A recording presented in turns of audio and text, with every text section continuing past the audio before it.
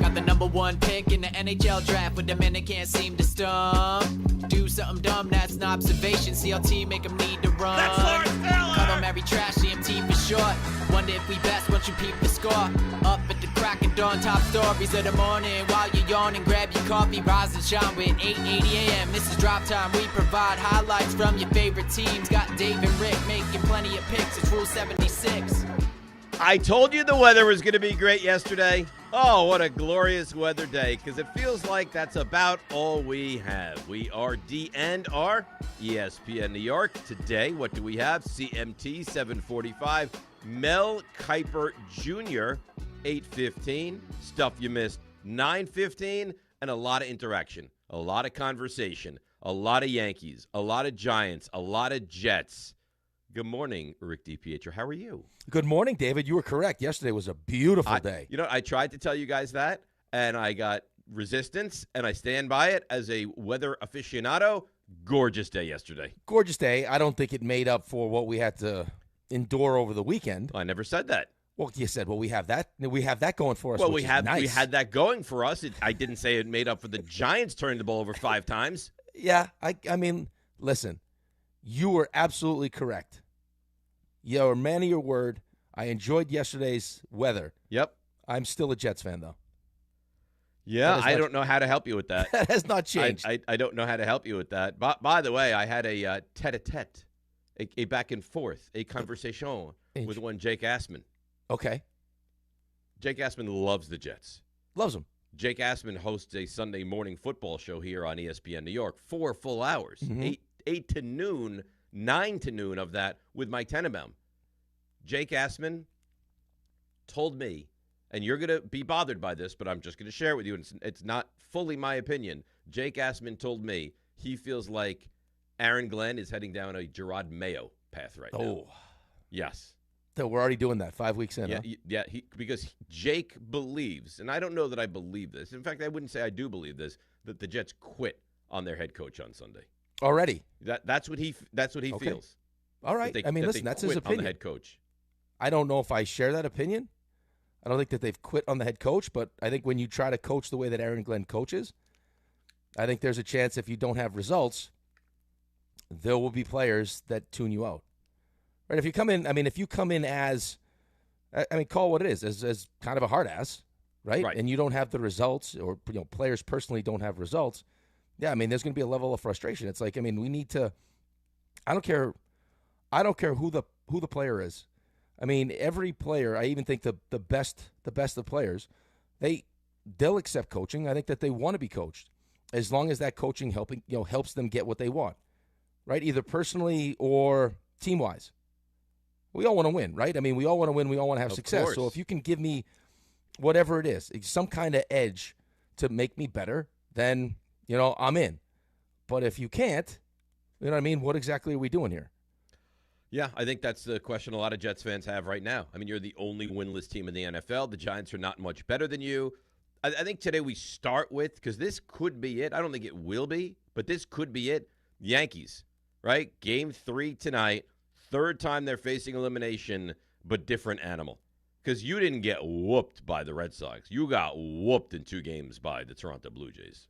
Yeah, and I think there was a level of confidence still from their manager. I mean, after they lost that first game, he's like, they fully expected that they would bounce back in game 2 and win game 2. I think if you're a Yankees fan, you should have had a level of confidence. Right. I mean, we needed a split. Yep. We need a split, right, going into game 2, and we have our ace on the mound. So why would you not have had? I mean, no. See, I hate. Here's my biggest problem with you sometimes. Okay. Is you don't always listen the right way. Red Sox series, not this series. Oh, okay. Red Sox series, I think there was a level of confidence. After they lost game 1, Aaron Boone kind of came out and was like, I apologize. I didn't that's hear you fine. say Red Sox series. Listen, that's fine. It's early in the morning. That's fine. I should have done a better job. That's on me. I'll take the blame for that. Red Sox series, I remember as we broke down that first game, Aaron Boone, we played some sound. He was confident. We're going to bounce back in game 1. Game 2, I fully expect us to win game 2. So I think this is a little different, like you mentioned, because you got your doors blown off in the first 2 games. But Carlos Rodon's going, pitched well. I mean, wasn't great against the Red Sox, but was good. Was fine. Serviceable. Yeah. The real daunting task now is we got to win two at home, and then we got to go back up to Toronto, where Max Fried hasn't had success. No, and we haven't had success. No, and you've heard the rumblings, and good on Michael Kay for shutting them down. Toronto's cheating. Oh, okay, right. You heard this yesterday. I heard right? that. Yeah. I mean, it's got to be Carlin something. Discussing it as a possibility. Not that he was saying they are. He said make it make sense. Well, Toronto. I mean, they had the best record in the American League, or tied for, but they had the tiebreaker. I mean, this is a big-time offensive team. So now we're going to play the game because they hammered us. Now we're going to play the game of they were cheating. Well, I think just when you have like Max Fried, right? Max Fried's been awesome. Like the little spurt there where he wasn't Max Fried, but for the most part he's been awesome. So when Max Fried gets hit around the way that Max Fried gets hit around, and it's happened, I mean, he has not pitched well in Toronto. It's like, well, what exactly is going on here? But is that what we are now? Like if a team hammers us in their home ballpark, now they're obviously cheating. Well, I think we're always looking for excuses. Stealing signs is one, like involving a video component and garbage can. That's cheating. Right. If you have a guy at second base and you see the signs, you're able to communicate that to the batter. That's not cheating. That's baseball. Right. I don't think you're wrong, and I don't. My first thought wasn't, hey, Toronto's cheating. Like, I watched Toronto play baseball all season long, and this is what they do. Right? I mean, I guess the difference in this series so far is how many home runs they're hitting. I mean, 5 home runs in game 2. Right? Still putting the ball in play. What, they have 15 hits? Still don't strike out, but, I mean, 5 home runs. So, I mean, they have more home runs in this series than they have strikeouts. But, I mean, it's just the Astros did it. And once the Astros, unlocked that door of, hey, at home we found ways to cheat, I guess your first thought now in baseball is, well, if you're having this much success against someone as good as Max Fried, there's got to be a reason why. That's wild to me. I guess that's it. You know what? It's also easier than saying they're just kicking our butts, right? Right. It's easier. Well, there has to be a reason. What are they doing? They're cheating, so that must be the answer. Rather than they're out there and they're literally crushing us. Right, they're locked in. Like Max Fried didn't pitch well, didn't have his best stuff, and they're locked in. Yeah, listen, man. I mean, the Yankees tonight, and Carlos Rodón especially tonight, has a huge opportunity. I think just Carlos Rodón in general. I don't think I know one Yankees fan, including the two on this show, that truly, like, deep down in their heart of hearts, believe in Carlos Rodón. No, I know Ray does not. I don't at know, all. I don't know where. RJ, are you? What's your take on Rodón? Like, do you have confidence in him, or are you still in a wait and see mode? I have confidence in him for a quality start. I don't have confidence in him to go. I mean, Cam Schlittler, I guess, is the bar because we've seen it. But that's not fair. Yeah, but I don't have faith in 85, 90% of that, maybe 75% of that. But I don't have faith that he's going to go out there for 7 innings, give up 1 run, and shut them down. No. Well, quality could he get a quality start? We know the definition of that. And that's what you got the first time. 6 innings, 3 runs. Could you get a quality start in this outing? I would take that. 6 innings, 3 runs, you're all in. I think I'd have to be. Is that I crazy? mean, that's what he's giving you, though. I mean, that's what he gave you against the Red Sox. It's realistic, I feel. Anything more than that, and I think your expectations are a little too high. You still have to hit. Right? Pitching is not giving you a chance. I mean, we can say that, right? I mean, Max Fried did not give you a chance. You're down 12-0 in that game. You can't. No team can win like that. Right, but at the end of the day, like, they're still going to have to hit. Right? I mean, that's been the biggest thing with the Yankees is the way that their teams are constructed. If the home runs dry up, they have a hard time scoring runs. Well, they haven't. I mean, in this series, I know that there was window dressing in Game 2, but when it mattered, they weren't scoring runs. They were. I mean, it was what 10-1 in Game 1 and 12-0 at one point in Game 2. Is that accurate? Yeah, they were. So down you 12. were outscored at one point in this series, 22-1. So you could sit here and say Max Fried was brutal, and he was, and Weaver was brutal, and he was. But you have no chance of doing anything if you're getting hammered, if your pitching can't get an out. No, I think, Toronto, RJ, correct me if I'm wrong, Toronto scored 20 straight runs at one point in the series. Well, it was 2-1, right? It was 2-1 Game 1, so they scored 8 in a row at the end of Game 1, and then they were up 12-0. So there you go, 20 straight runs. That doesn't happen. No, it doesn't happen. But, I mean, when you look at what the Blue Jays have done this season, I mean, at the at-bats, like, they don't strike out. They put balls in play. I mean, they're hitting home runs in this series, like I said, is the biggest difference. I mean, 5 home runs in game 2. But you go back to game 1, and I've heard it all day yesterday. I'm sure we'll hear it all day today, is, Aaron Judge needs to be better.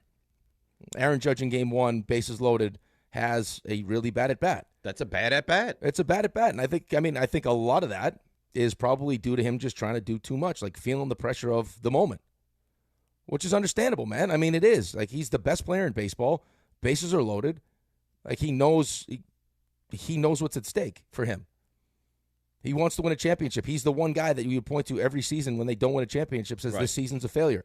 The guy's in the conversation with Jimmy Fox and Mickey Mantle.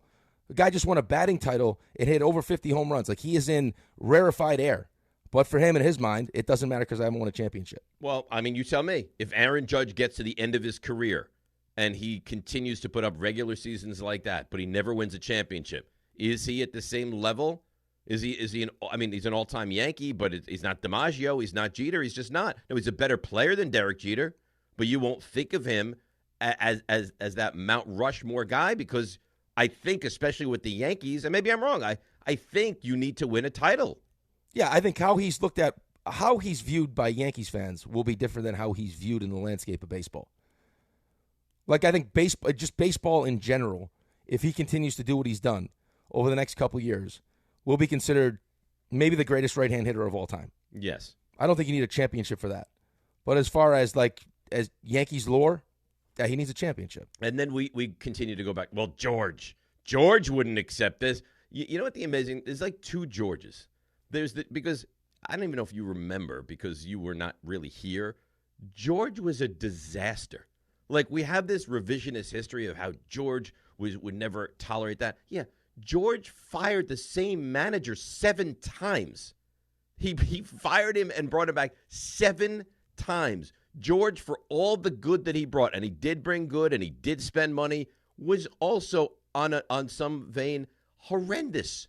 Like, he would trade guys if they had bad games. He was like a fantasy baseball or fantasy football manager. You have a bad game, you have a bad weekend, I can't have you here. I mean, you saw what they did in Seinfeld with him, how they made fun of the character that he was. So I think the further we get, the more, thought of as like a conquering hero George Steinbrenner was. But George Steinbrenner was not all great. And I'm not saying he was all bad, but there was a real gray area of what he was. But now, George would never have settled for this, but never accepted this. Yeah, but I don't know it's that people forgot, some of the negatives that were attached to George Steinbrenner. I think it's more when they speak of George Steinbrenner, they speak of the mentality. Then it was all about you have to win mentality. It was all about championships. If you don't win a championship, it's a failure. Right, but it's not. I don't even know if it's necessarily like if you don't win, it's a failure. Like, that was his mentality. Listen, I know that was his mentality, but I'm saying even if you were if you get to the World Series and you lose to a better team, is your season really a failure? No, your season's not really a failure. No. What I mean is that I think now what Yankees fans have a hard time with is that Hal runs this like a business, right? Like, we've gone from a business to, I'm willing to do whatever it takes. It's what frustrates Ray about Jerry Jones. I think that you're right. There's a different definition of winning now, right? Like, winning business-wise that's what a fan doesn't care about winning business-wise. A fan cares about one thing and one thing only. That's just winning games, winning championships. And when you treat it like a business, it frustrates a fan base, especially when you spent your entire existence. Like, the reason why we're above all these other fan bases is because of the number of championships, and all we care about is championships. Right. You guys are happy making the playoffs? I think that's fair. I think that's very fair. But I'll tell you another thing. I don't think there's any way that Boone and or Cashman would still be here if George were running things. He would not accept 16 years without winning a championship. Right, probably not. No, probably not. And I don't know if that's a good thing or a bad thing. Yeah, I don't know. Like, I was listening to, I heard some of A-Rod yesterday. He did an interview, and he was talking about how you need continuity. He's like, teams with the best players don't win championships. The best teams win. He said that was part of the reason why. Now, this could be kind of taking some of the blame off of himself for not performing in the postseason, but he said the reason why it took them as long as it took them to win a championship, they didn't win until 2009, was because they didn't have the continuity. And once they built up that continuity and became a great team, that's when they finally won. Yes. Now, I don't know if you want to buy into that or not. But I think go ahead. No, I think there is a fine line between being, knee-jerk, over-emotional, which I think George was definitely that, and then just like at a certain point being like, hey, we've given this as long as we can give it. Your philosophy doesn't work. Like, let's move on. But does it not, like, are we at the point where we say Cashman's philosophy, Boone's ability, it doesn't work? Like, it has been 16 years. Right, Does but I it think not? it depends, right? It depends on what your definition of success is. Like, go back to, I'll take this as my own personal experience. So when Charles bought the Islanders, he didn't know hockey. He was a basketball guy. So Milbury became his hockey guy. So whatever Mike's opinion was, it kind of became Charles's opinion. Now, as Charles, watched more hockey and got more comfortable, they would go back and forth. But I think that we could make Hal and Brian, they call him he's like a Steinbrenner. He's like his brother, right? Yeah, he's like the next son, yes. I think that Brian Cashman has talked Hal into, hey, the postseason is a crapshoot, right? Like, that's his mindset. It's not championship or bust. It's like, hey, let's get to the postseason and, we'll see what happens. But you need to know, what's the definition of success for Hal? If you really believe that the postseason is just a crapshoot and we're always in the postseason, then what else are we supposed to do? Well, it feels like that is the definition, because if it wasn't, he would make change. That's what I mean. Right? Yeah. But then on the flip side, if I'm talking to Hal, I'd say, all right, Hal, if it's such a massive crapshoot, then why have the Dodgers won 2 championships in the last 5 years or 4 years even, right? They won in 20 and they won in 24. And you'd have to say, and even RJ would now have to say this, are the favorites to win another championship. So if it is such a massive crapshoot, why we have the real potential that a team is going to win for the 3rd time in 5 years? Doesn't that dispel crapshoot? Yeah, I think it does. But also, do you think that the Yankees spend a lot of money, but are they spending at the level that the Dodgers are spending at right now? It's not far off, is it? The way they're spending it is different, right? The Dodgers defer everything. Right, but look at how many the Dodgers are a better team. That's my point. Right, but is that because they're willing to spend as much money and defer money and all these different the ways to get around, around actually just dumping all the money? Look at that team though. You got Snell, you got it's just top to bottom the amount of depth that team has. The Yankees I don't think the Yankees are as good as the Dodgers. They're not as good as the Dodgers. I but wholeheartedly agree with that. Is that because you're not willing to spend or be creative the way that the Dodgers? The Yankees aren't going around deferring all this money like the Dodgers are doing. Well, maybe they should be. Yeah, but that's not a Brian Cashman thing, though. That's a Hal Steinbrenner thing. So how do you fight? If that's something that Brian Cashman wants to do, or, hey, Hal, why don't we get creative here?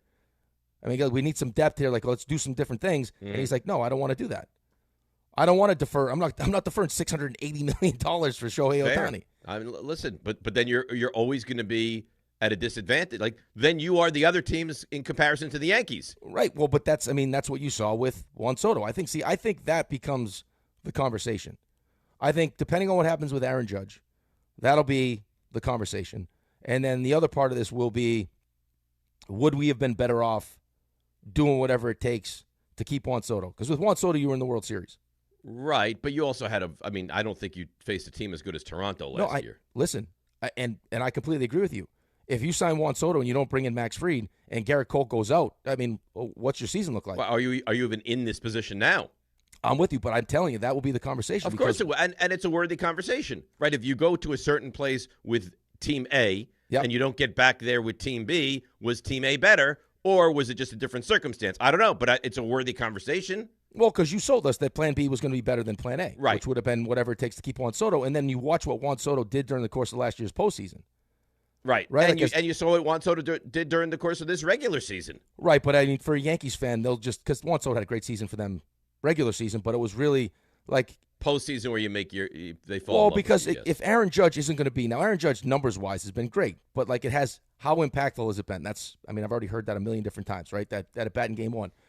Juan Soto came through in big moments for the Yankees. So even if Aaron Judge doesn't, we still got one of the best players in baseball that will. But we don't have that now. He's gone. Because Juan Soto can carry your team. Sure can. Unless Giancarlo Stanton gets hot and starts doing real damage, who else on this team can carry you the way that Juan Soto could? on nobody, and Judge hasn't. Right. So that, I mean, again, I think those will be the two. And, of course, always the, Aaron Boone stinks, let's fire him conversation. Right, which doesn't make any sense through this series. All right, so let's break. We'll come back. We'll get into a little football, continue with the baseball conversation. 800-919-3776. CMT. No CMT sandwich today. Or Sangi. Sangi. Like, Sangi. That doesn't exist. Unless you're a fan of the open-face sandwich. Because that will happen. You go to a diner, you get a nice open-faced turkey sandwich. Who says no? Little gravy, some mashed potatoes on the side. Who says no to that? So yeah, today's a Buster Mel CMT Sangui. Oh, the Sangui. And you know what's amazing is I said the what? You're like, yeah. You were like defensive of it. Like, yeah. The Sangui. I think you're convinced you said sandwich. I wanted to say sandwich, yeah. And you said the Sangui. Listen, when you sleep 3 hours a night, sometimes you think you're doing something and you're not really doing it. Right. You know? You know what I'd like? I'd like you to go up to that area in the front of the diner. What do they call that area? I think it's the counter. And order a Sangui. I get some kind of like a Spanish sandwich. You know when you go to a diner and you can sit up by the flat top? What is that called? The counter? Counter? Yeah, the counter. Give me the Sangui. It'd be some kind of like weird sausage. You go up in that area where they have the flat top and the muffins and all that, and you order yourself a nice Sangui. You know what's sad, though, about beautiful. that whole thing? I'll tell you right now what's sad about that whole thing is. Yeah. That's like one of my great childhood memories, is doing that. Like I tell you about my grandfather's store all the time. Yes. Yeah, like one of my great childhood memories is sitting at that counter, eating a sandwich or a Sangui. Yeah. And somehow managed to just, like, the whole counter thing just escaped me. Yeah, the counter thing escaped you, and then years later you called it a Sangui. Welcome to DNR. All right, so let's take a break. We'll come back. We have a lot to do, a lot of Jets, a lot of Giants. Mel Kiper is going to join us. Maybe a little college football with him as well. Rangers open tonight. A lot going on. DNR with you, ESPN New York.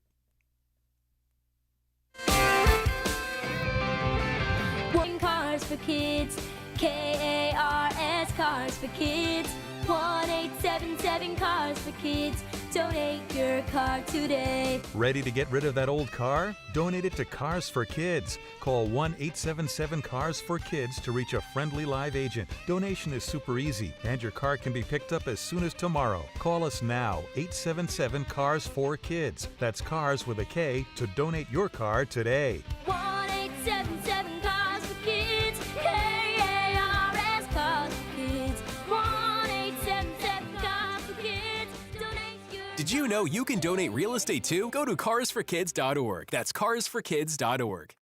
Morning, Zoe. Got donuts. Jeff Bridges, why are you still living above our garage? Well, I dig the mattress, and I want to be in a T-Mobile commercial like you. Teach me, Saldana. Oh, no, I'm not really prepared. I couldn't possibly. At T-Mobile, get the new iPhone 17 Pro on them. It's designed to be the most powerful iPhone yet and has the ultimate pro camera system. Wow, impressive. Let me try. T-Mobile is the best place to get iPhone 17 Pro because they've got the best network. Nice, Jeffrey. You heard them. T-Mobile is the best place to get the new iPhone 17 Pro on us with eligible trade-in in any condition. So, what are we having for lunch? Dude, my work here is done. The 24 monthly bill credits on experience beyond for well-qualified customers plus tax and $35 device connection charge. Credits ended, balance due if you pay off earlier. Cancel. Finance agreement iPhone 17 Pro, 256 gigs, $1,099.99 and new line minimum $100 plus a month plan with auto pay plus taxes and fees required. Best mobile network in the U.S. based on analysis by Ookla Speed Test Intelligence data 1H 2025. Visit T-Mobile.com. Did you know women account for 2/3 of all Americans living with Alzheimer's and 2/3 of all Alzheimer's family caregivers? Join the Alzheimer's Foundation of America at its Women Empowerment Forum on November 5th in Amityville to learn practical ways women can reduce their risk for Alzheimer's and enhance quality of life for themselves and their loved ones living with Alzheimer's. For more information or to register, visit alzfdn.org or call 866-232-8484. Don't take slow for an answer. Not so easy when you're stuck in traffic. But mere inches from someone else's bumper, you can dream of faster things. Like Optimum Fiber, the fastest and most reliable fiber internet, starting at $40 a month. So while you can't always switch lanes for a faster route, you can switch providers for a faster connection. Optimum. Don't take slow for an answer. Call 888-4OPTIMUM or visit Optimum.com/fiber today. Terms apply. See Optimum.com for details. Feeling stuck on your own 10-yard line in the career game? Maybe it's time to just go for IT. My Computer Career has the game plan to score a rewarding new IT career in months. Whether you're a rookie, a breakout career changer, or a military veteran ready to serve. Why spend years chasing a college degree when you can fast-track your future in IT starting now? Take your mark, get set, go for IT. Take the free career evaluation at mycomputercareer.edu today. Financial aid is available to those who qualify, including VA benefits. Hey, fans! Welcome back to Fansville's Cheers and Tears. Oh. Okay, so like everybody deals with losing, right? To a rival on a last-second field goal. Whatever, it's fine. I'm totally fine. But I cope with losing with an ice-cold Dr. Pepper. Those 23 flavors are like so delicious. They totally wash away the pain of your college football team taking a big fat L. College football, it's a pepper thing.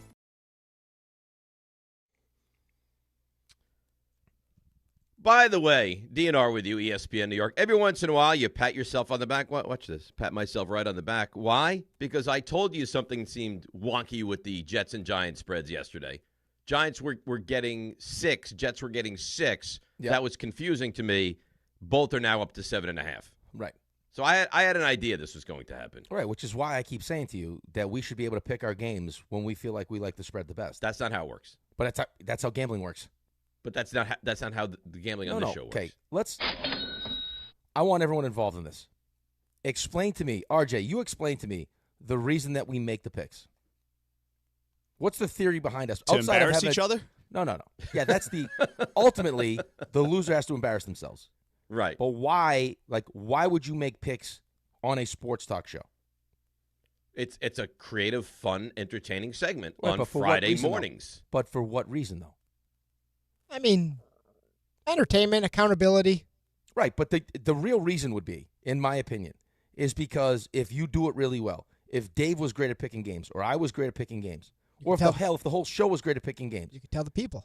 Right, and then the people would be like, holy crap, this show is good at picking games. Yes. They're winning me money. So if that was the case, then it should be our goal to make the best picks at the best time. So like Dave, Dave goes, wow, I'm looking at these spreads right now. This makes no sense. I would take whoever it is minus the 6 or plus the 6 because this number's not right. So a person's like, okay, I'm going to do that. Instead of waiting till the lines finally work themselves out on Friday when you're maybe not getting the best value and we're stuck with a crappy board. Well, that's unfortunately not how it works on this show. No, I know, but what I'm saying is that's how it should work. Our goal should be to make people as much money as possible, which means we should take the games when we feel like it's the exact right time to take the games. RJ, how do you feel about that? You can take the games whenever you feel like taking the game. So, in theory, I want to agree with you. I can't agree. Because I make too much sense. Well, I feel like this was a problem before. Rick is right. Oh, no, that's because no. That's because people are changing the picks on Saturday. That did happen. That's criminal. So, Rick is right because the more Sunday. They were changing picks on Sunday morning. On Sunday, yeah, right. So, the more you consume gambling-wise, because I was never in the underworld like Dave, so I wasn't as familiar. You'd have been great. I don't think I would have. You would have been great in the underbelly of gambling. Yes. The last few years, the more I consume, the more I gather, and Dave, you can correct me if I'm wrong, a lot of the sharps, their money goes down between Sunday night and Wednesday, when the first injury report comes out. They find, like Rick's saying, they find a line they deem a little off, and they jump on it before it adjusts itself. I want to agree with you, Rick. However, we do promote all week that we're going to make our picks on Fridays, and now we have a big fancy sponsor. I actually heard there might be 2 big fancy sponsors. Wow. 2 sponsors? It might be. So for that reason, we will remain with the not as great day to get the number on Friday.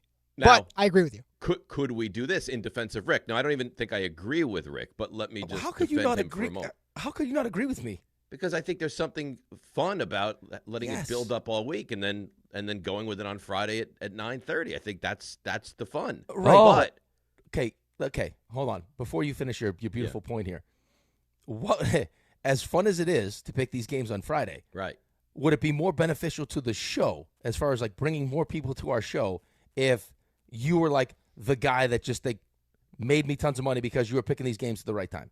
Probably. Right. Okay. Now probably.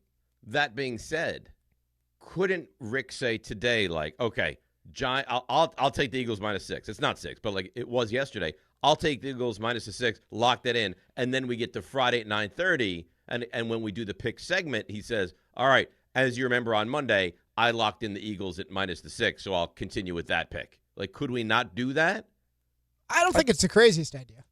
Well, here's what we do. We can't do it now because we've already started this way. Right. But I think we can. I think what we should do as a show, I think that we should, if any of us feels like there's a certain point where a number comes out that we think is beneficial to take now, we should say you should take it, and we should keep track of how we do on those picks that have no effect on our real picks.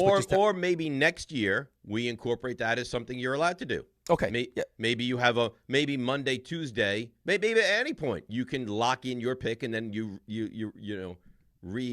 whatever it is on Friday 9:30. Yeah, but if you do that, you guys are really missing out on the fun of it, because when it builds all week with a number that makes no sense, then you get to watch it build and continue to not make sense, and then really have that euphoric moment on Friday. I feel like had you played your game, you would have taken the Jaguars plus the 3 last night and won that game. Ouch. Well, I played my game taking the Saints. Made no sense.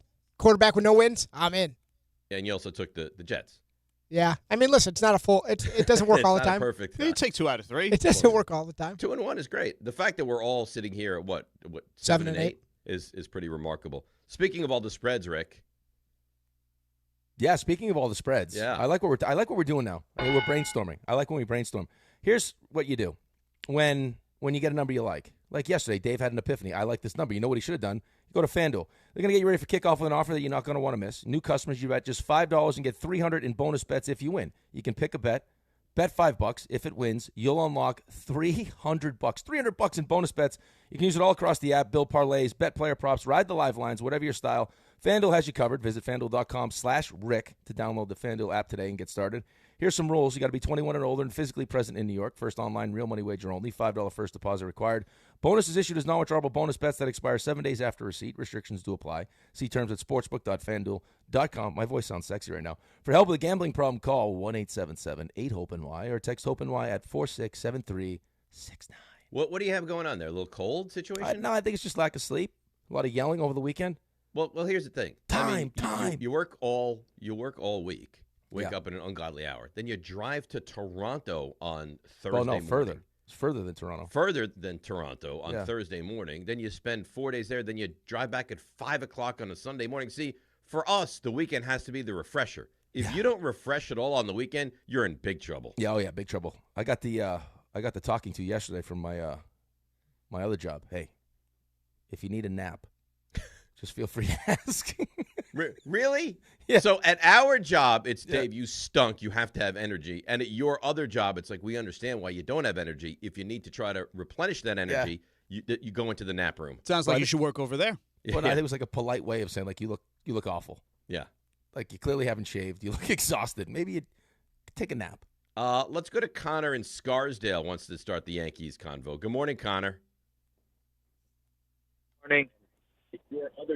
How we doing, boys? So, listen, I want to talk a little Yankees. I mean, dude, I don't think the Astros are cheating, right? I mean, we're talking runner on second. Very Freudian slip of you there, Connor. This is the Blue Jays, not the Astros. The Blue Jays. Sorry, I was going to relate it back to the Astros there, Freudian slip. But of course. We're talking about it would be an Astros situation with the buzzer under the shirt. That's not happening, but. I mean, the advantage they seem to have at the plate is it's almost like they know what pitch is coming. I mean, these hitters are so locked in, and if they continue to be that locked in, it's just unfortunately we're just not. Nothing we could do. We're not going to win that game. So we got to hope they can kind of slide out here of the mental locked in zone they're in, and Yankees got to hope to pick up the bats, but we'll see. Yeah, and they have to hit. That's the thing, too. I mean, you haven't really hit this entire postseason, and don't give me they scored, all those runs at the end of game 2. Those were meaningless runs. They have not hit. Even the game 3 against the Red Sox. It was that weird fly ball that Rafaela didn't get to. It was the play that Lowe didn't make. It was the single that drove past the second baseman. They were not hammering the ball off of Boston the entire series. No, I mean, they haven't. And, this is what Toronto has done. This is why Toronto's been such a hard matchup for the Yankees, is they put balls in play, which stresses their defense, and they don't strike out. which they haven't done. I mean, like I keep saying the same stat. It's kind of incredible in today's baseball is that they have more home runs than strikeouts in the series.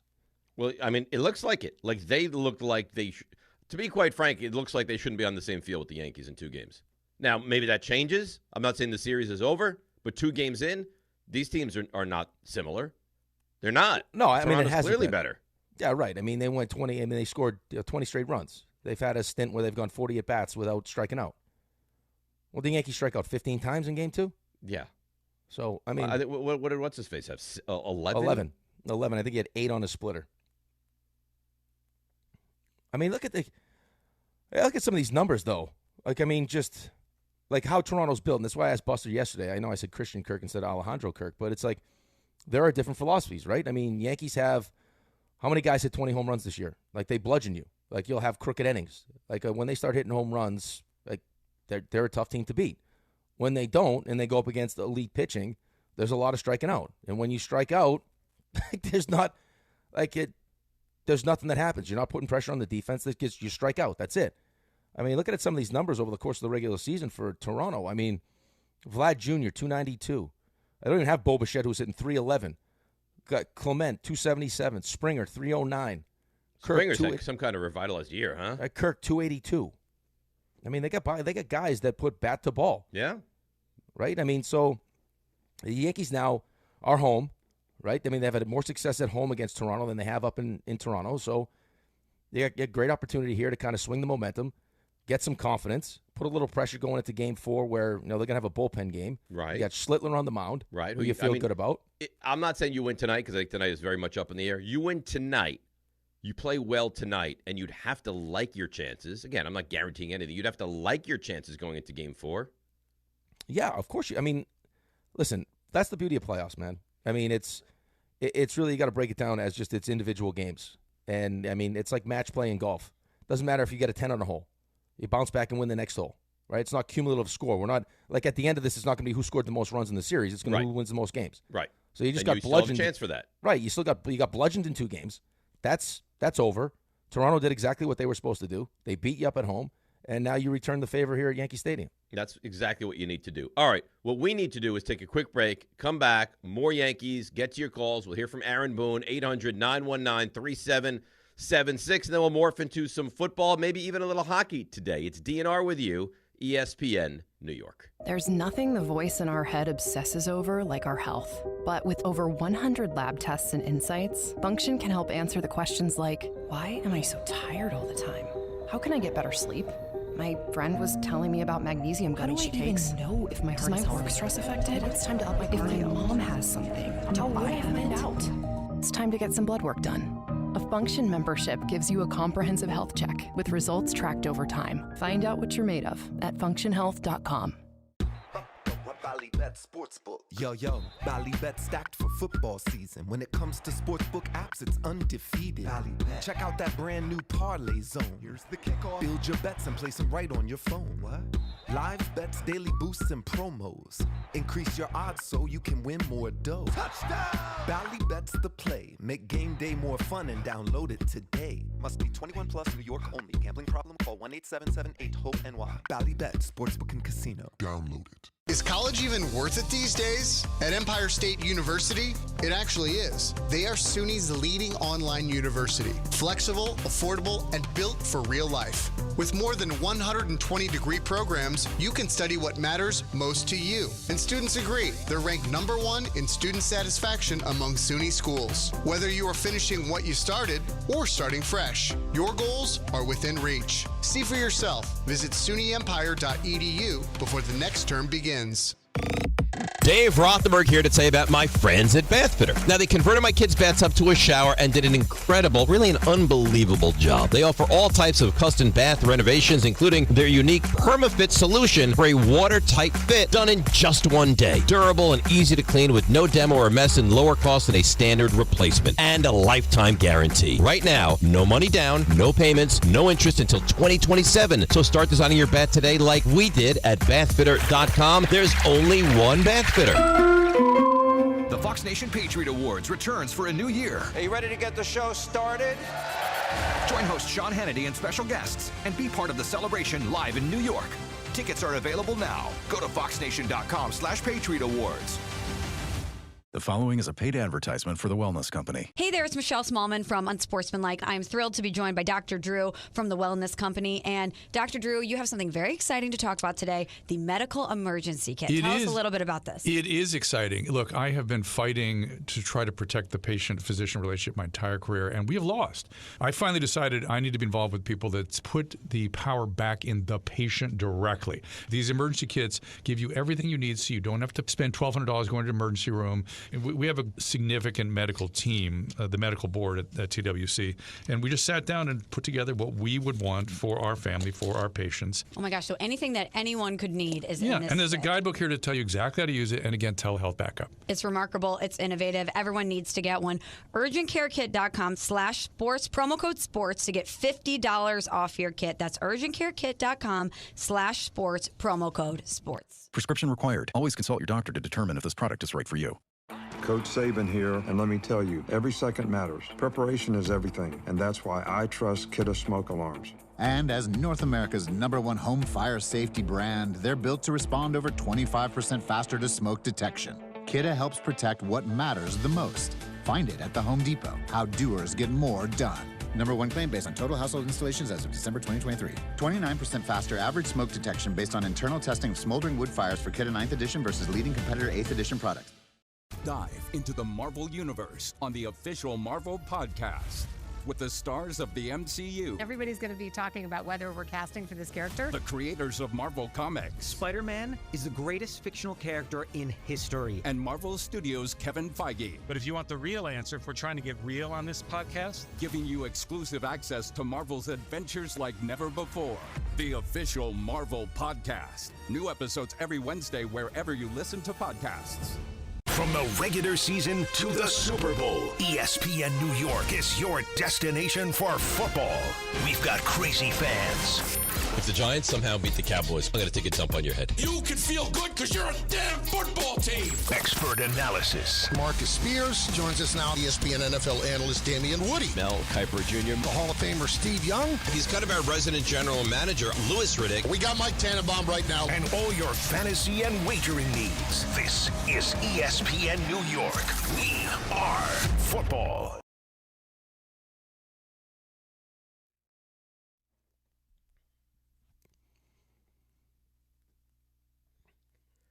All right, DNR with you, ESPN New York. I mentioned how people are starting the conversation of, well, they scored so many runs. 10 runs game one, 13 runs game two. Obviously, Toronto is cheating, which I think is unless you have some actual proof, I think is kind of a gross tactic to take. And Michael Kay, who hosts the show from 1 to 3 here on ESPN New York and is the voice of the Yankees, had a real problem with that. Here he is yesterday on his show. You're 1-8 in Toronto. I'm just talking about the Yankees. You're 1-8. And if something is in fact untoward going on, figure it out. Figure it out. You got swept in July there in a 4-game set that changed the whole course of the American League East. That's where the Blue Jays took over, and they never relinquished. Figure it out. If you think that they're doing something weird or they're doing something illegal, figure it out. Don't sit back and woe is me. Come out and say it. If you think that something is happening, come out and say it. Give me specifics. Otherwise, shut up and play better. You're insulting a team that has shown you from the entire season on they've done a really, really good job playing baseball. They don't strike out. They put the ball in play. And they don't strike out on the road either. They put the ball in play. They make the plays defensively. But you're going to hint and intimate that they're doing something illegal. That's on you. If you think they're doing something illegal, you had all year since July to figure out what it is. All year. So I love his impassioned, lecture, firstly. And secondly, doesn't it kind of fly in the face of everything if they're also not striking out on the road? Of course. So the problem is, and this is this way all over, it's almost impossible for people to say they're better than us. Or they just kicked our ass because they're a better team or they played better than us. People can't do it. They can't say it. No, like even for an athlete, though. I mean, it's never easy to just admit a team's better than you or a player's better than you. Well, maybe there's got to be other reasons. Yeah, so the case point, at home they hit 271. On the road they hit 260. But it's not like 260 is. I mean, 260 is good. No, 260 is good. Yeah, I mean, OPS at home 788, OPS on the road 734. So that's not a huge discrepancy. No. And now, if you have something, I agree with him. Right. If you have something, let us know. Right, but I also don't know if it's just that easy though. Right? Like, I mean, just figure it out. Well, I mean, what if you can't figure it out? Then they're doing it very well, aren't they? Well, that's what I mean. I mean, if they are cheating, like maybe you can't figure it out until someone that tells you exactly what they were doing. I mean, I would like to believe if you knew what Houston was doing at the time they were doing it, then you would have said like, this is exactly what they're doing. Right, they're cheating. They have a buzzer system. There's a trash can involved. Right. They're cheating. Right, and you could have stopped it at that point, but you didn't because you didn't know. I'm sure at the time you suspected something, and you couldn't. Like they were good at it. No one was going to say anything, and then finally you figured it out. But what do you think would have happened? Oh, if they were cheating? No, I believe they were. Houston I'm talking about. If when Altuve hit the home run and is rounding the bases, they rip off his shirt, and he has a buzzer system under. Oh, he gets kicked out. They all get kicked out of baseball. All of them.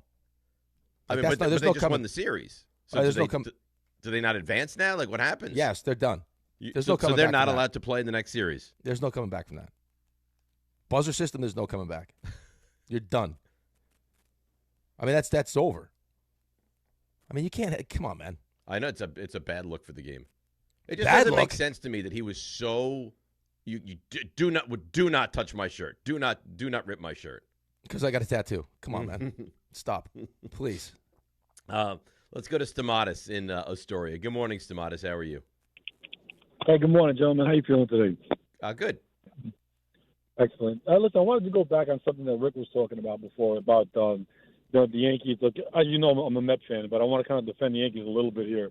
So you guys are talking about the Dodgers and, basically their MO of what they've been doing, and if the Yankees are not willing to do the same. I kind of don't think that's fair. I think that the idea that what the Dodgers are doing right now I like to compare it to steroids.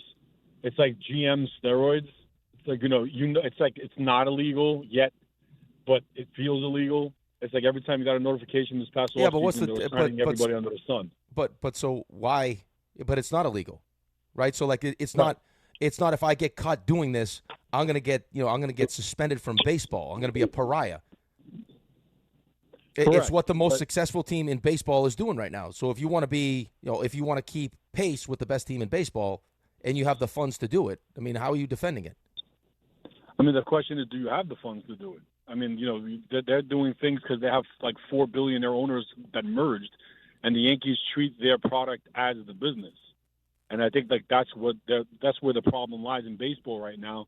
And if I'm the Players Association, I think that I'm pushing to tell Manfred to get some of these, not to stray off the subject, but like a team like the Pirates, right? Great fan base, beautiful stadium, best pitcher in baseball, and they don't spend a nickel, right? So, if you turn around and tell them, look, I don't know how you force an owner out. I don't really know you have how a floor. Stamatis, what you do is you have a salary cap floor.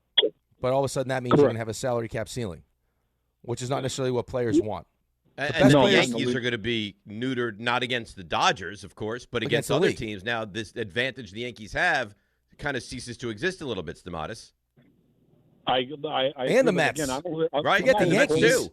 Forget the Yankees. The Yankees have kind of self-imposed their own salary cap with the luxury tax. It's the Mets that will get affected. If Steve Cohen's willing to just drop money, that'll affect how much money he spends. No, again, I'm not calling with an answer. It's more of a question. It's like, how do we, and so I just gave you the answer, though. Stamatis, I just gave you the answer. It's a salary cap. So when baseball shuts down, when they get locked out, this is going to be the conversation. There'll be owners like the Pittsburgh Pirates owners that don't want to spend money won't want a salary cap because they won't want a floor. Right? The middle tier of players, which make up a majority of all these sports leagues, will want a salary cap because they believe now that they'll get paid because these low market, these small market teams will be forced to spend money.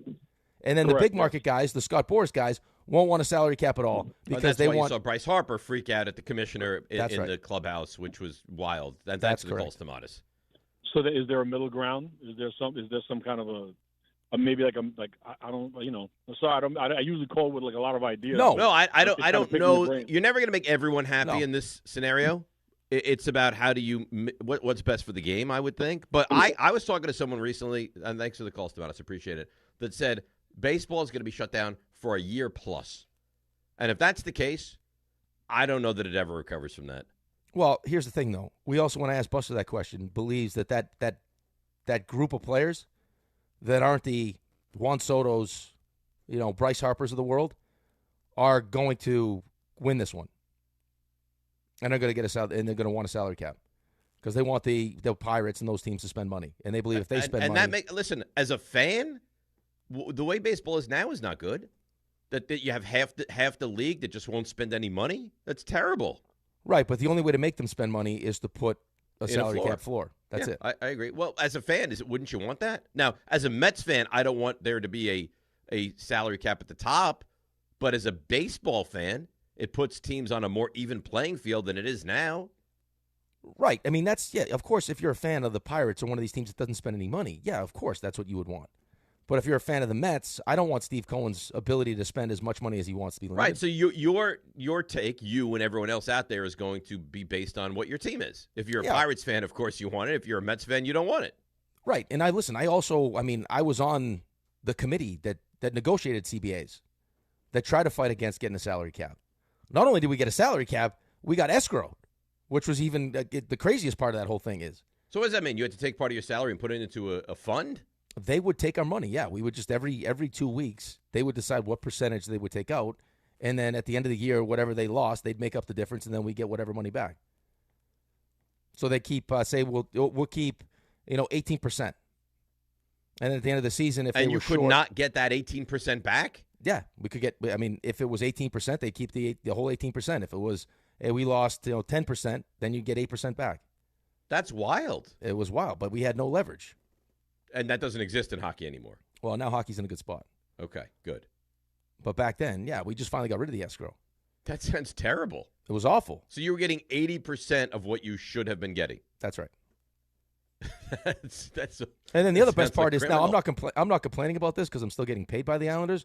But just think about the idea that you sign a contract, and then at some point we don't think you're good enough. We want to buy you out, and you don't get paid your entire contract that you signed for. You get 2/3 of it. Yeah, that's wild too. Like, how does that make sense? Well, how are they even allowed to do that? That's because it's now, in the CBA. Could you say no? I want every penny that I'm owed. No, it's agreed to in the CBA. The only way you get around it is, which I didn't do because I wasn't smart enough at the time, is that you signing bonus it. So if you make $5 million and $4.5 million of it, or $4 million of it's a signing bonus, they can't buy out the signing bonus. They can only buy out the $1 million. Got you. So you want more of your salary to be in signing bonus and less in just regular yearly annual salary. Correct. Danny, Long Island. Danny, you're on ESPN New York. Ricky D is the Bobby Bonilla of ESPN Radio. It's like he just still getting paid. Love it. Danny, you do realize that is a really nasty thing to say to him, right? Like maybe I didn't mean that. I just meant that he gets the check every year. I apologize if you think I think well, I had don't. any. I love you. Think it. I'm pretty confident that was really mean. I don't think he meant it to be mean, but yeah, I'm not offended. Anyway, I'm listening to yesterday because I'm an addicted ESPN Radio fan. Watching now on the not now I'm in the car, but I watched during the ESPN thing, the YouTube. The couch cast, yeah. The K, I'm watching the case yesterday come on the air, and he's like, I'm not saying anything, but people are talking, not me, but people are saying things. I'm thinking, is that like saying something without actually having the nerve to come out and say it yourself? Where I'm not saying anything, but people are talking. I mean, so they should really come out and say what they think. And I'm thinking about this. I'm saying, just say it, Mike, or don't mention it at all. But I don't think that's fair. I don't think that's fair. Let me defend Michael for a second. I was listening to Barton Carlin in the car yesterday, and Carlin was coming out and saying that he didn't say, but he's like, something seems amiss. Like, he brought it up. So it's not like Michael was the only person to have this conversation. This was rampant throughout sports talk yesterday. Fair enough now, because now you're just setting yourself up. Yankee fans and Yankee announcers, if the Blue Jays go out and drop a 10 spot today, as they're waving goodbye on Yankee Stadium. We lost him. I didn't hear what he said there, but I mean, if the Blue Jays go out there and put up a 10 spot today, and you're one of these carrying the torch of this is what they're doing, you look like an idiot. Probably, yeah. Yeah, but I mean, I just gave you their home and away splits, so it's just who Toronto's been. They're a terrific offensive baseball team. Yeah, right. So I mean, you have a team that doesn't strike out like Toronto doesn't, and Max Fried doesn't have his good stuff. I mean, maybe the moment was big for him. I mean, he just realized in the bullpen they didn't have his great stuff, so he's going to just try to throw harder. He's throwing 99 miles an hour, so maybe he's a little out of sorts. You got a team that's not going to chase pitches, right? So they're going to be, they're going to put balls in play, and they just so happen that those balls in play end up being home runs. So, yeah, you're going to get beat up. Better chance the Yankees come back or the Phillies come back? The Yankees. The Yankees. I'm looking at some of these numbers, though, just in comparison, like strikeout-wise. I mean, it is a huge What, their road and home strikeouts? No, just in general, for the regular season, Alejandro Kirk struck out 59 times. Vlad Guerrero Jr. 94 times. 94 times for a guy that has powers is infinitesimal. Right. I mean, these numbers, and then you look at the Yankees. George Springer struck out 111 times. And then the Yankees, it's like everyone's 100. You got Austin Wells struck out 118 times. Paul Goldschmidt 100 times. Jazz 148 times. Volpe 150 times. Trent Grisham, who's not been good in this series at all, 137 times. Well, that's the thing is that the guys that have been good in the regular season, Grisham and Stanton, have not been good. Well, but Ben Rice had the big home run against the Red Sox, and he's been dreadful since then. Right, but I mean the reason why you would point to that Grisham had such a good season is because of how many home runs he hit. Mm-hmm. Right, I mean you're still talking about a guy that Trent Grisham this season had the 34 home runs. He's a 235 hitter. You know what I mean? That's yeah. But if you're not getting that production, power wise, then what does he give you? Great defense. No, I mean offensively. No, I know exactly, but I'm just saying that he gives you great defense. That's it. Right. All right, let's take a break. Come back. We'll get into the NFL. We'll do CMT. We got Mel Kiper. We got stuff you missed. Very busy day today. Right. We have the Rangers tonight on our air. We have the Yankees tonight, and this could be it for the Yankees. So line them up. 800-919-3776. DNR with you on a Tuesday morning, ESPN New York. Good Karma Brands is proud to be an equal opportunity employer, providing equal employment, development, and advancement opportunities to all teammates and applicants. To learn more about careers with us, please send an email to talentacquisition@goodkarmabrands.com. That's talentacquisition@goodkarmabrands.com.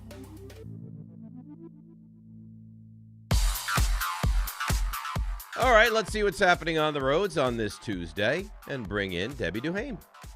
DNR, good morning, company. Hey, yep, the Yanks have to figure it out tonight, and we've got to figure out this traffic on the New Jersey Turnpike. The New Jersey Turnpike northbound Western Spur, bumper to bumper at 15W in Kearney with an accident. Yep, try 1 and 9 instead. We're seeing delays inbound George Washington Bridge of 30, Lincoln 15, Holland about 25. Stop and go traffic still eastbound BQE up toward Atlantic Avenue, and watch for delays as you take a ride in 9G in Statsburg. Accident investigation. Traffic is sponsored by Unbound.org. Right now, there are young people across the world facing a tough choice: continue their dream of education or drop out to help their family put food on the table. You can help change their future in a single moment. See how far your support can go at Unbound.org. I'm Debbie Duhame, 880 ESPN New York.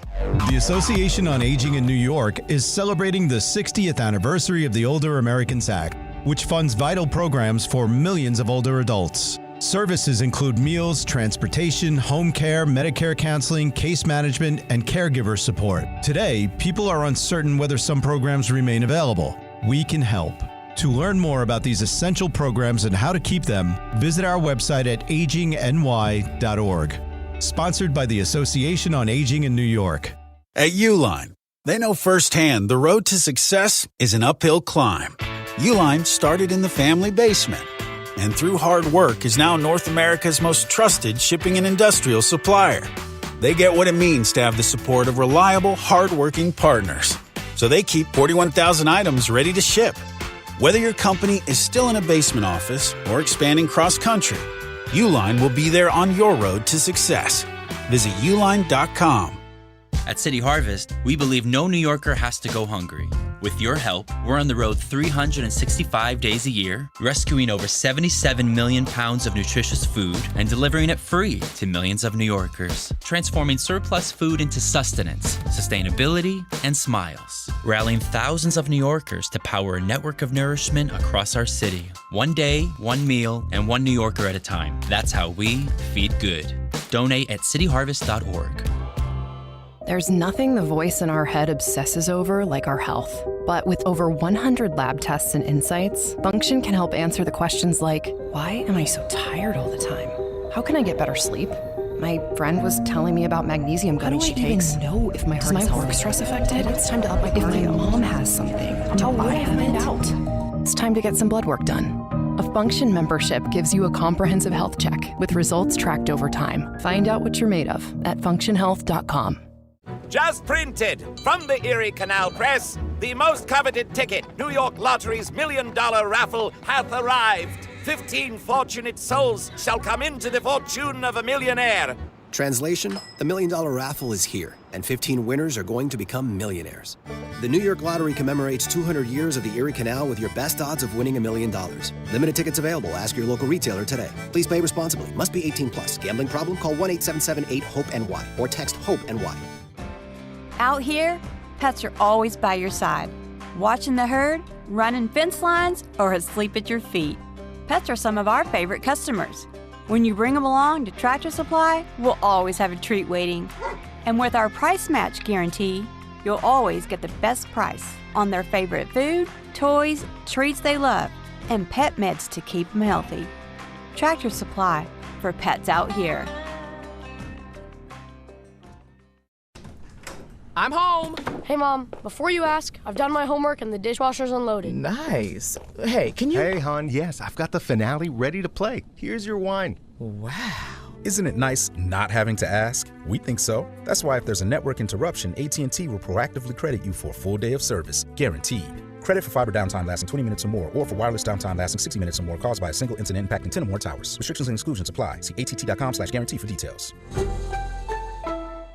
880 ESPN, WHSQ, and WCBS-FM HD2, New York. A Good Karma Brands radio station. This is DiPietro and Rothenberg. Talking about the Yankees. You're 1-8 in Toronto. You got swept in July there. If you think that they're doing something illegal, figure it out. This is a big-time offensive team because they hammered us. Now we're going to play the game of they were cheating. If you think they're doing something illegal, you had all year to figure out what it is. There has to be a reason. What are they doing? They're cheating. That must be the answer. It's also easier than saying they're just kicking our butts. This is DiPietro and Rothenberg on ESPN New York and streaming live on YouTube. Oh, that's new. We haven't had that in streaming live on YouTube. That's nice. That's new. That's real nice. How about that? We are streaming. That is correct. We are streaming live on YouTube. Are we going to dangle the carrot today for people? That if we get to certain benchmarks, then you're going to take your shirt off? No, we're not desperate like that. You want to watch. Plus, I think I'll get in trouble if I take my shirt off. Why? From who? What do you mean, why? We've already asked. They said no. I was going to get naked during the Couchcast. No. Why? Who says no? Women say John yes. Says men no. say yes. John Children said no. say yes. Who Numbers says no? did spike when Dave got naked. When did Dave get naked? When he was showing his leg. Crotch shot. Well, that was by accident. So I mean, who that thought makes that it I even would more turn genuine. Right? Who thought I would turn on YouTube and see your chewed up bubble gum just hanging out of your leg? I mean, that was a treat for everybody. You wish you could have bubble gum like that. mine's a little tighter. Put the music back on, Ray. Can you see my hand on my right thigh right now? No, I don't like what your hand is doing right now. No. That was that's really what took us over the edge, though, was the whatever you're doing with that right hand. I can't help it. I actually wore my Shinesty Jort underwear to the Couchcast in case. In case you decided to get naked? Yeah, in case I was like, hey, get naked. Okay. My thighs look sexy? How do you see this? You do have nice calves, though. I will give you credit. You do have nice calves. I have great calves. It's nice my tennis calves. You got a nice leg. Yeah, I appreciate a nice leg. Thank you. The appropriate amount of hair, too. They're not too hairy. They're nice. No, Rosenberg's got very hairy legs, very hairy. Rosenberg is just hairy in general. He's a very hairy guy, yes. Like mine have the appropriate proportion. All right, so, boy, Where do we go from the Yankees baseball in the first hour? We could go to the Giants football, which is really a treat. We could go Giants short week. So today's Tuesday. Tomorrow, Wednesday, obviously, is going to be a big Yankee day, win or lose. And then Thursday, the Giants play the Eagles. And mind you, Saquon had 6 carries. See, you couldn't be facing the Eagles in a worse spot. Saquon had 6 carries. They lost their first game of the year. He's going to touch the ball 28 times, and they're going to smash the Giants on Thursday night. Wow, I mean, this is where we're at now. Yeah. No chance at all. Very little. Oh, well, I mean, am I wrong? Quarterback. Do you look at this game and say you like the Giants' chances? No, listen, I didn't like this. I mean, I didn't like the stretch of games before the season started. I don't think anyone did. I mean, when you were looking for the appropriate landing spot for your rookie quarterback, I mean, this would be the stretch of games that you would point to. It's like, hey, do we want to start him now? Because once he gets through that New Orleans game, now you got the Eagles sandwich on short rest. You're right, and you're playing the team that just beat. The Eagles sandwich is you got the Broncos in the midst of that too. Right, who just gave the Eagles their first loss. Right. By the way, Saquon Barkley carried the ball 1 time in the second half. It's amazing. Yeah. It's if that was a different team, there'd be discussion of firing the offensive coordinator. There'd be some really upset. Well, there's still some really upset people. It's Philly. Well, but being really upset is like, honestly, if that happened to a team that was pedestrian and you have that level of running back and you give them the football once in the second half and 6 times in the game, you'd be talking about how you fire the offensive mind.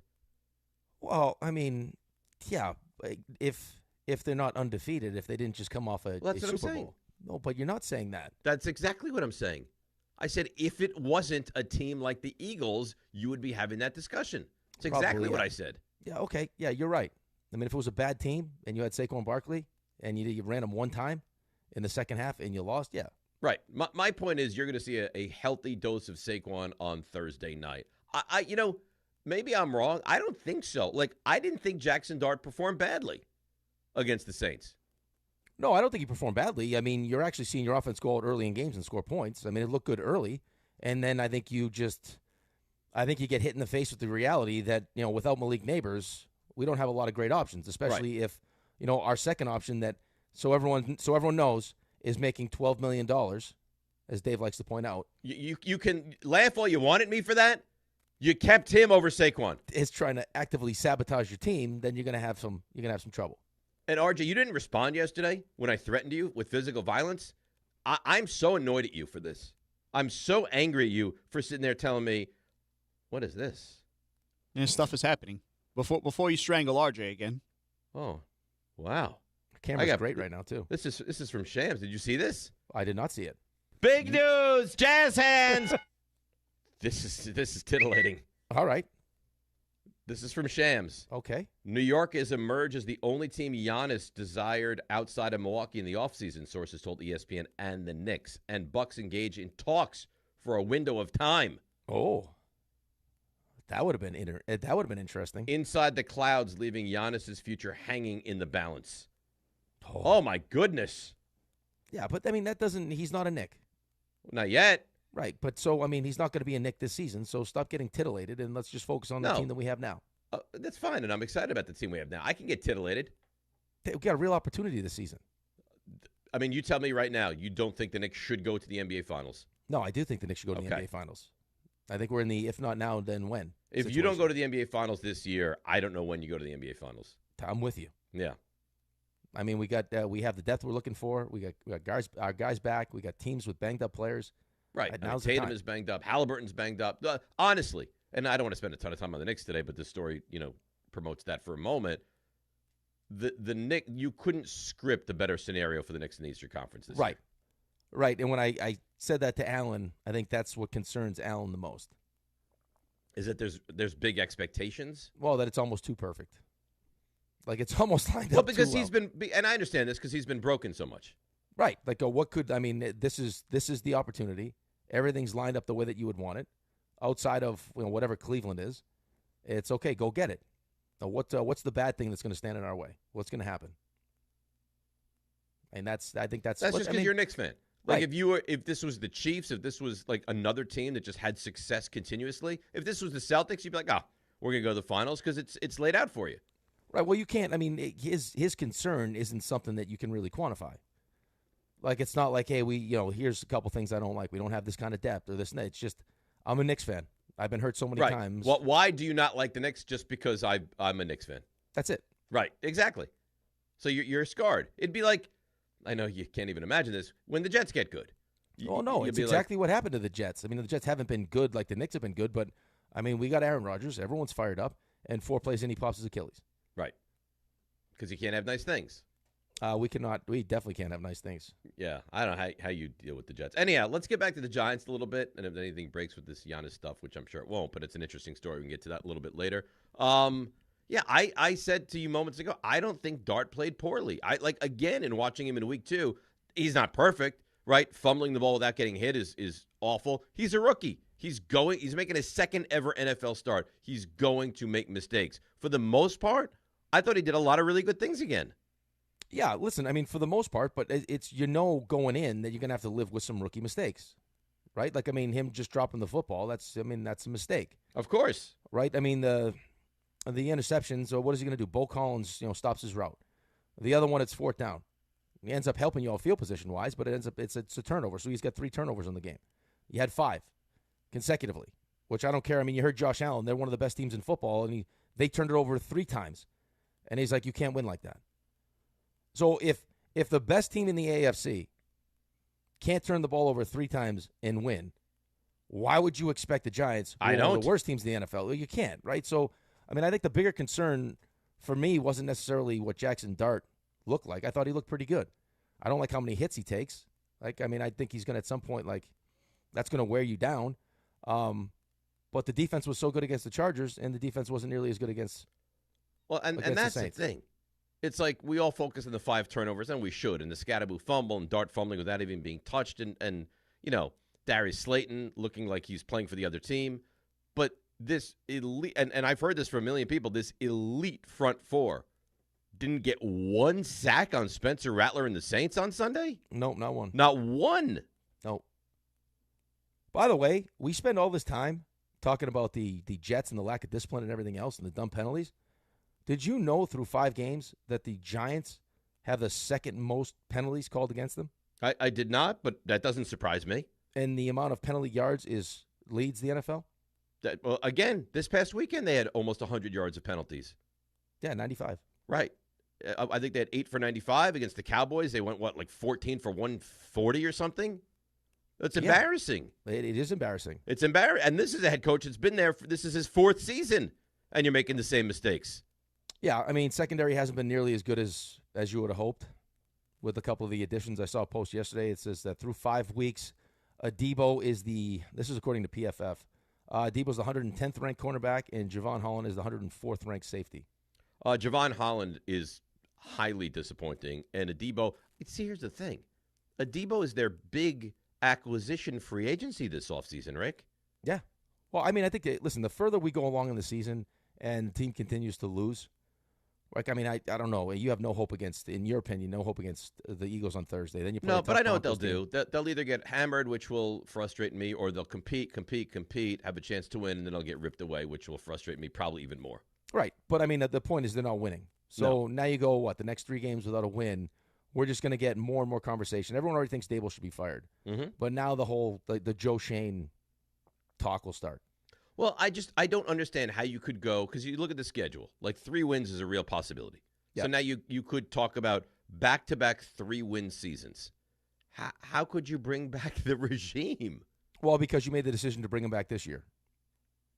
But you did that with the caveat of, I better see more wins, I better see changes. So if you have another 3-win season, I know, which again, though, speaks to the real problem, which isn't the coach, which isn't the GM, which is the guy up top making the decisions. He continually makes bad decisions. Bringing them back and allowing them to draft the quarterback in the 1st round was a bad decision. Yeah, of course it was. Right. So now, I mean, the problem, and I don't disagree with you, I thought that Joe Shane and Brian Dable should have been fired after last season, is that you allow them to go through the draft, and you allow them to go through free agency, and you let them take a quarterback with the 1st overall pick, with the 1st round pick. And now you bring in a new GM, and you bring in a new coach with a new philosophy and a new scheme and a new system, and now all the players that Joe Shane brought in and Brian Dable brought in don't necessarily fit what this new GM is trying to do. So you get into a situation like the Jets are in right now. where it's like you didn't think it was a full rebuild, but now you recognize real quick when you're 0-5 and haven't created a takeaway. That's that right. You're probably in the midst of a real rebuild because these guys here don't fit what Aaron The Glenn's only trying to do. advantage the Giants have, and it's not it's an advantage, is that you think there's a decent chance that you have the quarterback. Right, unless you ruin them. Which you could. And if you ruin them, then you just throw your hands up and you give up. Yeah, at that point you're the Jets. I mean, if you ruin this kid, if you think there's something really there with this kid and you ruin him, then you are the Jets. There's just too much turnover, man. I mean, when it's just cycling through coaches and GMs, it's just too much turnover. I get that. But do you not fire this regime because it's too much turnover? Like, that to me seems like an awful excuse. Well, we don't want to fire him because we didn't want to just continue firing guys. No. But I think that's why you brought them back in the first place. I think that's why you fire him that's why you should have fired him after last season. So you don't continue down this road. So you don't run the risk of drafting the quarterback and now changing everything on him.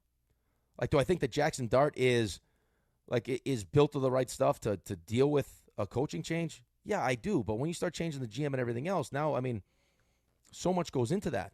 I get it. And this GM actually was very pro analytics, right? And computers. I mean, God knows you could bring in a guy who's working on a word processor for all we know. Well, I don't know if that's going to be the case. I just mean like his vision for the team, like the kind of guys he wants. Right? I mean, look at a couple of Joe Shane drafts. Have been really as excited as you were about them. There's a couple really bad drafts. Oh, God. I mean, Evan Neal. I mean, you look at them. Jalen Hyatt moved up for Jalen Hyatt. And how about, Adebo? Would you re-sign him again? I don't know. We'll see how the rest of the season goes. But I mean, Tyler Nubin was a high second-round pick. John Michael Schmitz was a high second-round pick. I mean, you've invested a lot in this team. And you haven't, we thought. And that was part of the thing, right? John Mara said last year, well, I look at the draft, and that gives me hope and reason for optimism. Well, if he really looks at the drafts, it might rip away that reason for optimism. Well, here's the thing, though. I mean, if you go from Dave Gettleman to Joe Shane, like we had Dave Gettleman talking about he has a computer, like we have computer folks. Like, of course you can't even make it up. Like, of course you think the process, like, and then all of a sudden now you see Joe Shane who incorporates all these different things. You're like, wow. This is great compared to what we have. Of course, and I actually think it is, but that's not saying anything. Okay, I mean, think about that. This guy was we have computers. You have teams that are like breaking down the analytical formulas of plays and runs and all this stuff, and Dave Gettleman is just patting himself on the back because the Giants now have computers. Right. Yeah, but I mean, you hired Dave Gettleman because he was familiar with the organization. That's exactly why. And he would do what you asked him to do, which was try to, give it one last shot with Eli. Right. And that worked out well, right? It worked really well. Really well. All right.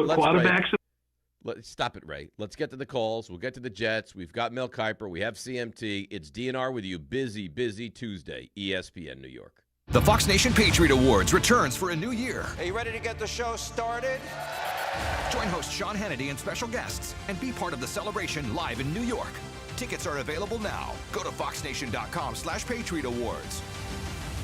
At City Harvest, we believe no New Yorker has to go hungry.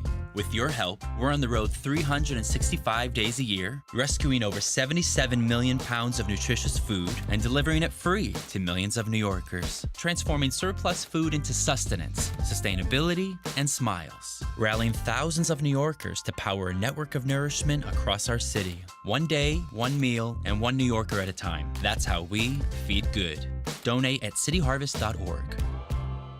Just printed from the Erie Canal Press, the most coveted ticket, New York Lottery's $1 million raffle, hath arrived. 15 fortunate souls shall come into the fortune of a millionaire. Translation, the $1 million raffle is here, and 15 winners are going to become millionaires. The New York Lottery commemorates 200 years of the Erie Canal with your best odds of winning $1 million. Limited tickets available. Ask your local retailer today. Please play responsibly. Must be 18 plus. Gambling problem? Call 1-877-8-HOPE-NY or text HOPE-NY. Bally Bet Sportsbook. Yo, Bally Bet stacked for football season. When it comes to sportsbook apps, it's undefeated. Check out that brand new Parlay Zone. Here's the kickoff. Build your bets and place them right on your phone. What? Live bets, daily boosts, and promos. Increase your odds so you can win more dough. Touchdown! Bally Bet's the play. Make game day more fun and download it today. Must be 21 plus, New York only. Gambling problem? Call 1-877-8-HOPE-NY. Bally Bet Sportsbook and Casino. Download it. There's nothing the voice in our head obsesses over like our health. But with over 100 lab tests and insights, Function can help answer the questions like, why am I so tired all the time? How can I get better sleep? My friend was telling me about magnesium gummies she takes. Know if my heart is work stress affected? It's time to up my cardio. If my mom has something, how would I find out? It's time to get some blood work done. A Function membership gives you a comprehensive health check with results tracked over time. Find out what you're made of at functionhealth.com. Getting the right mattress helps you sleep at night. Getting the right price helps you sleep even better. At PC Richard & Son, they don't just sell you a mattress. Their experts use a 4-step fitting process to make sure your new bed fits you perfectly. The right fit, the right price, plus free delivery. It's what they do, only at PC Richard & Son. Free delivery on mattresses $199 and up. Excludes Manhattan. See stores for details.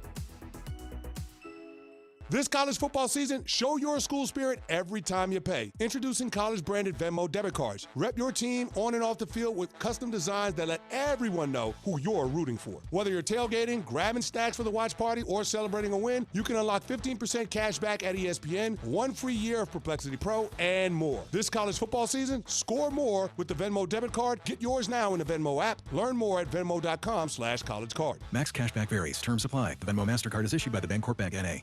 He's coming. Here he goes. Surprise! Your table saw broke. Also, the warranty expired weeks ago, so you need to pay for a new one out of pocket.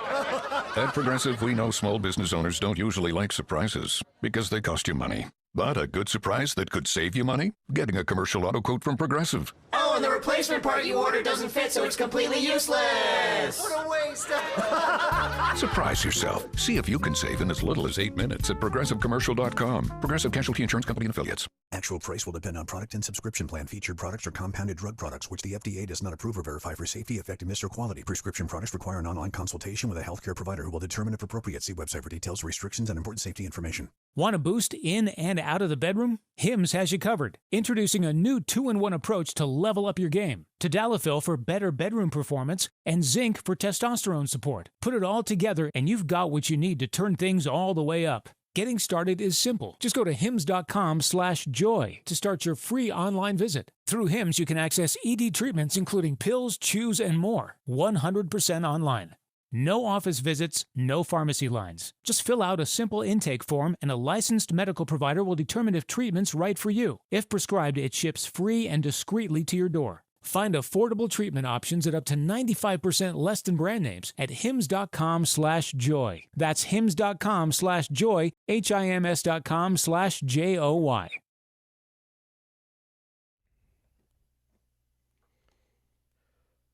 All right, DNR with you, ESPN New York. RJ.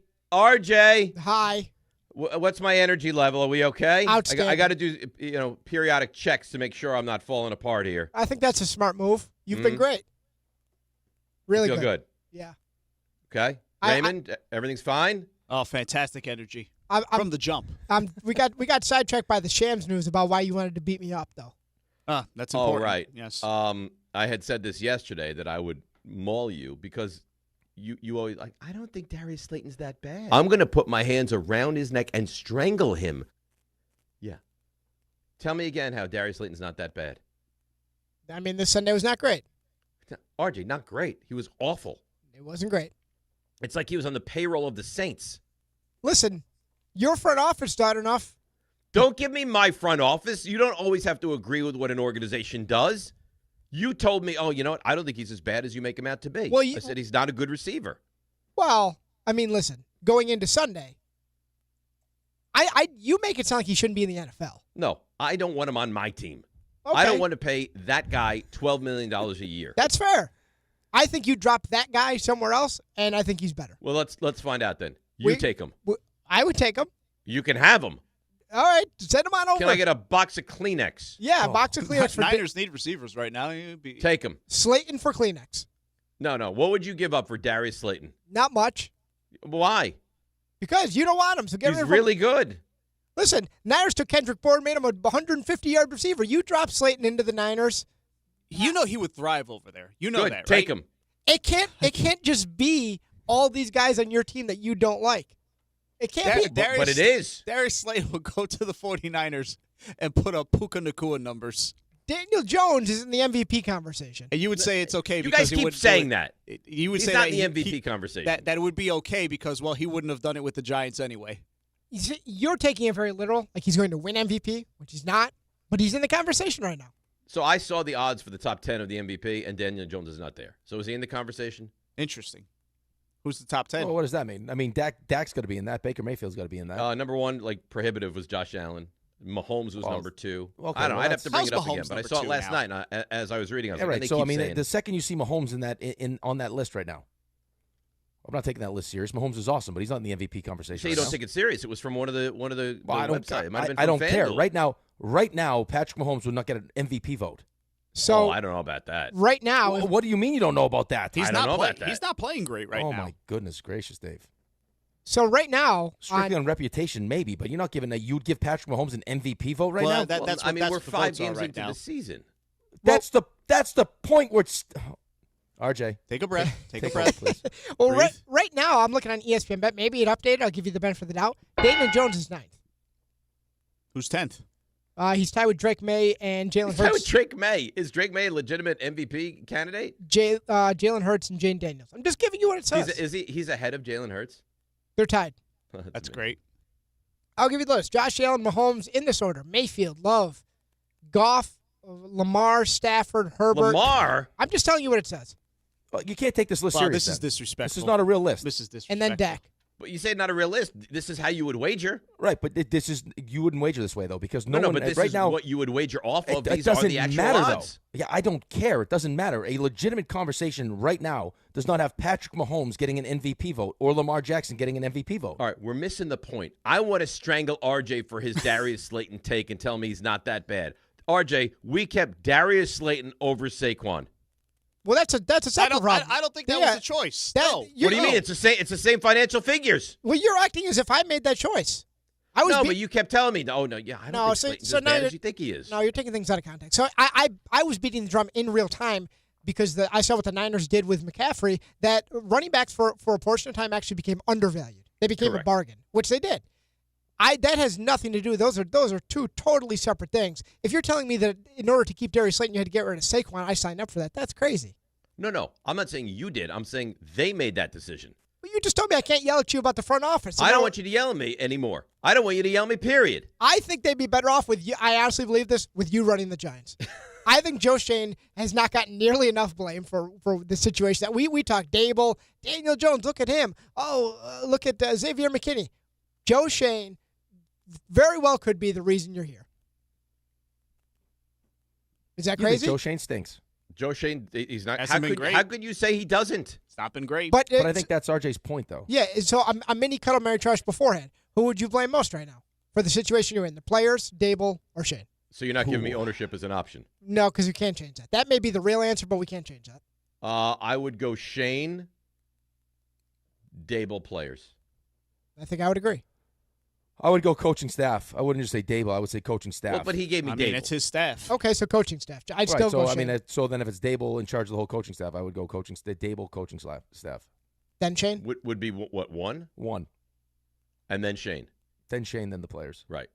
Now, if I remove players and put ownership in there, where would you go? Ownership one. Yeah, ownership one. Then Shane. Then you trash Dable and the coaching staff. No, I think I would still because I married the coaching staff. I think I would cuddle the coaching staff. I don't think you got enough talent on the defensive side of the ball. And Dable's responsible for that. I mean, the defense was good with Wink. With Wink, and now it's not. And more as talented good. now. Right, that's what I mean. So it's kind of like what Greg Olson said about the Jets. I sent RJ the clip. We probably have it. I saw that. We'll get to it later. I saw that.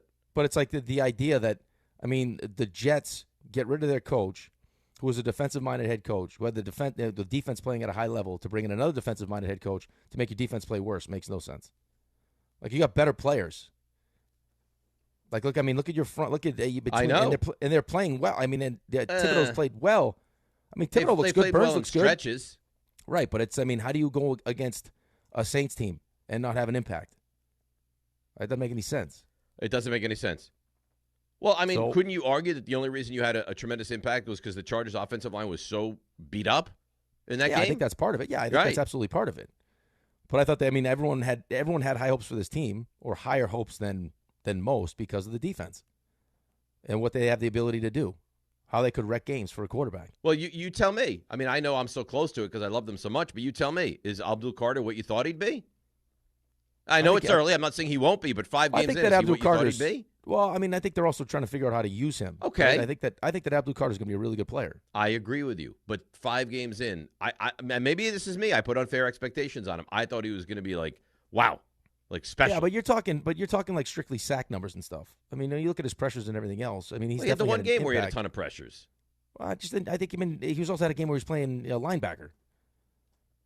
Right, so which I think speaks to the coaching staff. I think RJ's ultimate point and Raymond's ultimate point is that they don't think that Dable and this coaching staff is very good. So when you have a player like I don't know how you could argue otherwise. Right, but I mean, their point is, as bad as Darius Slayton, in your opinion, is right now on this team, that if you put him on a well-run, well-coached team, he'd look a whole hell of a lot better.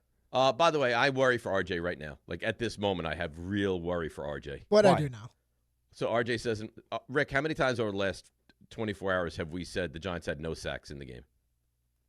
Why they had 1 sack? No, they had none. They had none. And we've said that, right? Yeah. RJ's just like exclamation in my ear. He's like, the Giants had no sacks in the game. No sacks in the game. Well, it doesn't mean you haven't said it. That's just me. He just wants to remind you. Yeah. That's all. No, because I was talking to you on the point you were making about the pass rush. No, I know you've said it. I know you watch the games. I understand. No, I know you know that, but like we said it maybe 90 seconds ago that they had no sacks in the game. They had no sacks. It's worth emphasizing. Don has more sacks. Gets more sacks. Listen. Careful. What? I only say because we all have a team that can relate to this. Rick with the Jets. I mean, me Taki season, me with the Sabres. At some point, it can't just be these guys stink, and then like a half hour later they go to another team. And I'm not saying Darius Slayton would do that. Darius Slayton was bad on Sunday. It's really bad. But all I'm saying is you've disliked him for years, and it's the dichotomy. I just don't think he's good. And he may not be. But all these other guys who leave can't just all stink too. Well, they don't. But they were like Saquon was great with the Giants. For some reason, that was the hill that Joe Shane wanted to die on, and he was not going to keep Saquon Barkley. Thing is, he didn't die on the hill. He's still on the hill. Well, good for him. He's like a hill. cat. He's got 9 lives. It's like the Black Knight in the Holy Grail, but yeah, he's it's only not a flesh dead wound. Yet. It's not dead yet. It's unbelievable. And now Rick is telling me that, well, I don't know if you want to make that change. Like, what? Let me ask you this, Rick. No, I already would have made the to change. happen? No. See, but you're putting words in my mouth. I would have made the change already. Right. But you're not sure if after this year if you would because of continuity's sake. Well, no, not even continuity's sake. Like, you already went down this road. Like, you've already just allowed him to draft a quarterback in the first round. Like, I don't know. Like, I mean, now my main focus has to be what gives me the best chance to have success with Jackson Dart. Well, it feels like not him. Oh, but is it a complete regime change? Is it a head coaching change? Yes. Like, because in Chicago, they felt like it was just a coaching change. Right. But, I mean, it just the whole philosophy, the building completely, I'm just trying to highlight what it entails when you fire a GM. Coaching staff is hard, but it's doable. Like, coaching staff comes in, you got new coaches, you got new sayings on the wall, all the scheme, you can, like, good players can figure it out. But, like, organizationally, when all of a sudden now you bring in a new GM who has a new way he wants to build a team, he's got to hire a new scout. Like, everything in the building changes. I actually I was talking to somebody yesterday that said, give it all to Saban. I was like, oh, give it all to Saban. He's going to be 74 Saban years wants old. to do that. Saban's great on TV, too, by the way. He's really good on TV. But you can't give it to a guy that's 74 years old. Give it to Saban and Miss Terry. They'll run the ship the right way. The problem is, like, who do you hire? If you move on from Brian Dable, I would think you would want someone that's had coaching experience. Who you hiring? So you say that. It was told to me that a very close person to the Giants, Jesse Minter. Hey, do you want to bring in a defensive coach? I don't know. Probably not. I mean, that's kind of what teams usually do, right? They'll go the opposite of what they had, but you got a rookie quarterback. I mean, you got a young quarterback. But that's the thing. Dable's supposed to be the offensive mind. Well, but I mean, I guess it's the turnovers anyway. But yeah, I mean, for the most part, in the first 2 games, I mean, Jackson Dart has looked pretty good. I mean, he has looked pretty good. But how about what was the game when against the Chiefs where they couldn't get the football in neighbors' hands at all? And then you watch other teams. Like I watched the Chiefs last night, and they make sure Xavier Worthy, who's not Malik Neighbors, they're finding ways, like creative ways to get the ball in his hands. Like, are the Giants creative? Are the Giants creative? Yeah. No, I don't think the Giants coaching staff is a good coaching staff, just in general. I think that Brian Dable, if just left to be the offensive coordinator, could probably do a pretty good job. But as far as being the CEO of a team and how he runs training camp and how he coaches his coaches, or the kind of coaches he wants. Like, I mean, you heard why, and we talked to Jordan about it, why Wink left. Like, he didn't believe in Brian Daboll. It wasn't necessarily that he wanted to be like the alpha. He is an alpha, but he's like, Wink Martindale has worked on staffs when he has enough respect for the head coach to be a defensive coordinator. Right? Like, I don't want to hitch my wagon to this guy because I don't believe in him. Correct. Like, he doesn't have a plan. Right? So, I mean, yeah, I just don't think, I think all of it. I think the idea of bringing them back and letting them draft a quarterback, knowing that there was a chance you were going to win 3 games and the fan base would go crazy and it want doesn't him make fired. sense. The None of it only makes thing sense. that you'd hope can work out is that you hit on this quarterback and that winds up working. Otherwise, I mean, I don't know. What is there to hang your hat on if you're a fan of this team? Well, but the other thing, too, is that these good teams, man, is you got to develop players. Like, you draft Jalen Hyatt, find a way to use him. He, like, that to RJ's point, he can't just stink. I mean, look what the Chiefs do. Like, Brashard Smith. You see that kid? That kid looks like a mini Tyreek Hill. I mean, how fast he is. Like, develop Isn't it guys. amazing that the teams that have it always figure out a way to make, guys look competent, and the teams that don't never can? Well, but that's why they stay good. Right? I mean, yeah, it starts with the quarterback, but that's why these teams stay good. They draft players for certain reasons and then develop them. Like, you brought Jalen Hyatt here for a reason. Now, has he developed the way that you would have hoped, with his route tree and everything else? No, probably not. But is that his fault or is that your fault? Does he just stink? Does Darius Slayton just stink, or is they not being coached properly? That's what you got to figure out. You can say what you want about this season. You had maybe the worst season in the history of your franchise that's been around for over 100 years, and you brought the coach and GM back. That's right. And let them draft the quarterback in the first round. That's right. Now, the only saving grace is that maybe this quarterback is going to be so good that even the stink of what this regime is can't ruin him. Right, but how long does that last? I don't know. I mean, it's falling apart in Cincinnati now. Yeah, because you don't have Joe Burrow and it all falls off. But even when they had Joe Burrow last year, they didn't make the playoffs. Right. All right, let's break. We'll come back. We got CMT. We got it all. We got Mel Kiper on the other side. We got Jets conversation. You think the Giants conversation is rough. Wait till we get to the Jets. DNR with you, ESPN New York. Hey, let me ask you something. Would you seat your 3-year-old child on a windowsill? Would you seat them beside a lit fireplace or by the deep end of a pool? One last question. Would you seat your child in a car seat that's not correct for them? Car crashes are a leading killer of children ages 1 to 13. Secure their future. Seat them in the correct car seat. For more information, visit safercar.gov/the right seat. Sponsored by the New York State Governor's Traffic Safety Committee. At Uline, the prevailing opinion is, if you don't live it, you don't believe it. The people at Uline believe in hard work, and they live it by being there 24/7 to answer your call, having 41,000 items in stock, and offering same-day shipping from 12 locations across North America. Business owners, sellers, buyers, shippers, and packers believe it. Uline is the hard-working, dependable source for your shipping and industrial supplies. Visit uline.com.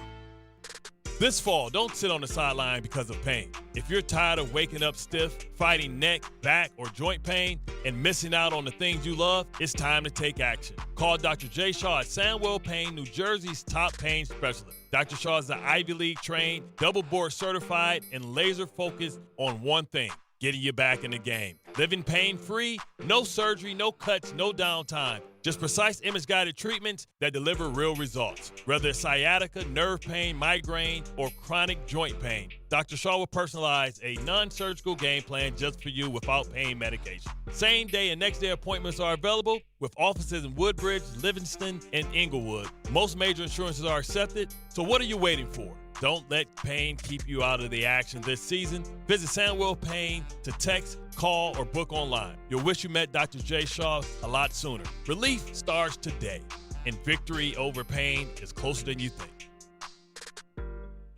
Okay, all signed up. Easy. Now let's run payroll. What the? Hey girl, I'm you with more gusto. Nice. Who's that? New social media manager, hired and onboarded with gusto. And spoiler, we're kind of famous now. Wait, we're famous? Oh, well, I'm famous. Payroll, benefits, and HR. Designed and built for small businesses. Choose a future with gusto.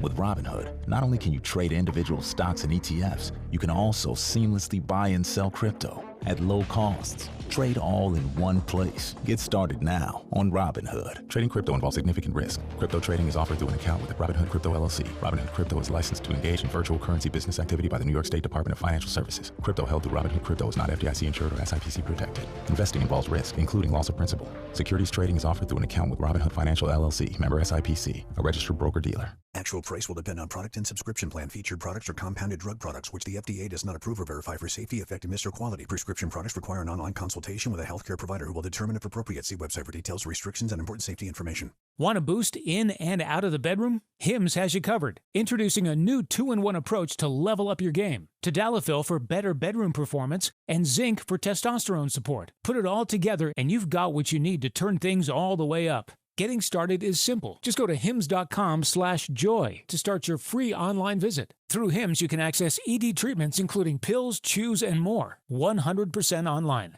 No office visits, no pharmacy lines. Just fill out a simple intake form and a licensed medical provider will determine if treatment's right for you. If prescribed, it ships free and discreetly to your door. Find affordable treatment options at up to 95% less than brand names at hims.com/joy. That's hims.com/joy, hims.com/joy. In the city that never sleeps and never stops talking sports, ESPN New York is always on. Now you can live and breathe everything New York sports wherever you are.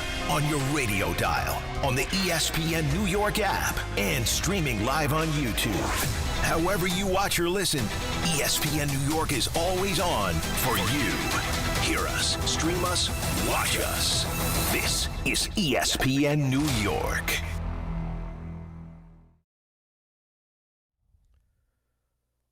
All right, now DNR with you, ESPN New York, as we roll along on a Tuesday morning. Bart and Carlin come your way at 10, and then, of course, it's the Michael K. Show, and then it's DHR, and then we have the Rangers on this very station, which I'm very, very excited about the start of the Rangers. And Yeah, then you should be. And then we lose Ray for a little bit. A new coach, new captain. Yeah. New faces. Yeah, I'm excited about it. Start fresh. I'm excited for hockey. I can't wait. McDavid Of just course you re-up are. for a couple years. I'm excited. I was talking to someone over at the Islanders the other day. Excited to compete. It's going to be good. Listen, hockey season's the best. It's a long season, though. 82 games is a lot. Didn't they increase it this year? 84. 84 And the new CBA is 84, yeah. That starts now? Next year. Next year. Yeah. So 82 this year, and then we extend to 84. Next year you might lose me in early September. Does the season start earlier next year? I think so. Less preseason. I mean, guys come to camp in shape anyway. I mean, hell, they start preseason games like the second you walk in the door. They start preseason games. So what's the difference? Yeah, I guess it probably doesn't matter all that much. And you never, with hockey, you don't really look and say guys are out of I mean, you probably see that, but as a fan, you don't really see that. Well, no. I mean, guys now, like back in my day, guys would use, I mean, some guys would come to camp not in great shape. But nowadays, I mean, these guys take 2 weeks off and then they're right back at it. It's amazing. This is a different mindset. Well, it's also really, I mean, when are you going to take time off?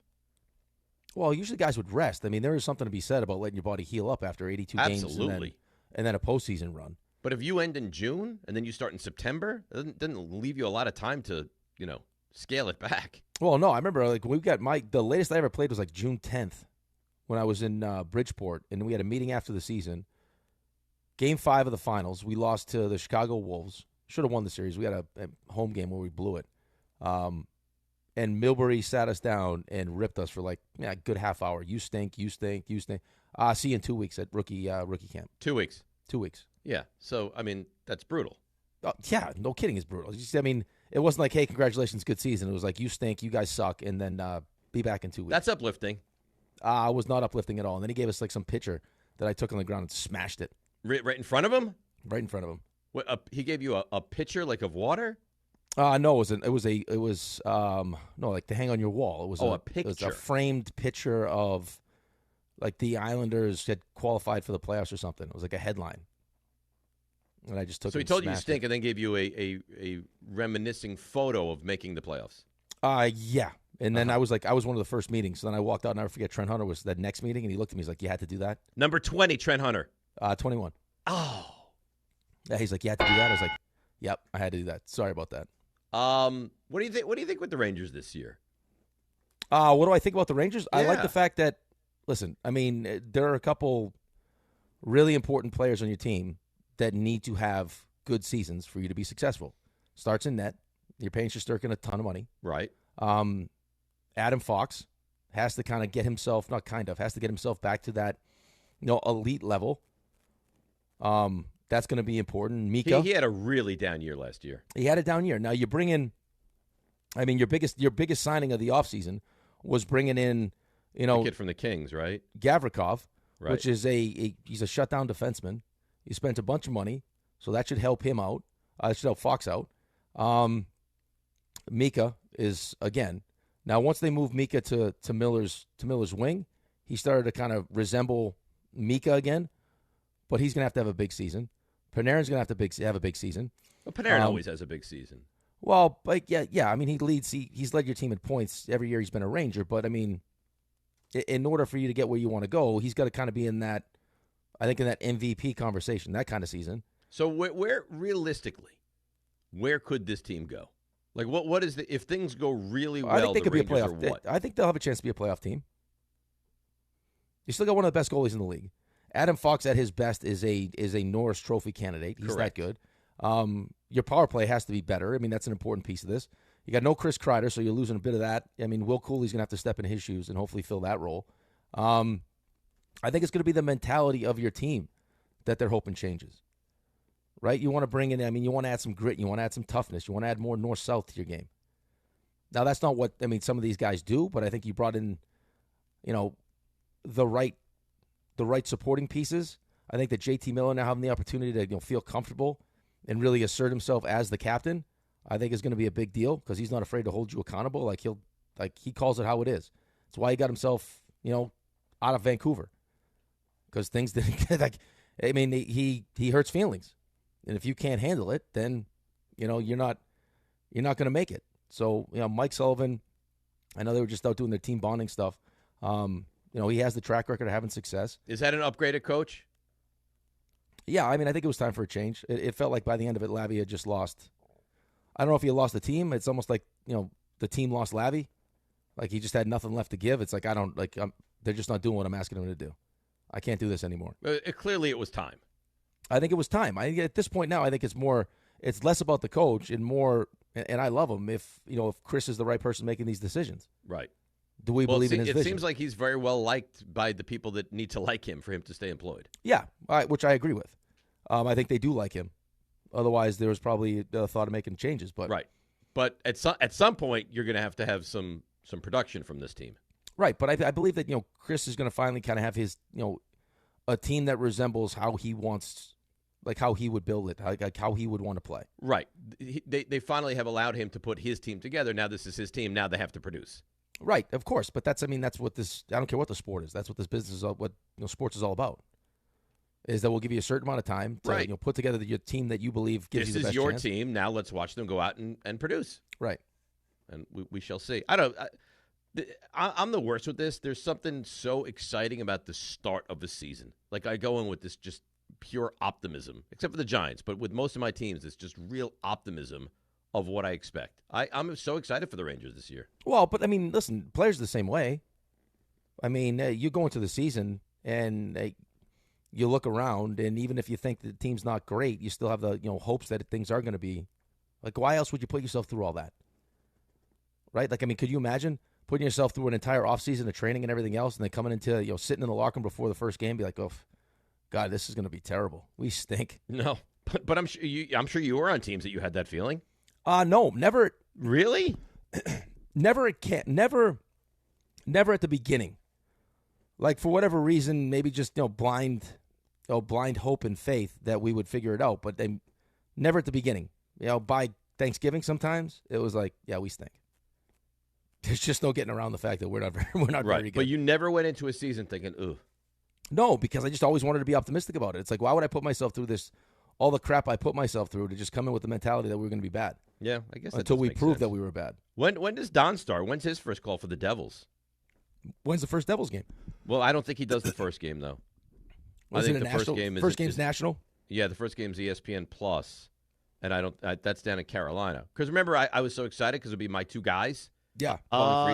Thursday against the Panthers. Oh, nice. Actually, that's next week. No. I'm sorry. ESPN Plus on Thursday. It's Carolina. Then it's MSG SN. Lightning on Saturday. Lightning on Saturday. Wrong There you week. go. Nice. Apologize. That's okay. Speaking of lightning, did I tell you the story? Does the it story involve yesterday. a lightning strike? No, it involves the Tampa Bay Lightning. All right. So Cassie's dad was over. I don't even know last time he was over, and I had a box of some fan mail stuff, and he's Are like, you "Hey, okay? It sounds like you have a little thing going on here. Lightning! lightning! I have something in my throat, but I'm going to battle through it. So I had a box of fan mail, and he's like, "Hey, do you want me to go through this and separate it?" I was like, "Yeah, if you'd like to, that'd be great." So he asked Rocco to help him, and Rocco's That's cute. Rocco's going through the stuff, and Cassie's dad's like, "Hey, look, this is whatever the year was, your dad's card." So I guess they're like 10 minutes into this, and finally Rocco's like, "Papa, like at what point do I get a Vazzy card? I'm sick of getting my dad's cards." Really? And Cassie's dad's like, "What do you mean? This is a box of your dad's fan mail. Like you're only going to get, your dad's cards." He's like, "I don't want to do this anymore. I was hoping to get the big cat."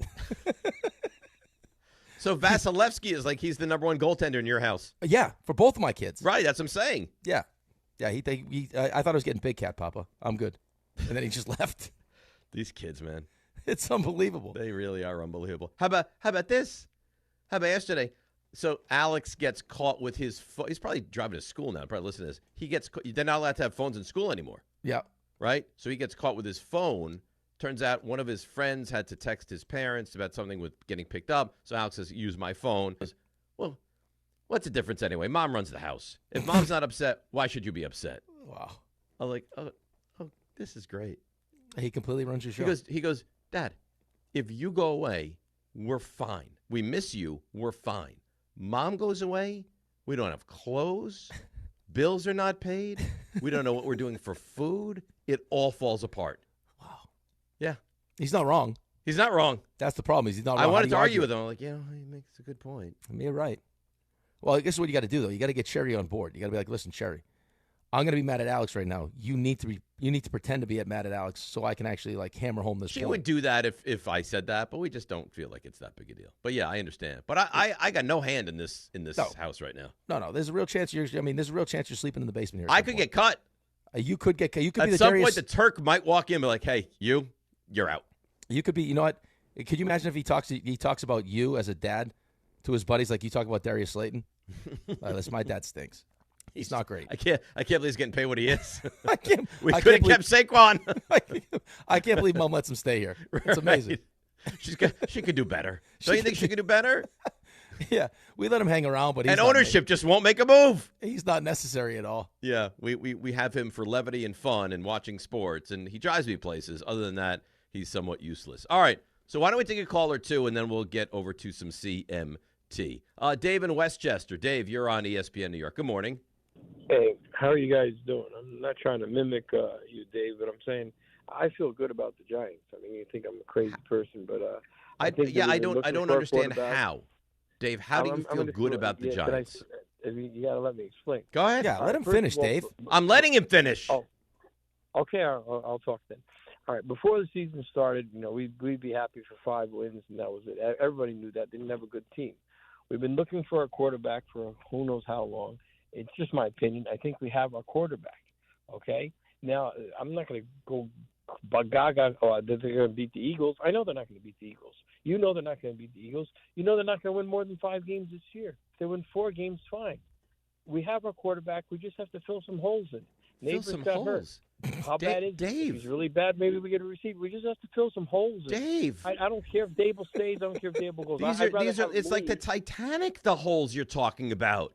The offensive line is not good. Offensive lineman, a real good offense. I'm talking about a real good offensive line. I'm not talking about something mediocre. Right, because they haven't tried that 5 million times in the past. Dave, I agree with you. I'm excited about Jackson Dart. I think he has some real potential. I think there's a good chance he's going to be the quarterback for quite some time. But for you to say they just have to hang on now. Now you let me talk. Oh, God. All right, this idea that they just have to fill a couple of holes. Dave, the secondary, the offensive line, you don't have a receiver. I mean, you tell me what this team looks like right now. All right, let me ask you a question. The 4 Super Bowls that the Giants won, Did they have one receiver that was a top 5 receiver? Hold me back. Did they have one? Did they have one okay, running first back of that all, was a top 5 Plexico running Burress back? was No. wonderful. Akeem Nicks was wonderful. Did they have Wonderful's elite not top 5. defenses? Did they have elite running Right. games? Did Okay. they have elite offensive lines? Dave, this is a stupid conversation we're having right now. Right. Okay, Dave, thanks for the phone call. Here's the question I would ask Dave. Is, Me? No, the other Dave. Not my Dave, the other Dave. Okay. Is you can sit here and say that we have just some holes to fill. I think the bigger question isn't, we all know the holes that you like to fill, is the person that's making those decisions. The person that's trying to fill those holes. Go back to those teams that you're talking about. Did you have a good head coach? Yeah, you had Bill Parcells and Tom Coughlin. Okay, who was making those decisions as far as filling the holes? I mean, you had George Young, and then you had Ernie Accorsi. Were they any good? They were great. Okay, but that's the bigger problem. Is you may think that you have the quarterback, and we got to fill some of these holes. It's, do you have the right guys to fill the holes? And then once those holes are filled, to coach the guys up? I would say right now, no. That's the bigger problem. Is you can't fill the holes. You've been trying to fill the holes, right? And you haven't been able to do it because Evan the guy Neal that's didn't making fill those, the hole. Kayvon Thibodeau didn't really fill the hole. Paulson Adebo hasn't filled you got a the whole hole. draft. You got a whole Joe Shane draft that is gone. Correct. The whole draft. That's right. Tyler Nubin, John Michael Schmitz. I mean, the list goes on and on and on and on. And he thinks they're right there. Just a couple of holes. Now listen, I mean, if you make the right decisions and say you'd moved off of Joe Shane and Brian Dable and you bring someone else in that knows what they're doing and makes the right decisions, and you have a coaching staff that knows what they're doing, then maybe it is, hey, let's fill a couple holes. But right now with this current regime, I don't think it's that easy. Well, it doesn't feel like they're just a one offensive lineman and one cornerback away. I just don't understand how smart people, or I'll give them credit for being smart people, sit in a room and have conversations and not think that what's happening right now could have been a possibility of the season. Yeah, I don't know. I don't get it. Like, I mean, this would have been that schedule. Like, if me and you, who aren't getting paid all this money to run football teams, this would be a conversation that would obviously come up. Like, if you were Joe Shane and I was the owner, I'd be like, hey, or no, not even Joe Shane. If I'm ownership with my group of people that I trust, trying to decide whether or not we're bringing Joe Shane and Brian Dable back, I mean, my first question to you would be like, hey, what happens if we win 3 games? What's our plan? Yeah, well, what's our plan? And people say, well, the schedule doesn't come out till May, so they didn't know. You know exactly who your opponents are going to be. Right. You know what divisions you're playing. You know what other teams finished in last place. You knew that you were going up against the Niners. You knew. Yep. So don't use that as an excuse either. By the way, you talked about the Bengals and Joe Burrow. You see the number on the Bengals-Packers this weekend? 14.5. 14.5. I'd take the Packers. You would lay the number? Yeah, I'd take the number. Wow. Packers coming off a tie. Coming off a tie. Cincinnati can't help but turn the football over. They stink. The number that said the sketchy number is Kansas City giving points to Detroit at home. 1. No, that's now changed. It changed already? I have Detroit -1 now. It was when I looked at the TV probably 10 minutes ago. It was Kansas City -1.5. Yeah, that to me feels like a game that I would not get involved with. No, but I was just surprised them coming off a loss. Detroit on this short week, right? Crazy run. They're on a short week that they be. Yep. I have Detroit -1. So now. Big money came in on Detroit immediately. I guess so, because I think I had seen Kansas City as the favorite as well. Where are you looking, Dave? I just looked on ESPN.com. I had one at KC 1.5. So this thing's moving all right. It's moving all over the place. I am on FanDuel right now. I'm on ESPN Bet. I mean, if I asked you to pick the game, I mean, who you putting money on? You're probably putting money on Detroit, no? Yeah, but I don't think I would get involved with that game. Like that, I don't know. It sounds like there's a lot of sharp people that are getting involved with this game already. It sounds like that. Detroit's got the favorite already. Any gambling thing you care to talk about? Oh, I do, as a matter of fact. Oh, how about that? If you like this game, what you want to do is go to FanDuel. I'm going to get you ready for kickoff offer you're not going to want to miss. New customers, you bet just $5. That's it. All it is $5. You get $300 in bonus bets if you win. You pick a bet $5. If it wins, you'll unlock $300 in bonus bets. You can use it all across the app. build parlays, which John loves to do. Bet player props, ride the live lines, whatever your style, FanDuel has you covered. Visit FanDuel.com/Rick to download the FanDuel app today and get started. You must be 21 and older and physically present in New York. First online real money wager only. $5 first deposit is required. Bonus issued is non-withdrawable bonus bets that expire 7 days after receipt. Restrictions do apply. See terms at sportsbook.fanduel.com. For help with a gambling problem, you can call 1-877-8-HOPE-NY or text HOPE-NY at 467-369. That's nice. Really nice. Also nice. Game Time brought to you by Tullamore Dew Irish Whiskey. When it's game time, it's Tully time. Rangers drop the puck on the season tonight at the Garden, 8 o'clock against the Penguins, while the Yankees fight for their season at the Stadium against the Blue Jays, 8:08. And that's Game Time brought to you by Tullamore Dew, the original triple distilled, triple blended, triple cask matured Irish whiskey. Be sure to grab a Tullamore Dew or try the new Tullamore Dew Honey during today's action. Glasses up to enjoying Tullamore Dew responsibly. Also want to let you know that you're listening to DiPietro and Rothenberg on WHSQ, WCBS FM HD2 in New York. Also nice. RJ? Hi. RJ? Hi. There you are. How you doing? Good. You nervous for tonight? Yes. Very. I think they win, but nervous, yes. Okay. So if they win, I think you'd have to like their chances in a game 4, no?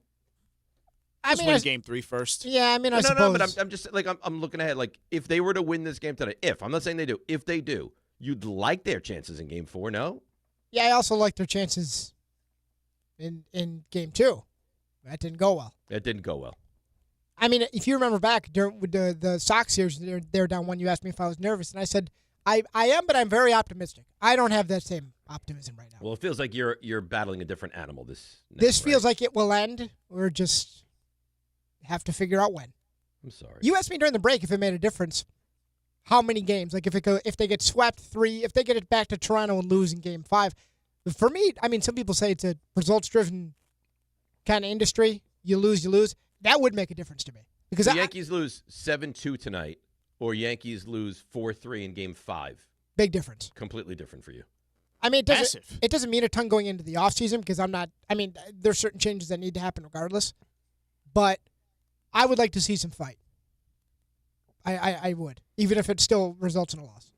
We can get back to this a little bit later because I think it's a good conversation. Are you ready with your CMT? Yeah. Oh, let's go. To cuddle. I'm servicing 3 times as many people as he's able to get to. To marry. Not everyone can afford to take off work and pay whatever it costs to get a foursome. Or to trash. Let the wild rumpus begin. That. Want a meat stick? Is the question. Yeah, meat stick. That's funny every time. It gets me every single time I hear that, it puts a smile on my face.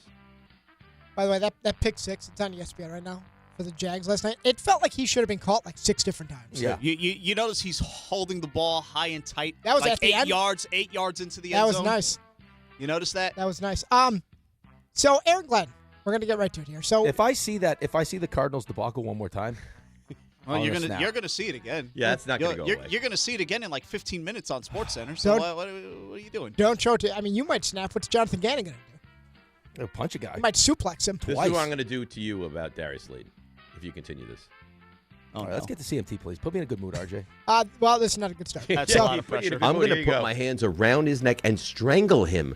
So, Aaron Glenn was speaking yesterday, saying he is very confident. He's positive.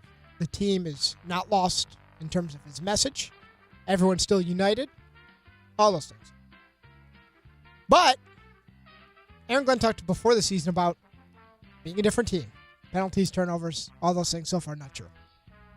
But big ships turn slow. Very slowly. But I want to ask you, in fairness, who do you blame most for where this team is at right now? And I'm not going to go with my normal triumvirate of choices, where I'd go front office, head coach, players. Please don't include ownership here. No. I want to see if there's actually validity to what Glenn was saying before the season. Who do you blame most? These players? The current staff of coaches, Aaron Glenn and his coaches, or the previous staff of coaches that just embedded too many bad habits? Oh, that's a good question, RJ. So the players, the current staff, or the former staff? Yeah, maybe you take Glenn's side. Maybe he's right. I'm going to marry the players. Or maybe not. I mean, they're responsible for what's going out on the field. And now there is blame to be placed on all three of these, but for me, the most is the players, and then I'm going to cuddle the current staff, and then I'm going to trash the former staff. I get it that's cute, but they're not even here anymore. We're still placing blame on that staff. I don't know. All right, interesting answer. I'm going to disagree here.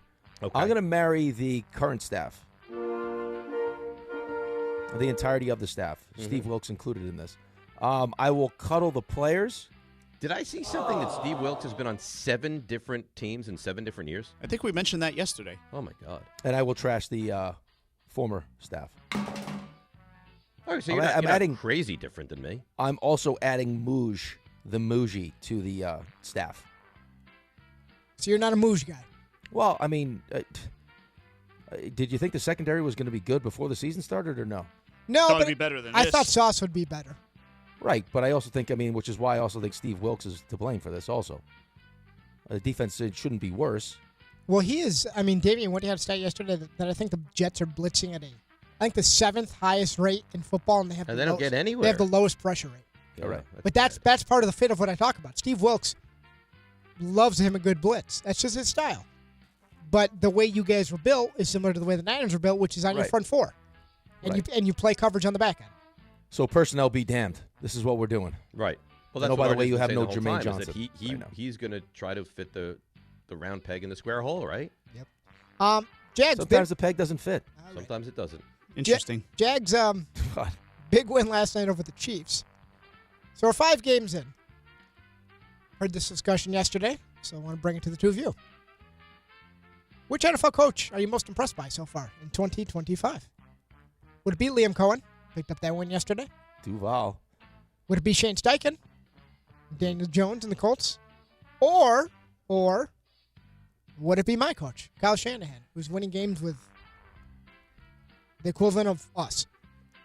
Cool. It's a nice Respectful question. to poor Mac Jones. It's a nice question. It's a nice question. Really Mac nice Jones question. looked like he was going to pass away the other night. He may have oversold that a bit. It was just a cramp. I mean, he's vomiting. He's holding his He's knee. like forcing himself to throw up. Cramps suck, man. I'm telling you right now. Yeah, you're right. Cramps are terrible. Suck.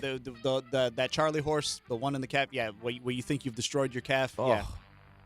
Dude, I had a full body cramping situation. It was the worst How's thing that ever. possible? How does the entire body cramp? Dude, they Well, had to how do you carry me- think- they had to how do you carry think, me off Dave? the ice. It's because like a jackwagon, they're passing out like caffeine pills, and the guy goes, "You want to play good or you want to play great?" I said, "What do you think?" And I took too many of them, and by the start of the third period, I was in the fetal position. I was on my skates but couldn't move. Took like 7 bags of IV. They couldn't they had to hold my toes from cramping up. It was terrible. I mean, I guess caffeine pills is better than alcohol, but yeah. Yeah, and then how about Before this a one? game? Can't drink alcohol. Some guys did. Some football players did. You'd be surprised which guys drink alcohol during the game. Some football players have done it. Yep. How about this one? You'll like this story too. I got diagnosed with asthma, but it's like not like just always having asthma, but whenever I would I don't know what they call it. It's called sports-induced asthma. Probably. Exercise-induced asthma. Yeah, That's what it was. So they gave me a inhaler, and they didn't tell me, or I wasn't paying attention, that you're only supposed to take so many hits of the inhaler. Oh, so I was come like, on. if some of this is good, then more's probably better. I inhaled myself to the point where I was in the training room and I passed out. I love the logic. Full Some equipment. of this is good. More of this is better. I always think of you as like an intelligent guy. You make some of the dumbest decisions I've ever heard of. Yeah, but these decisions are made like in what I think is the best interest of me playing really well. Right, but if you looked at the directions, it would say like take 2 puffs every 8 hours, not take as much as you can. Yeah, well, that's assuming I looked at the directions. Okay. They gave me the inhaler, so I puffed the hell out of it, and then I had full equipment in the training room. Went right down on the ground. In full goalie equipment. On the floor. Oh, good. Okay. It's a good question, RJ. What are we? Cohen, Steichen, Shanahan. Yes. I'm going to marry Cohen. They had flashed the earlier stats, and then he's the best in every category. Defensively, also turnovers, the whole thing. I'll marry him, especially after the Duval thing. I mean, to bounce back from that, tremendous props. Cuddle Shanahan, trash Steichen. I'm going to also marry Cohen. Duval. God, that's bad. Coach football. RJ's going to be upset with me. You're trash Shanahan. I'm going to trash Shanahan and cuddle Steichen, but not for the reasons you think. I already know how great this guy is. Like, I'm surprised at Cohen. I'm surprised at Steichen to this extent. Kyle Shanahan is one of the better coaches in the NFL. So it doesn't surprise me as much that he can take a Mac Jones or a Kendrick Bourne or, a Tonjes or one of these guys and make them capable. So his own success, I think, in my opinion, hurts him in this exercise. Alrighty. So I think that's a fair rationalization. Yeah, that's fair. but I don't know. No? No, I think I might get the rationale, but I think it also, like, even if you think he's great, like, just to kind of hammer home how great he is, that he's winning games with what he has right now. I give him a lot of credit for Steichen that, right now but I know he's great. Yeah, Steichen's got a good team. Steichen's team is loaded right now. They are. Tyler Warren is awesome. Yeah. Yes. Alrighty, so let's take this angle. So he made a sneaky smart play the other day, too, where he threw the ball out of bounds there. Oh, I loved that. Smart play. I've talked with friends of mine all the time. So on end arounds or reverses, where the play is clearly dead to rights, throw it out of bounds. That should be in the play design. Like, hey, you're going to get stuffed in the backfield. They were ready for this. Throw it out of bounds. Don't take an 8-yard loss. I got to tell you, like, plays like that get me fired up. I understand why. I don't remember what play we're talking about. Well, no, it was an end around. It was an end around. It What looked like game initially were we talking about? The Colts? No, the other team that Tyler Warren plays for. Penn State. Yeah, he was playing in the Penn State game where they just all right. I don't think James Franklin would do that. We're so far removed from that. Who can remember? James Franklin. RJ's trying to move on to the next question. You go, and another thing. James Franklin could have used him again. James Franklin stinks. RJ was obviously thinking the same thing I was because he's talking to his buddies about it. He loves it. That's the coach in you. So, which team with a winning record, I'm going to give you three choices, do you deem to be the biggest pretender right now? Would it be the New England Patriots, picked up a nice win over the Bills? Mm-hmm. Would it be the Steelers with Aaron Rodgers? Or the just seems like they're a quarterback away, Minnesota Vikings? Ooh. Biggest pretenders. So I'm marrying the biggest pretender. That's right. I'm going to trash the Vikings. I just think he's a great coach. They're a very talented team. They have unbelievable weapons. I'm going to trash the Vikings.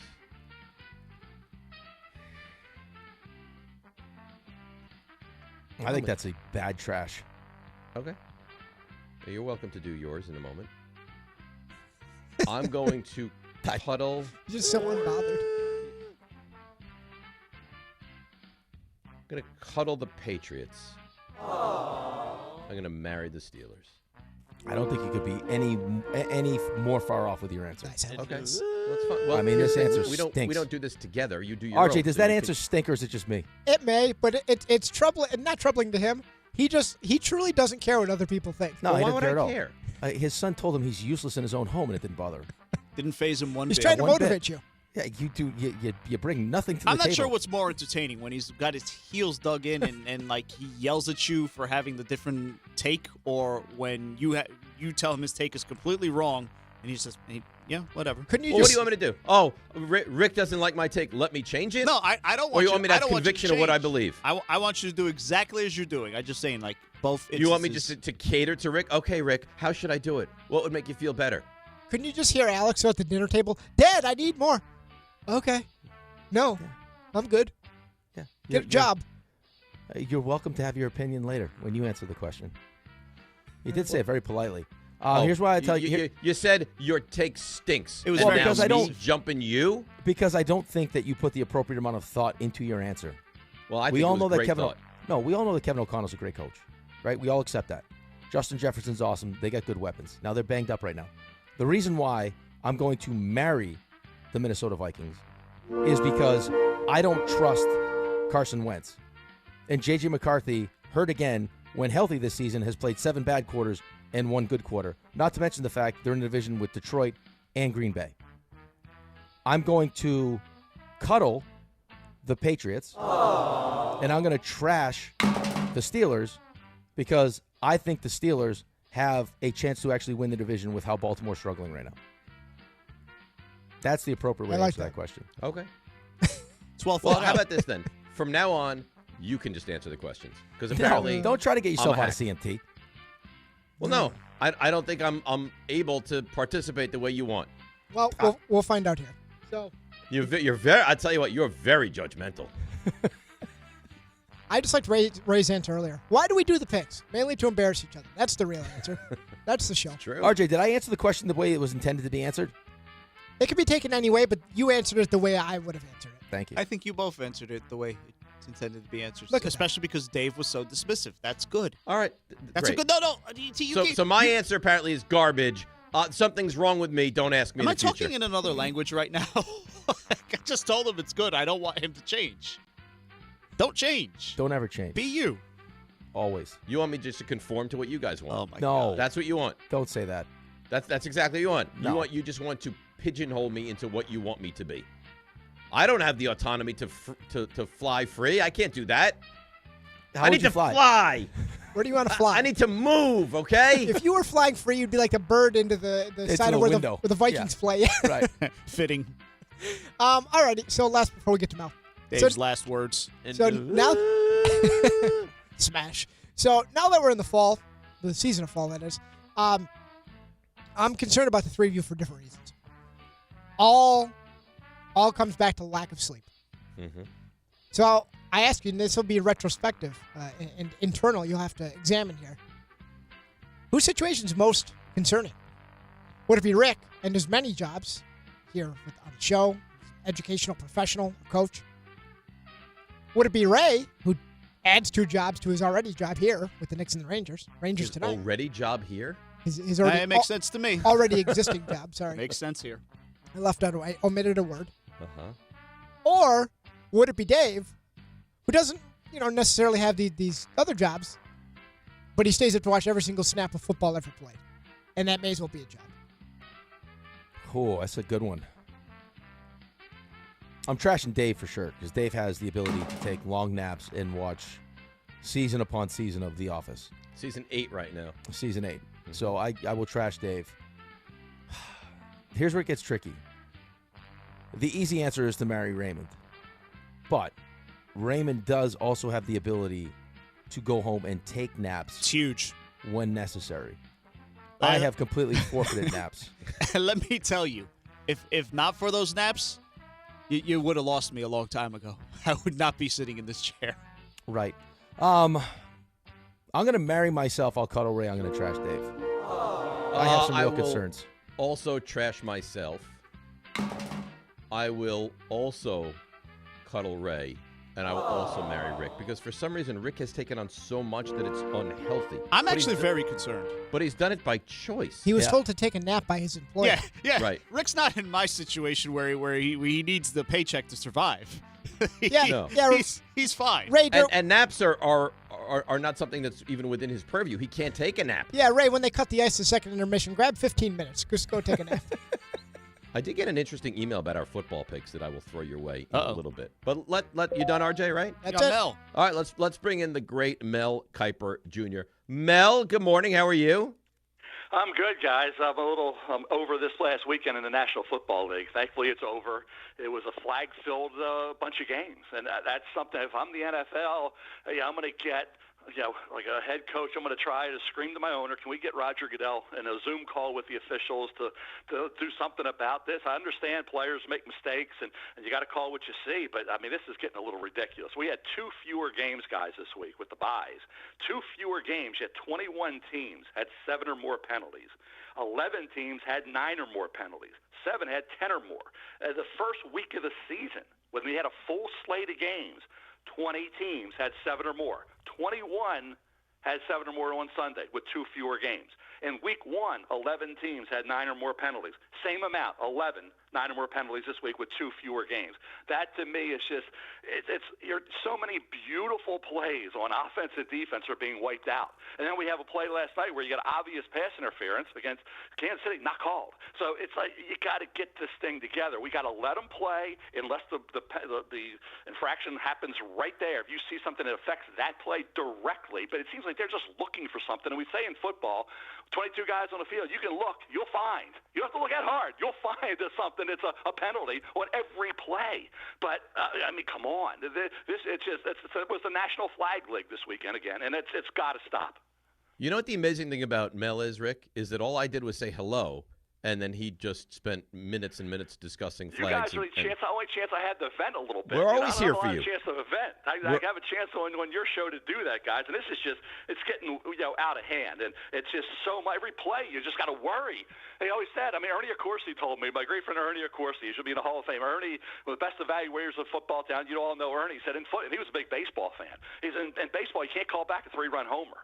And it's just these penalties. When you have to look first to see, did he catch it? We're going to go to 100 different angles to see if he caught it, if he completed the catch, and then we got to worry about the penalty. It's just too much. It's got to stop. It's taken all the entertainment value away from the game. I don't disagree with you. All right, let me ask you specific local football questions. Jackson Dart, week 1, I thought he was really good. There's a lot of people saying he wasn't good in week 2. I don't know that I saw that he wasn't good, but overall, what's your take on 2 weeks of Giants' new quarterback, Jackson Dart? I love the energy. I love the fact he gives you hope. I said it last week. He made some rookie mistakes, and it was sloppy, but the whole thing, it was contagious.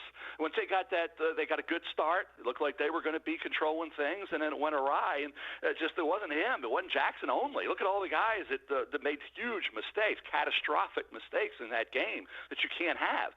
We talked about all the penalties. How about all this stuff? So in games, when these miscues, if you want to call them, we're in week 5. We should not be seeing this type of play from these teams in the NFL. The one thing you would say about this particular game, when you look at where we are right now in terms of penalties, Giants had 8 penalties in addition to all that. So the New Orleans Saints had 7. That was one of the games where both teams had 7 or more, Giants with 8. So in addition to the mistakes and mistake after mistake that you can't overcome, it's like no matter who you're playing. The Saints had a quarterback, Rattler, who was making some plays, and they got guys in this league that are big-time players. It's not like, I don't care who you're playing, you cannot play that kind of football and perform that way. And in addition, like say to those miscues, you had all those penalties. So it's just a case where in terms of Jackson Dart, I think we've seen where he has talent, he has the energy, he has the competitiveness, he has all the skill set you want. It's just like I said, this was an issue at times at Ole Miss. We saw it in the Florida game where he had kind of that meltdown late. That happens, but certainly as a rookie, I think we've seen enough so far to indicate that I think the Giants have to be excited. And no Malik Neighbors, obviously, we said last week that would be affecting Jackson Dart, and it would affect any quarterback when you don't have a fear factor player on a team that affects the whole defense in terms of their preparation in their game day, how they're going to perform, what they have to do, how they have to attack you. Changed the whole dynamic. So I'm still moving along with Jackson Dart. You got to believe so far that they have to internally feel like, hey, we got the right man for the job, and maybe this will save Brian Daboll and say, okay, I can move forward. I got to have him because I can do what I did with Josh. I can do with him, and they retain some continuity here rather than making all these changes and trying to go a different direction with a second-year quarterback who would have to learn another offense. That would be the worst thing for Jackson Dart. So just keep Brian Daboll, let it roll, and let's see in year 2 where people in this country now, when you get to year 2, guys, they expect, what do they say? I want my quarterback to play at a consistently high level. In year 2, they will demand that from Jackson Dart, and let's see if that happens because, like I say, I don't want to be changing systems every year with a young quarterback. All right, Mel, so let me get this straight because there's a chance that Dave's head explodes, and everyone that's listening to our show right now and watching it on YouTube that it's a Giants fan might go crazy here. If the Giants win 3 or 4 games, you would still bring back Brian Daboll? I would. I'm into continuity, guys. If you brought Brian Daboll here to be the head coach, Joe Shane to be for a reason, and it hasn't worked, okay? But this is their quarterback. This is their quarterback that they now have. They thought it was Daniel Jones. He had that one really good year, and they just didn't work for Daniel Jones, but it's working in Indy. And obviously let Saquon go and all that. The offensive line, everything around the quarterback and Neighbors' injury is compounded things. So, yes, I don't care what they win, and you want to see how they compete. That's the main thing. Do they quit on you? Is there continue to be fight? That's the word.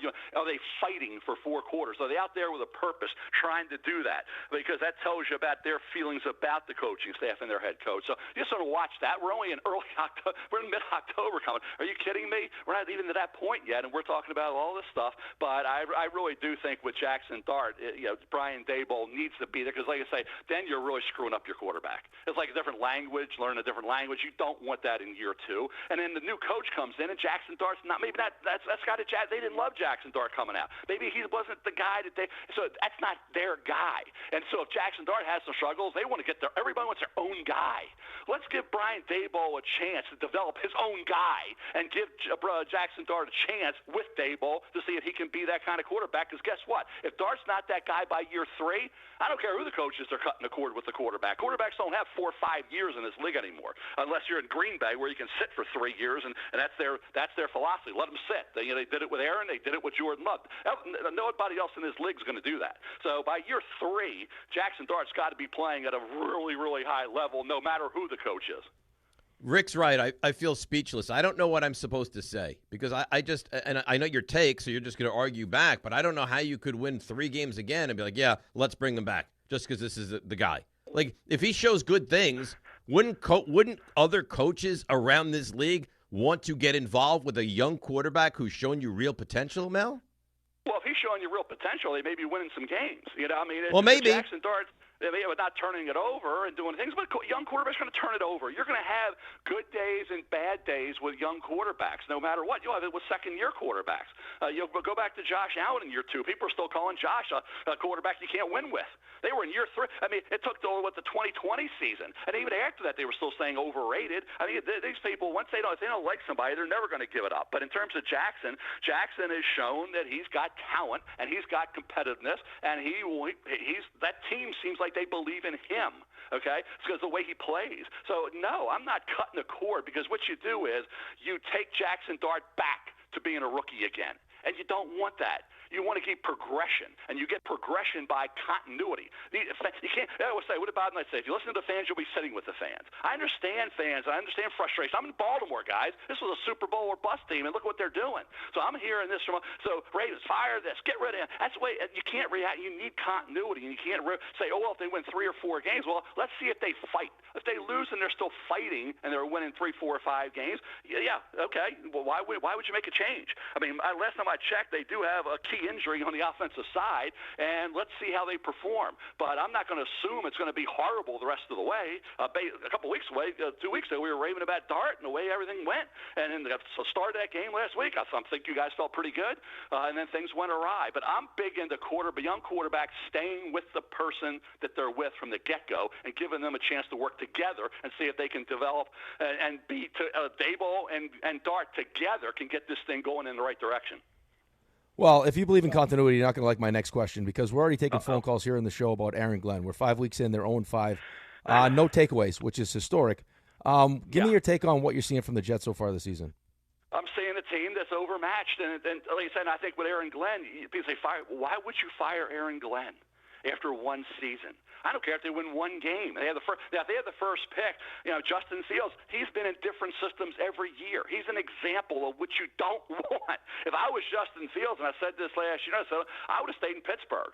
I mean, I would have taken a lot less money. I wouldn't be in the same system, but I get the money wins out, and you move on. You got to learn to do offense, and you got how many great targets? Garrett Wilson, what's going on there with the weapons around the quarterback and Breece Hall fumbling after Allen fumbled? I mean, come on. So again, I think you can't do it. Aaron Glenn made some statements. They all, coaches went, we're not going to do this. We're not going to be defined by that. We're going to be defined by this. We're not going to turn it over. We're not going to do this.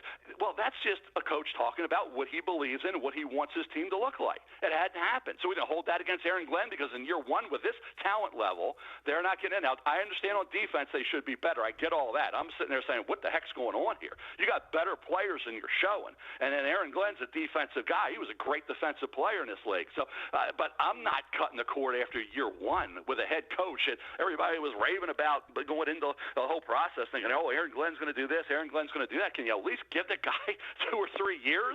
A head coach 2 or 3 years? And people bring up Mayo. They wanted Vrabel. That was a different situation entirely. There was nobody here to say, hey, we got to go get that coach. I don't know who that is, but I'm not. If I did all that due diligence and check with everybody and all these great minds that Aaron Glenn's the guy, I don't know if you could put Bill Parcells in his prime with this team and how many games they'd win. I can't tell you that. But sometimes the coach isn't the difference when the talent level is not what it needs to be. And then the turnovers happened in these 2 games. You saw Braylon Allen fumble. You saw Breece Hall fumble. Things happen. But no, I'm not. No matter what happens, I'm not cutting the cord with Aaron Glenn. And guess what? You got a game on Saturday, guys. Indiana at Oregon, 3:30 Eastern. Watch that game because this Dante Moore, quarterback Oregon, against Fernando Mendoza, quarterback Indiana, formerly of Cal. These will be your top two quarterbacks in this draft. They're going to be one. They're going to be two. Lenora Sellers, South Carolina, plays LSU Saturday night. Watch that game, too, to watch Sellers. He'll be in that 2-3 spot fighting with those guys. That's your three best quarterbacks right now. And I want to see Dante Moore, who I believe is going to be the number one pick in the draft. That's just a statement now. Can change in a couple weeks, but right now he would be the number one guy. Fernando Mendoza is going to be right there with him. It's a top 5 guy, probably top 10 at worst.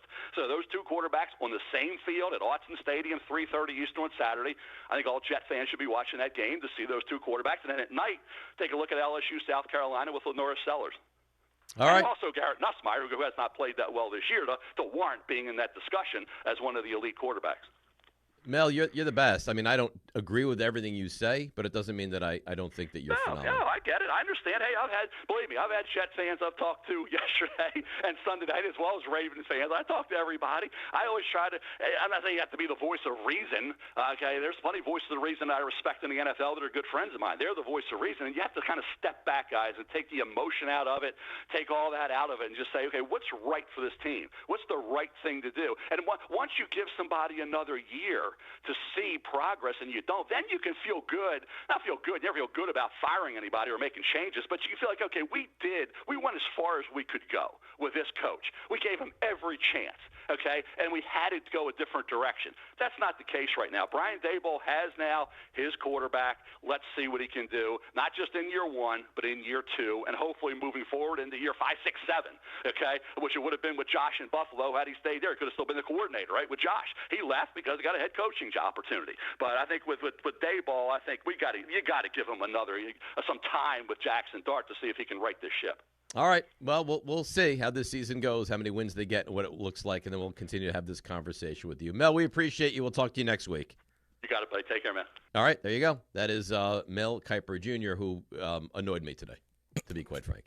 He did. That's what he believes in. Okay, good. He can have his opinion. I can have mine. The same way in CMT, I can have my opinion, and you can have yours. Let's come back. We'll get into the Jets. I haven't even touched on them at all today. 1-800-919-3776. Big day. Every day now is a big day in New York sports. Today, big day. DNR with you, ESPN New York. All right, let's see what's happening on the roads. Here she is, Debbie Duhane.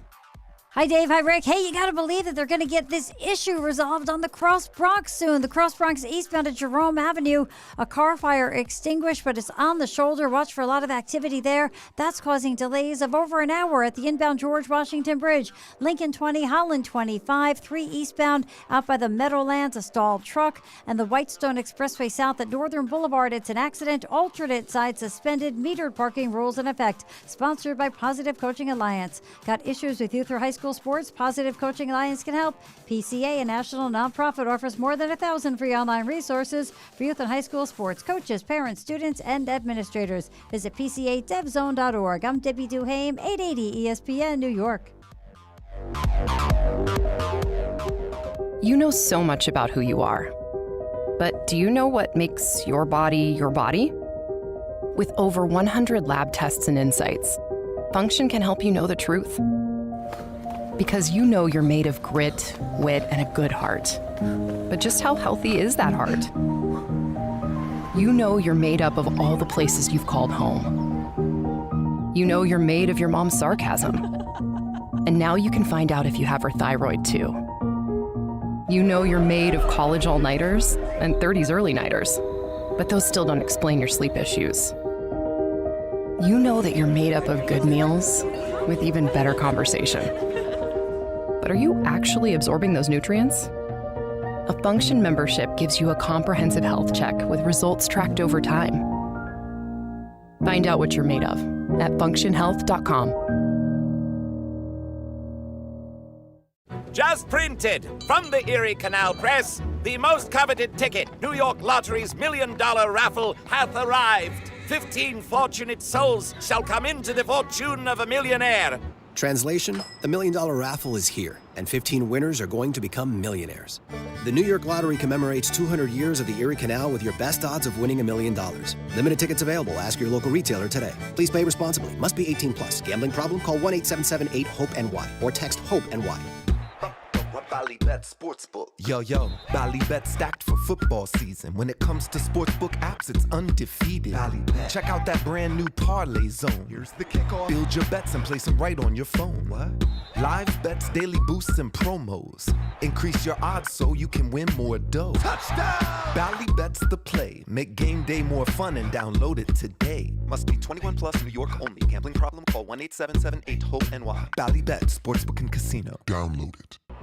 Getting the right mattress helps you sleep at night. Getting the right price helps you sleep even better. At PC Richard & Son, they don't just sell you a mattress. Their experts use a 4-step fitting process to make sure your new bed fits you perfectly. The right fit, the right price, plus free delivery. It's what they do, only at PC Richard & Son.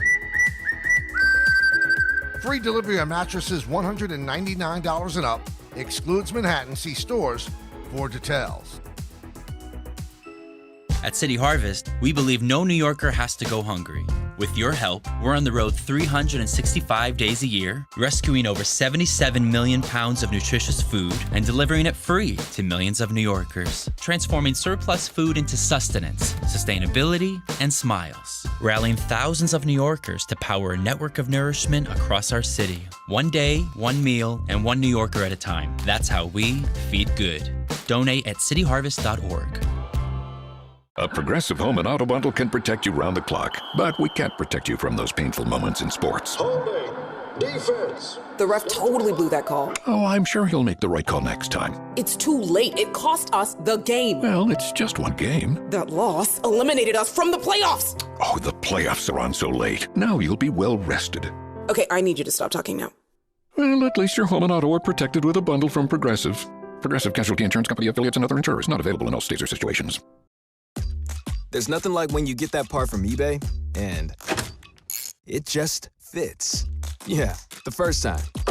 So you can do less of this and get right back to more of this. At eBay, you'll find all the parts you need, guaranteed to fit, at prices you'll love. Sounds good, doesn't it? eBay, things people love. Eligible items only. Exclusions apply.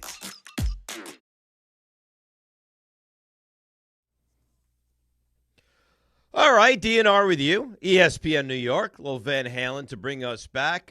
Huge day in New York sports in the 8 o'clock hour. Rangers with their opener on the season, 8 o'clock, game you can hear right here, of course. And then Yankees, and this, I mean, bigger than the Rangers, Yankees tonight to keep their season alive against the Blue Jays. So this is big, and it's great. It starts at 8 o'clock, so you'll get to stay up nice and late tonight. Yeah, nice and late. That's fine. Yep, beautiful. I actually have an 8 o'clock baseball game tonight also. Who? I do. You in a league. So let me see if I understand this now. Yeah. You have this job. Yeah. You have another job. Yeah. You coach all your children in whatever sport they play. This is no. Before you ask me the question, this is not. I'm not playing baseball. No. Oh, that's what I heard. No. I'm coaching a game at 8 o'clock tonight. Well, what? How? That makes no sense. How old are the kids playing? 12U. No, this is ridiculous. It's what do you want me to tell you? It's ridiculous. I know it's ridiculous. So Milo's what, 10? He's 10, yeah. And he's going to stay up till 11:30 tonight? No, it's a 2-hour limit. All right, so game is at 10. He gets home, cools down, 11 o'clock. Probably. They should not be starting children's baseball, and that's what it is at this point, at 8 o'clock. I couldn't agree with you more. So you get home at 10:30, maybe 10:45. Yep. And then you have to now sit down and watch. But the Yankees will still be going on. Right. So do you sit there and watch live and then go back and watch the rest of it after? Like, how do you do that? Yes. So I'm going to watch the rest of it live. I'll have the beginning taped, and then I'll wake up tomorrow at 2 and watch the rest of it. Okay. RJ, do you see the problem here? He'd probably tell you yes if he was in the room. Okay. So you're going to be out until 10:45, sit and watch the rest of the Yankees game, then get ready for bed, get to bed at, I don't know, midnight, in that range, and then wake up at 2? Yeah. You're not going to be able to exist like this. Probably not, but I mean, we right need now to have I an have intervention. No choice. Raymond, set up an intervention. I have no choice right now. What do you want me to tell you? Well, why'd you schedule this 8 o'clock game tonight? I did because it's fall baseball and there's no weekends. 8 o'clock? I said I would do. I wanted to do it at 6. I'm at the mercy of the other coach's schedule. What am I going to tell you? That is wild. Do you think I want to be playing at 8 o'clock? I mean, it's cool to play under the lights, but on a Tuesday night, no. But, it'd be dark by 7. Get right under the lights. Well, listen, you start at 6. Let me talk to him. You get some of the lights at the end of the game. I'm happy. Like 5:30 would have been good. Oh, my God. That's terrible. All right. Well, speaking of terrible, the Jets have been awful. Only winless team in the entire NFL. Aaron Glenn was asked the question, do you worry about the here we go again mentality? I know for a fact our players are bought into what we're doing. So that's why I know it's not a here we go again. Because every day we emphasize it, every day we talk about it, and we attack those things every day. And the players attack them too. I am not worried about that part of the here we go again. If you guys heard the players talk and you guys see what their mindset is, and they feel the same way that we do as coaches, there's no such thing as that for us right now. We just got to continue to play, to continue to work. We got to work. I got to tell you. That stuff sounds great in the offseason. When you're 0-5 and you look like you look, that kind of, bravado doesn't land great, I wouldn't think. Well, no. I got to tell you that forget what he said. What I watched on Sunday felt like a whole hell of a lot of here we go again. Mm-hmm. Once he fumbled that football, it felt like, here we go again. Well, in watching all the Steelers was not here we go again. But everything else felt like a lot of here we go again. And for him to just take the mic and be so demonstrative, like, how could you think here we go again? How could we think it? I mean, tell us how we couldn't think it. Right. I mean, but again, he's 5 games in, right, his first year. I think he wants to believe that that's the case. I mean, that's the message that he sent into his team. I would like to believe that his best players, right, I mean, Garrett Wilson, Sauce is supposed to be one of your best players. Both those guys got paid by him, right? Like he paid those guys that they would be bought into what he's selling and would be selling it to the team. But actions speak louder than words. And right now, their actions are, here we go again. First sign of adversity, we fold up. It's a losing franchise, man. And, I mean, you got winning players in college that have now been exposed to losing for so long, they become losing players. I mean, it's why, like, if you're Garrett Wilson and you're Sauce, I'm sure the conversation with, people that they trusted were like, is it worth taking the money here? Like, do I want to sign up for more of this? Or do I believe that, the new regime, Aaron Glenn, can change it? And right now, through 5 weeks, it feels like nothing's changed. No. It actually feels worse in many regards. Because your defense is worse. Because the defense is actually worse. The defense is worse. And you heard Mel, who's very defensive of moving on from a coach, certainly early on in their career, is like, and the defense, I don't know about the defense. Like, the defense has taken steps back, and there's talent there. It feels like, and RJ said this, and he was on this very early on, I give him credit for it, that Steve Wilks and this defense and this personnel do not fit. Right, which is, so essentially what you're going to have happen now is he's going to burn through this season because I don't think they're going to fire Aaron Glenn, and then Aaron Glenn's going to bring his play, the kind of players that fit what he wants to do defensively in. So, I don't think you're going to get a Gerard Mayo situation. I don't. So, Jake Assman can say that he feels like the team's quit on their coach. I don't think it's going to matter. I think that they're going to bring Aaron Glenn back and give him and Muji the opportunity to kind of build it how they see it. So I know you say they don't have a ton of winnable games, but listen, Bengals and Panthers, and there are some wins you should get on the schedule. They go 2-15. You don't have the thought of moving on? Like, there's nothing that can happen this season that you would even entertain that conversation? No, I think it's a conversation. I don't think that they do it. I don't necessarily know if it's fair to fire a coach after one season. I think you're right. It's probably not fair. Like, I'm a big believer in if I have people around me that I trust and we go through the entire process, there's got to be conviction in my decision. Just like if I was the Giants and I made the decision to keep Brian Daboll and Joe Schoen, it wasn't because I was doing it because I didn't want to make change. I was doing it because I believe that these are the right guys. That's exactly right. And I'm not going to listen to the fan base and everything else. I'm going to stick to my decision. So if you really believe that Aaron Glenn is the guy, like Mike Tannenbaum and the people that you trusted to make this decision believe he's the guy and he's going to turn this around, then you got to stick with it, just like they stuck with it in Detroit. Biggest difference in Detroit, though, that I'll keep pointing out is they had Jared Goff, who turns out is a good quarterback. Right. So now you still have to fight. But, okay, with Mel's lingo, if you draft a new quarterback, then even if the Jets go 2-15 this year, 3-14 next year, you can't even think about getting rid of the head coach because you need continuity with that new quarterback. Right, but I think wasn't that part of the conversation of bringing Brian Daboll back if you're going to draft a quarterback? is that you can't bring Brian Dable back for 1 year. If he's going to draft a quarterback, it's got to be for at least the next 2 years. Well, but the Giants never said anything like that. That was conversation that was had outside the organization. Well, that's what I mean, though. Yeah. Just like we're having the conversation right now. Yeah. So if he keeps his job and he drafts a quarterback with their first pick in the first round, then you would like to believe, if you're doing this thing the right way, that you keep him for at least the next 2 years after that. I tell you what, if I were a Jets fan, I'd be really nervous about this Aaron Glenn situation right now. I'm not saying it won't be fine. I'm just saying I'd be very aware that I can't believe it looks like it looks. Cowboys stink. Cowboys defense stinks. Stinks. And they ate you up in that first half. Right. Game was when you scored all these meaningless points in the second half. Game was over. But that's kind of what we've been doing, though. Is once the other team takes their foot off the gas, that's when we start moving the football and scoring points. Right. But I think, the alarming part, because I didn't have real hope that Justin Fields was going to all of a sudden figure it out, especially with what he had around him. I said to you from day one, I said it to you. Like, this does not scream. This is not the Vikings. This does not scream to me, hey, let's go resurrect. Right. You did say it. I remember we got into a fight over the summer about it. Right. Like, this is not where I'm going to go resurrect my career. I think the alarming part for most Jets fans, if not all Jets fans, is how bad the defense looks.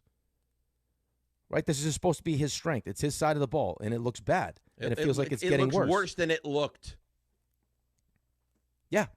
But it feels like it's getting worse. You want against a Cowboys team that had 4 offensive linemen out. Right. 4 of them. And they ate you up. Your secondary's not good. Sauce, I think the hope was Sauce would return to, what you saw in the first 2 years. That hasn't happened. Stevens isn't good. Tony Adams isn't good. Cisco's not good. You don't have Jermaine Johnson. You don't have Quincy Williams, which are 2 big losses. I don't know where you're getting these wins that you keep talking about. Well, just do you play opposition that's not good? Right, no, but you're not good on top of the fact that you make more mistakes than the team you're playing against. So could they go, if they went winless, you would say, no, you got to bring them back? No, I wouldn't say that at all. I'm just saying, if you want to change your reputation for being just a dysfunctional mess, like you told me you believed in Aaron Glenn, then stick with it. Yeah. It's going to be an interesting offseason. The problem is that someone like Aaron Glenn, because he played here, thinks and was a part of a similar situation in Detroit, thinks that he can take this big ship and eventually turn it.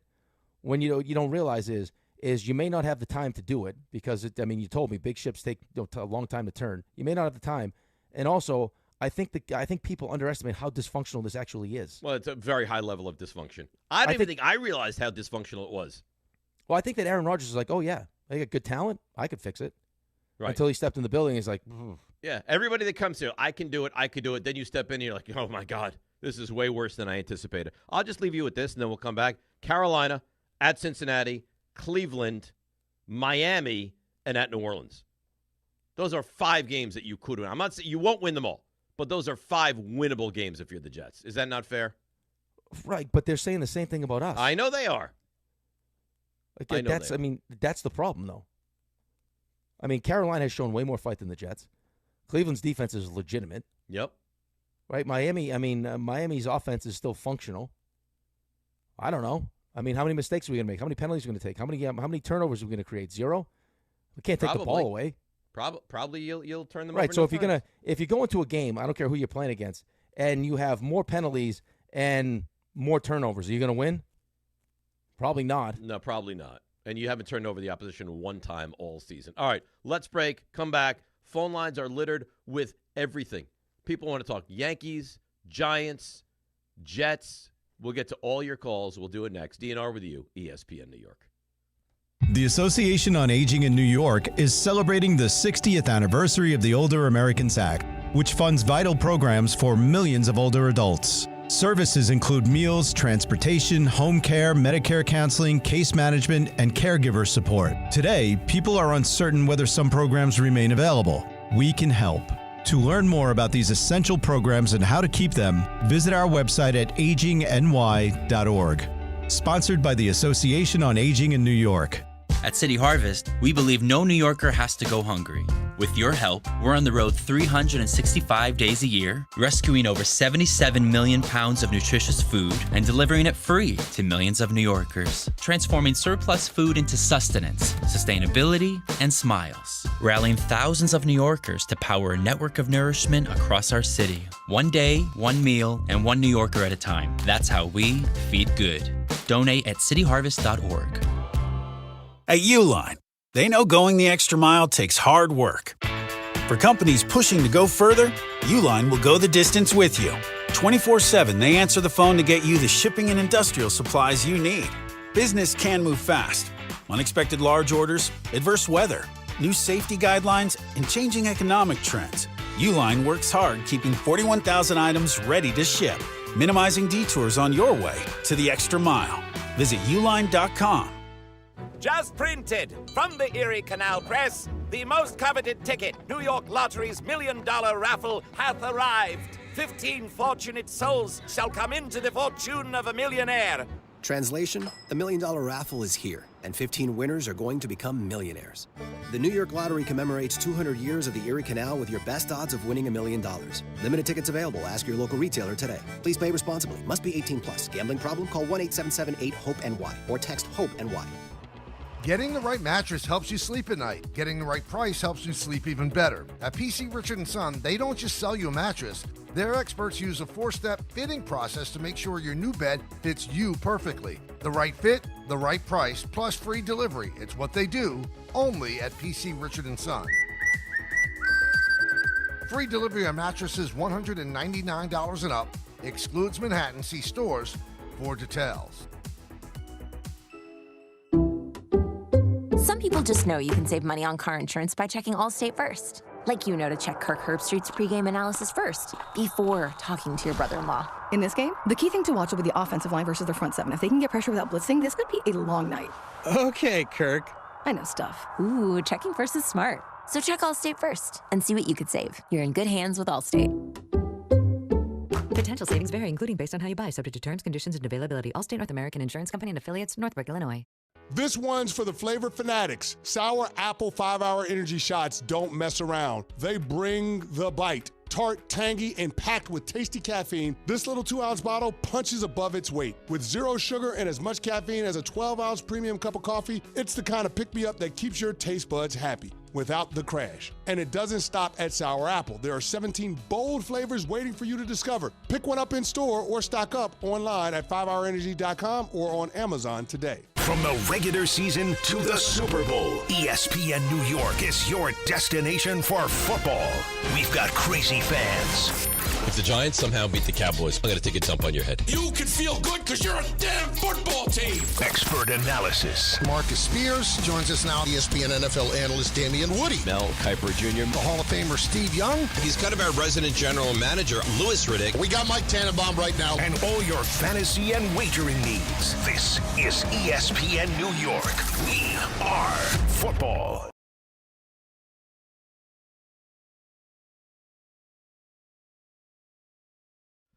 All right, DNR with you, ESPN New York. I got calls, I got emails, I got stuff happening here today. Oh, by the way, yeah, just to add to the mix today. Uh-huh. Special day in the DiPietro household. Is it a birthday? Special birthday, yeah. Happy birthday, Whose special. birthday? It's Ella's birthday today. 9? 9 years old. That's a big deal. I can't believe it. I know. Dude, it goes so fast. I mean, I just remember, the day she was born. Yep. Till now, 9 years old, best kid ever. So happy. I was so just going to excited. say, in the limited interaction when I went to the rink that way to watch Milo, Ella easily the mature one. Easily. Really? Dude, she's like a 30-year-old woman, man. Easily. I love it. She knows exactly what she wants to do.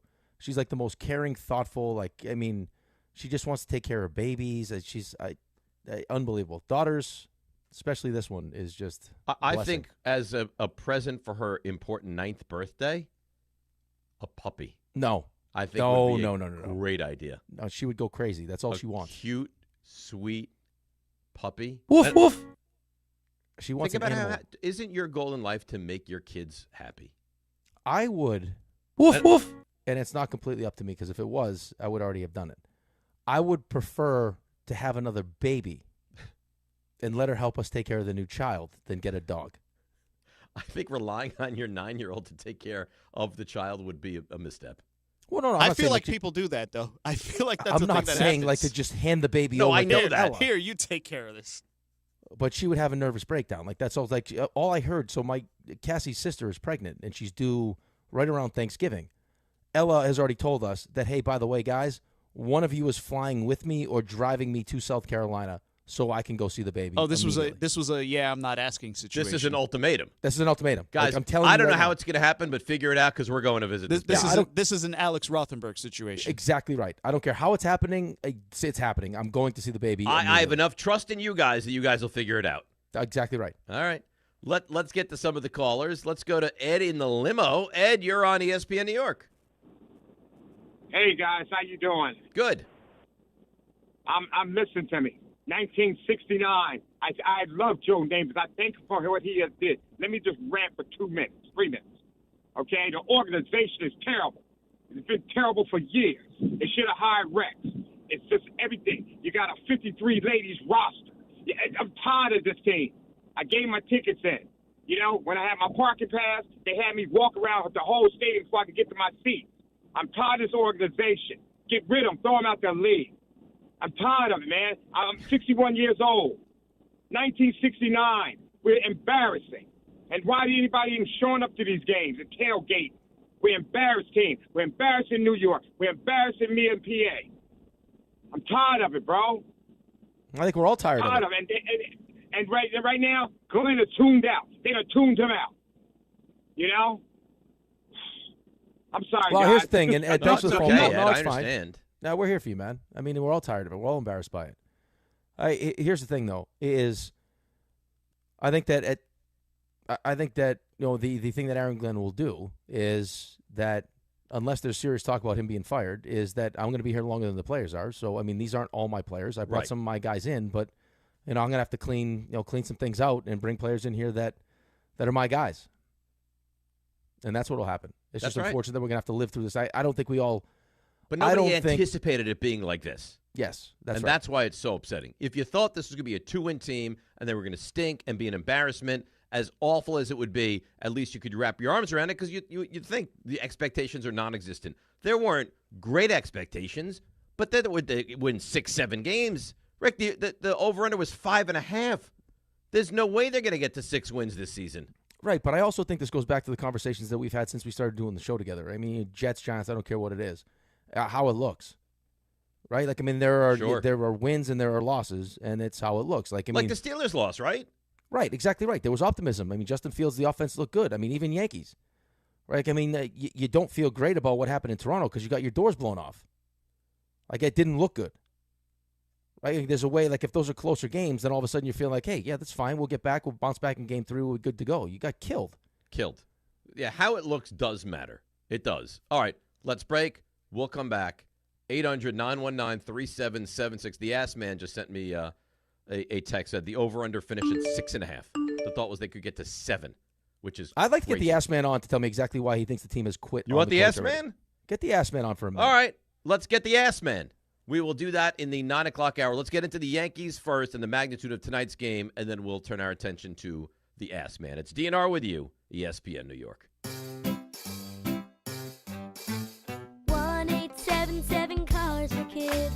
KARS Cars for Kids. 1-877 Cars for Kids. Donate your car today. 1-877 Cars for Kids. Donate your car today. Ready to get rid of that old car? Donate it to Cars for Kids. Call 1-877-CARS-FOR-KIDS to reach a friendly live agent. Donation's super easy, and your car can be picked up as soon as tomorrow. Call us now, 1-877-CARS-FOR-KIDS. That's Cars with a K to donate your car today. 1-877 Cars for Kids. KARS Cars for Kids. 1-877 Cars for Kids. Donate your car today. Did you know you can donate real estate too? Go to carsforkids.org. That's carsforkids.org. Listen up, New York. It's football season, and you should be out there enjoying every play, every tailgate, every moment. But if you're dealing with neck pain, back pain, joint pain, or sciatica, even getting off the couch can feel like a challenge. That's where Dr. Jay Shaw at Sandwell Pain comes in. He's one of New Jersey's top pain specialists, Ivy League trained, double board certified, and dedicated to getting you back in the game. Here's the difference. No surgery, no scars, no long recovery, no pain medication. Just precise, non-surgical, image-guided procedures that get real results. Dr. Shaw treats everything from neck pain, back pain, migraines, nerve pain, and chronic joint pain. And he builds a custom game plan that's right for you. Same day or next day appointments are available with offices in Woodbridge, Livingston, and Inglewood. And yes, most major insurances are accepted. So don't let pain keep you on the sidelines this season. Go to SandwellPain.com to call, text, or book online. Relief is closer than you think, and it starts today. Just printed from the Erie Canal Press, the most coveted ticket, New York Lottery's $1 million raffle, hath arrived. 15 fortunate souls shall come into the fortune of a millionaire. Translation, the $1 million raffle is here, and 15 winners are going to become millionaires. The New York Lottery commemorates 200 years of the Erie Canal with your best odds of winning $1 million. Limited tickets available. Ask your local retailer today. Please play responsibly. Must be 18 plus. Gambling problem? Call 1-877-8-HOPE-NY or text HOPE-NY. Getting the right mattress helps you sleep at night. Getting the right price helps you sleep even better. At PC Richard & Son, they don't just sell you a mattress. Their experts use a 4-step fitting process to make sure your new bed fits you perfectly. The right fit, the right price, plus free delivery. It's what they do, only at PC Richard & Son. Free delivery on mattresses $199 and up. Excludes Manhattan. See stores for details. From kickoff to cash out, ESPN Bet has the tools you need to score more on game days. Bet smarter with stats at your fingertips. Get personalized parlays built just for you. And with your fantasy team synced right in the app, you can back your squad. Right now, new customers get $100 in bonus bets when you bet $10. Sign up with promo code USL to get started. Must be 21 plus. Gambling problem? Call 1-800-GAMBLER. Terms and conditions apply. See app for details. Offer not available in New York. Who knew caffeine could taste this good? With 5-Hour Energy Shots, caffeine just got a serious flavor upgrade. We're talking big flavor, from watermelon to strawberry, banana to sour apple, packed into a tiny 2-ounce bottle. You'll get as much caffeine as a 12-ounce premium cup of coffee with 0 sugar and 0 crash. And with 17 bold flavors to choose from, there's a shot for every mood. Find your favorite flavor in-store today or grab a variety pack online at 5hourenergy.com or on Amazon and give your caffeine a flavor upgrade. Hey, this is Jalen Brunson. Jalen Brunson for 3. And this is your home for New York Knicks basketball. This is 880 ESPN. WHSQ and WCBS-FM HD2, New York. This is DiPietro and Rothenberg. Mel Kiper Jr. If the Giants win 3 games, you would still bring back Brian Daboll? I would. I'm into continuity, guys. You brought Brian Daboll here to be the head coach, and it hasn't worked. This is their quarterback. Brian Daboll needs to be there, because then you're really screwing up your quarterback. I'm not cutting the cord, because what you do is you take Jackson Dart back to being a rookie again, and you don't want that. Give them a chance to work together and see if they can develop, and Daboll and Dart together can get this thing going in the right direction. This is DiPietro and Rothenberg. I feel speechless. I don't know what I'm supposed to say. On ESPN New York and streaming live on YouTube. What an awful soundbite that you had to bring back. I didn't do it. Bring him back. No, I'm not blaming you. I'm blaming RJ. RJ did it with a purpose, for a reason. I know what you want to do. He wants to incite you. I don't. He thinks your energy level is low. Is that what you think? You have to tell me now. That's a respected football mind. Who has an awful, disgusting take. Listen, it's not what I would do, but he clearly, it doesn't come from nowhere. I don't think that's solely Mel's opinion. Maybe most of it is, but I bet you. No, I don't agree with you. I think that is Mel's opinion. You don't think it's solely with a hint of if he knows what might happen? No. You don't think somebody has said something to him? No, I think that's what Mel would do. I think the reason why I asked Mel that question is because I've heard Mel before not really appreciate how teams handle young quarterbacks and the lack of patience for their coaches and also the. See, the problem is the Giants have put themselves in like half-pregnant situation. 100%. Is you already didn't like the coach when you brought in the quarterback. Right, but so what do you do, though? Do you make could you potentially make it worse as opposed to make it better. I think would Mel's point would be because I mean we all recognize that if the quarterback can play at a high level, he can take a dysfunctional team and make it functional. So are you going to hinder his ability to do that if you make a change? Well, you know what? Let's see what the final 12 games looks like, and then we'll make our judgment. Right, but that's not what we do here. Well, I mean, right. That's part of the but problem. Let's try to do that to the best of our ability. All right. Yankees, 800-919-3776. Game 1, crushed. Game 2, crushed. I mean, your pitching has been awful. Offensively, you've been awful. They've been, taken to the woodshed by Toronto, which surprised a lot of people. Yankees, by the way, were favored in both Games 1 and Game 2, and were hammered in both games. Now they come home, different venue, Rodón on the mound, and there is no tomorrow. It has to change tonight. Yeah, I mean, this is as good an opportunity as ever for Carlos Rodón to have his Yankee moment. That's right. Like, this is his biggest moment as a Yankee, and there are plenty of Yankees fans, like I said the entire time, that just don't trust him. That, big moment, adversity, that he just will fold up. And now here's his opportunity to go out and prove everyone wrong and keep the series alive and give yourself a chance in Game 4 where they're probably going to go with a bullpen game to bring this thing to Game 5 back in Toronto. Like, that's it. Like, I mean, this is your season tonight. And that's right. But all you can do is just live to see another day. Just get the win tonight and move forward to tomorrow. Right, but I mean, that's same thing against the Red Sox. Right, you lost Game 1. The history of that series would tell you that you're done, but they found a way to win Game 2, and then they win Game 3. For whatever reason, they just stink up in Toronto. I mean, now the insinuation is that Toronto's cheating. Like, I mean, it's been that bad in Toronto, and you didn't just lose; you got hammered. I mean, Toronto scored 20 straight runs. You were down 12-0 in Game 2. It's amazing. They scored the most runs in the history of the first two games of a series. Yeah. So I mean, and now, again, I mean, the last couple of days you've heard, Aaron Judge needs to be better, right? I mean, chance in Game 1 to make a huge difference in the series, and he ends up having a really bad at bat. Which I got to tell you, man. I mean, after watching him his entire career as a Yankee, but especially this season, for him to win a batting title. What, he had 331? Mm-hmm. Like, you weren't seeing a lot of at-bats like that. So I think a lot of people are just drawing conclusions that the reason that he had an at-bat like that, when the ball is listen, some pitchers are just nasty, right? Yeah, Savage, I mean, his splitter was disgusting. He's throwing it for strikes. I mean, that's just a good luck trying to hit that thing. The pitch that Gosman threw, Judge, was a ball out of his hand, right? Like, I mean, Judge is too good a hitter. Like, if you can see it as it's being thrown, that it's a ball, he still waved at it, then that's. Well, it wasn't even close to being a strike. Right, but there's clearly something else going on. It's obviously the gravity, the magnitude of the moment that got the best of him. I mean, he's in that spot trying to probably do too much. Like, I mean, I could walk here and would get home a run, or I could, try to do some real damage here and break this game open. And instead he strikes out. But, I mean, Derek Jeter the other day, and he's not wrong. I mean, as much as we want to put all this on Aaron Judge, that's not baseball. Like, they asked him in the I think it was the post game, like, who needs to step up? And he just read the lineup.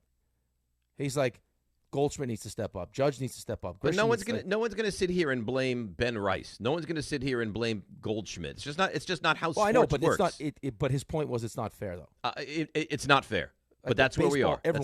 You know what? He is the captain of the Yankees. He is the best player in baseball. He puts up prodigious seasons. The fan base has the expectation that this guy is going to rise in the biggest moments, and he hasn't been bad this postseason. But that, I think you would say, was the most important at-bat he's had this postseason, and he failed at it. Right, but then you also go back to the run he drives in against the Red Sox is an error. He gets credited for the hit, but Duran's got to make that play. He does have to make that play. Right, I know, but that's where we're at now with this whole thing. Is that until he comes through and they win a World Series, this will be the conversation. Now, I think the interesting part about tonight is, because we've already lived this life, we've already watched this movie, is Shane Bieber has reverse splits. So what do you do lineup-wise? Because we did this against the Red Sox. Yeah, Jazz didn't play and Rice didn't play, and you lost the game. So what's the mentality? Don't you have to go down with your guys? I would say that you probably do, but I think you also have to take into account. Like, here's the reason why I didn't necessarily love it in the Red Sox series. Jazz is your everyday second baseman, right? He's not a platoon player. No. Right? He's a big part of who you are. Also recognizing that worst case scenario in that game, like we talked about before the game actually happened, is Crochet is so lights out that it goes lefty to lefty. right? Like, I mean, it's going to be Crochet goes to Chapman. And now you're going to get, you're going to get stuck in a weird spot.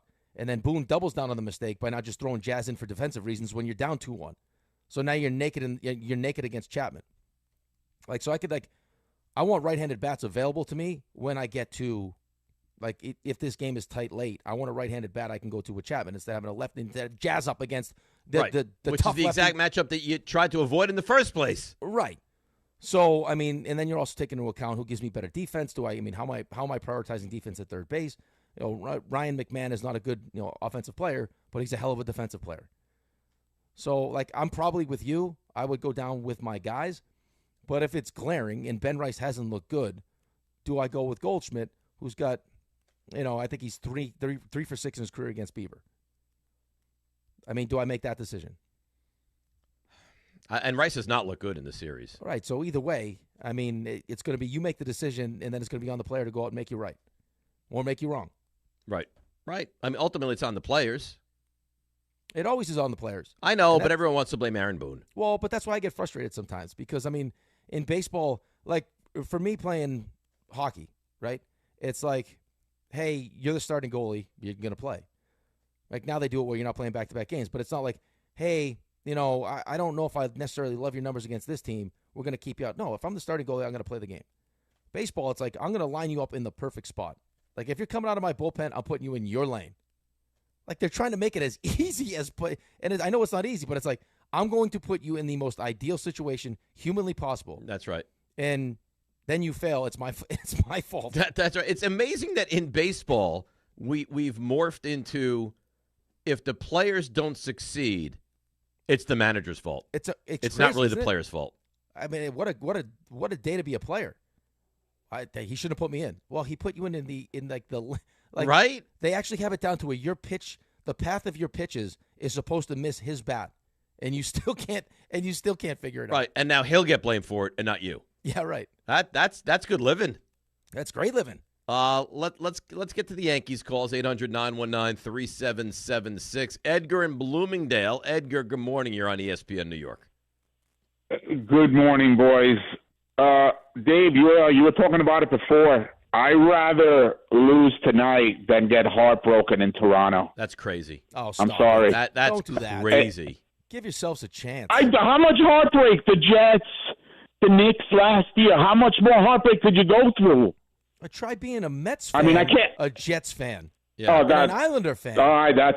I don't want to hear about your heartbreak. Rick, and you're not even sleeping at night. How are you going to survive, Dave? If you need a co-host, I got you. I might. Oh, that's Edgar, nice. Later in the week. That's I don't nice, know if you can Edgar. do Friday morning. It's a distinct possibility. You're going to take advantage of my death and just weasel your way right into being. You know what? It's smart business by him. How about this? Could I give you a quick cuddle, marry, trash? Yeah. Well, I think you should. Okay. Kansas City Chiefs winning division, getting in playoffs, or out of playoffs? I'll go in that order. Marry, win the division, cuddle playoffs, trash out of playoffs.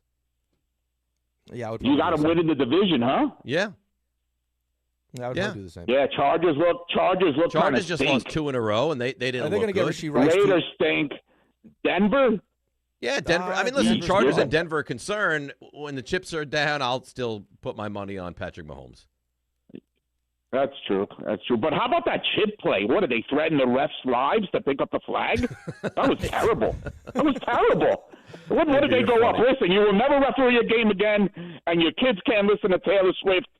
Pick up that flag. What happened there? We're talking about the interception, right? No. I think he's talking about the interference.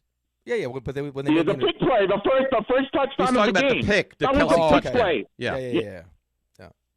I was going to say, I thought you meant the interception. To the refs. Pick up that flag. And they did. What they were saying, Edgar, thanks for the phone call, they were saying that the blocking took place 1 yard from the line of scrimmage, which is legal, is what they were why they were running up to the refs holding like the number 1 finger. Right. Could you imagine with the penalty conversation that Edgar wanted to get into if you put him and Mel on the radio together? That'd be 4 hours of penalty talk. Yeah. Oh, yeah. That was wild.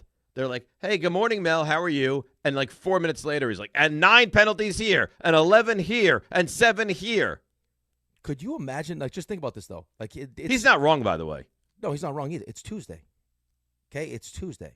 And he was that fired up. What he must have been like Sunday night? Could you imagine Sunday night? Or first thing Monday morning? Oh, I mean, he's probably just smashing pumpkin pie and whipped cream, just mumbling them to himself. Someone's got to get Roger Goodell. This is a joke. This is not the football I grew up on. Yeah, this product stinks. My Ravens stink. Too many flags. He's not wrong. wrong. Is gone. The plan is gone. There are too many flags. Yeah, well, I mean, we got two of the teams that are most responsible for that. Oh, yeah. No, we're terrific. It's unbelievable. And James Hudson's like the poster child for flags. So the plan's gone. Plan is gone. This is crazy. What? The Yankees could salvage something if they rebound in the series. Not even winning it. Okay. If they win tonight, win tomorrow night, and go to a Game 5 on Friday and lose a tightly contested game, you'd feel a lot better than if they go out and get hammered tonight. Yeah. Yes, you would. Right, but I don't think that was his point, though. It's not like he was guaranteeing that you lose Game 5, though.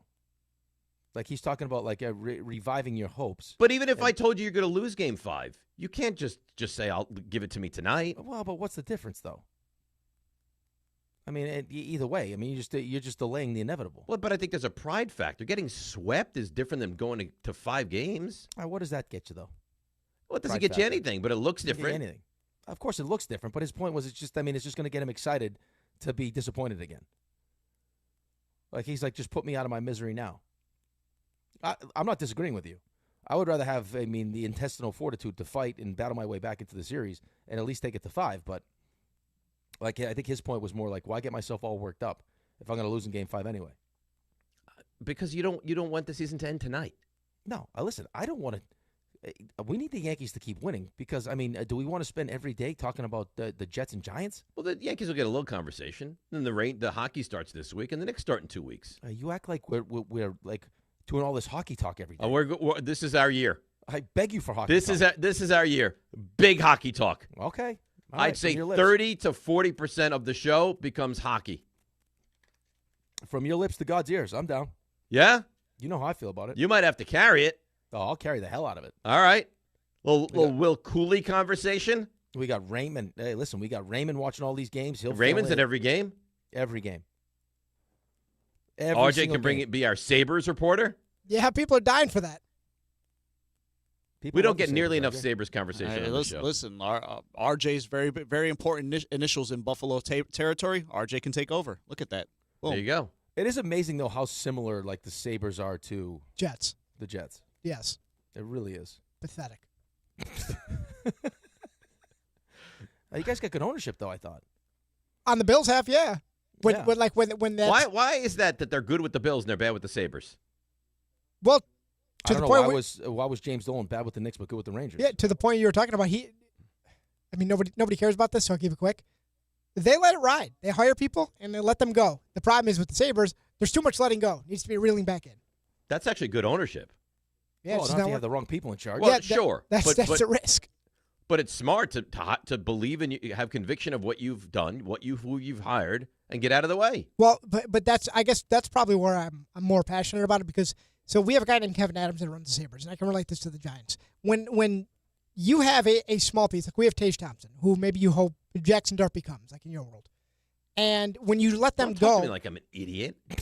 Well, when you let them spell it out for RJ, like he's not smart. And that's the equivalent of Jackson Dart. It wasn't for you. You wanted Sabres insight. It wasn't for you. Most let him people finish his point. Please. Yeah. Anyways, go ahead. When you let them go because you have one little piece that you're clinging onto, maybe 2 pieces, and you give them another year. Oh, let them grow. Maybe it'll get better. I can tell you, it may not. It actually may get worse. RJ, how concerned are you flipping this over to the Jets? With that Sabres point, do you have real reservations right now about Aaron Glenn? Yes, a ton. Because, Rick, you could speak to this better than me because I wouldn't know it all. He tells me everybody's bought in. It doesn't look that way. That's my concern. Maybe the players don't fit. Maybe he's still figuring things out as head coach. He follows Dan Campbell. Dan Campbell started 0-10-1 with the Lions. Okay, the losses are one thing. The losses are ugly. They're bad and they're ugly.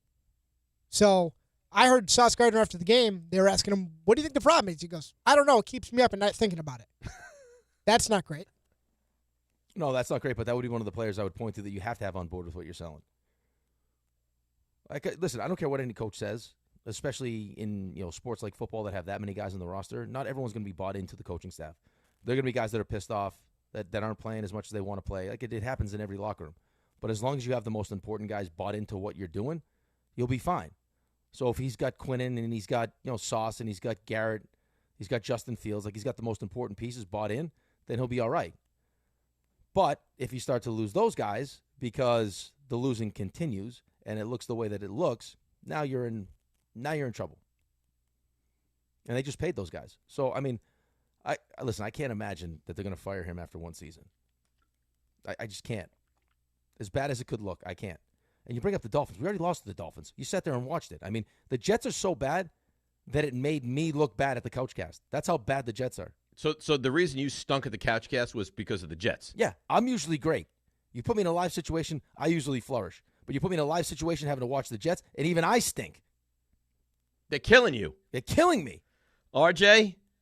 Hi. How you doing? I'm good. That's nice. You ready? Yeah. RJ, bump these numbers up, would you please? I mean, you've been slow with the bumping. Watch on YouTube now. Go right now. And Rick will get naked if you do. I'll do that. I'll give you the bounce. Bet you will. There you go. Bouncing. Look at those babies bouncing. There you go. All right, go ahead, RJ. Now. Walk-up three-pointer. He got it. See ya. Put him in the box. The you missed. Yeah, we're on YouTube. Subscribe. Check us out. ESPN New York. You'll find us. I had a plank off yesterday. How long did you go for? Last for? I won it for this. I won it for the station. I won it for the show. For the station. Well, who were you going up against? I was going up against one of the girls' hockey players. And did you win? You said you won it. Of course I won. How long you go for? Over 3 minutes. Oh, that's impressive. Thank you. Were you, by the time it was done, were you in bad shape? No, I could have went. I didn't really? Have to win any longer. Yeah. You're amazing. Thank you. If I do like a 90-second plank, there's big trouble on the other end of that. The fact that you can do 90 seconds, I'm proud of you. I can.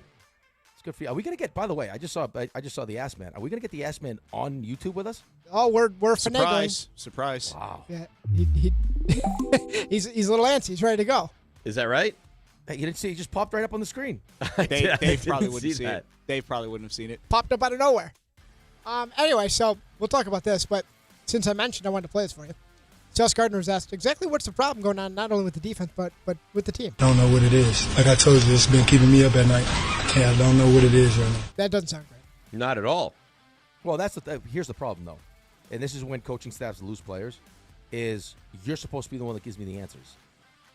Right? Like, what do you hear about Bill Belichick, why he's the greatest? Every single player that's ever played for him, they may not like him, but they always say, there's no team that's more prepared. It's like we had the answers to the test before we took it. That being said, that might not be the case anymore. I don't think he has necessarily all the. Maybe it's. I don't even know. This is not a great end to the whole Bill Belichick legacy. No, not even a little bit. But for Little Bill's killing it. I guess. Little Bill, he may have to stay, needle that thing up once in a while, but he's rolling in it. Good for him. Sure. Oh, dear. Wasn't that the story? He shoots that thing right up.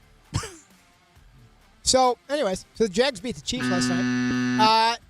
Jags are 4-1. You got Trevor Lawrence, who made, I don't know if it's one of the best throws of his career, but that throw down the sideline. Did you hear what Aikman said about that throw? Yeah, we were watching it, yeah. Aikman's got no time for anything right now. What did he say? What did he say? Yeah. He said, Troy said this. He said, that throw, fantastic. No, that's not what he said. So don't belittle me, all right? I knew you didn't know, which is fine. But don't say, yeah, of course we know what he said, because you had no idea. No, I had no idea. What he said was that I thought this was highly disrespectful. That throw reminded him of Eli's throw in the Super Bowl to Mario Manning. You can't say anything about Eli. Upset. I think that was one of the great throws of Trevor Lawrence's career. It was a great throw. Ray had some nasty things to say about Jackson Dart the other day in a private text message to me. Oh, really? Yeah. I knew it would upset you, so I kind of just kept you talking about Sunday? Yeah. Yeah, there was. So this is where. Wait, you guys are off on the side now? We're concerned about you. Are you not? Are you not? We're concerned. What do you mean? Am I not? We don't think things can be said out in the public. Okay, you know what? Here's the thing then. Take me out. No. Take me out of the group text. No. I don't want in. I want out. That was just this. Get me out. How do I remove myself from this group you text? You can't. You're stuck. But anyways, Patrick Mahomes, your team is 2-3. Any reason for concern? It sucks. You let a game slip away. Credit to them. They played hard. They played hard the entire game, and they got a lot of good football players. They closed out there at the end, and so it still sucks whenever you get a lead like that and you're not able to hold it through the rest of the game. This will be popular today. We can go around the room. Anyone want to pronounce the Chiefs dead? No. No. Okay. Very much on life support. Ooh. Are you kidding? Ooh. It's not been good. Are you out of your mind? It's not been good. On life support? You feel good about what you're seeing? Good? No. I mean, listen, they should have won that game last night if Butker doesn't kick the football out of bounds. They've had several games that they should have won. Well, I mean, here's the thing. Last year they were 11-0 one-score games. This year they're already 0-3. They're losing the one-score games now. Last year was the you could say, oh, it feels like the Chiefs have lost something, but it's still good enough. I don't know that it's good enough anymore. Your life support. You're insane. They might make the playoffs. I'm starting to doubt how far they can go. Okay. Just remember, raise the first one off the bandwagon. How far they can go are two different things. Life support. That's life support means that's like why I'm not they're pronouncing in massive trouble. That's why I'm not pronouncing them dead. Sounds like we're close though. So, I also Ray, if I'm ever on life support, I need you to come in and talk to me. You're very optimistic about life support. Also around the league, Chargers putting running back Myron Hampton on IR with an ankle injury. Colts kicker Spencer Schrader, who I added in one fantasy league. Unfortunately for him, I wish him well. His knee is injured to the point where he will have season-ending surgery. Oh. Lions corner Terrion Arnold will be out, quote, a long time, according to Dan Campbell. And Patriots running back Antonio Gibson has a torn right ACL. Meanwhile, in Cincinnati, things not going well, but Zach Taylor says he will remain the play caller, even though the Bengals are riding a 3-game losing streak. You know who I find highly disappointing very early on in his NFL career? Travion Henderson. That would have taken me a while. He did. I don't know. It just doesn't feel like Judkins on the Browns. I was just going to say Judkins looked very good. He's Judkins much had a good better game. than Henderson. I don't know if you did that on purpose. Those are both Ohio State guys. That was a nice job. That's exactly why I did it, RJ. That's nice. Baseball. Dodgers, much to my chagrin perhaps, they run the wheel play. Well executed, too, to nail the runner third, and they now have a what do you want to do? You want to fall right on the sword? Not yet. Come on. You gave me the field. The field is still alive. So you would still take the field? Listen, I am taking the field until there's no more field. All right. So you're going to die on this hill. I'm Joe Shane in this thing, yep. I respect it. And meanwhile, my best hope for the field, the Brewers. Hammer the Cubs. Also have a 2-0 series lead. NLDS, both of them, 2-0, so they can end. But Misorowski's up there at 104. He was a little amped up last night. That's a lot. Shams earlier said that the Knicks and the Bucks had some prolonged Giannis discussions. Obviously, nothing came of it, but something to keep an eye on. John Morant of the Grizzlies is considered week to week with a left ankle sprain. Connor McDavid, nice little sweetheart deal. 2 years, $25 million extension with the Oilers. What's that, a day after they extended his head coach, so he's going to give him a couple of more years. Mark Sanchez, not good news as the story develops. He's now facing felony charges of battery and potential prison time. I think I saw it was potentially 1 to 6 years. Doubt it would get there. And it sounds like that UFC event at the White House, sounds like that's going to happen on June 14th of next year. So you could see people fighting on the White House lawn. I actually met the brains behind that whole situation. Are you gonna participate in the UFC? I don't think I'll participate. Participate in UFC? Can you imagine Rick with cauliflower ear? No. That'd be something. I think you should get in there. I have a lot of rage, though. I think I could, for a good 30 seconds, I could probably light it up. Why don't you just do planks against your And then I get choked out. Planking at the White House. Anyway, that is stuff you missed. That's nice. Well done. So the ass man on the other side? That's it. Yeah, the ass man already popped up, but he's ready. Oh, let's go. We bring on the ass man, and we do that next. DNR with you, ESPN New York. Make cancer screening a part of your annual healthcare routine. New York Presbyterian offers a full range of cancer screenings, including lung, cervical, prostate, colorectal, breast, and more. Regular cancer screenings could save your life by detecting cancer at its earliest, most treatable stages. Screenings are available across New York City and Westchester. Learn more at nyp.org/cancer screening. Stay amazing. New York Presbyterian. Ballybet Sportsbook. Yo, Ballybet stacked for football season. When it comes to sportsbook apps, it's undefeated. Ballybet. Check out that brand new parlay zone. Here's the kickoff. Build your bets and place them right on your phone. What? Live bets, daily boosts, and promos. Increase your odds so you can win more dough. Touchdown! Ballybet's the play. Make game day more fun and download it today. Must be 21 plus, New York only. Gambling problem? Call 1-877-8-HOPE-NY. Ballybet Sportsbook and Casino. Download it. At Uline, they know firsthand the road to success is an uphill climb. Uline started in the family basement, and through hard work is now North America's most trusted shipping and industrial supplier. They get what it means to have the support of reliable, hardworking partners. So they keep 41,000 items ready to ship. Whether your company is still in a basement office or expanding cross-country, Uline will be there on your road to success. Visit uline.com. At City Harvest, we believe no New Yorker has to go hungry. With your help, we're on the road 365 days a year, rescuing over 77 million pounds of nutritious food and delivering it free to millions of New Yorkers, transforming surplus food into sustenance, sustainability, and smiles, rallying thousands of New Yorkers to power a network of nourishment across our city. One day, one meal, and one New Yorker at a time. That's how we feed good. Donate at cityharvest.org. All right, let's see what's happening on the roads on this Tuesday. And here is our dear friend, the great Debbie Duhame.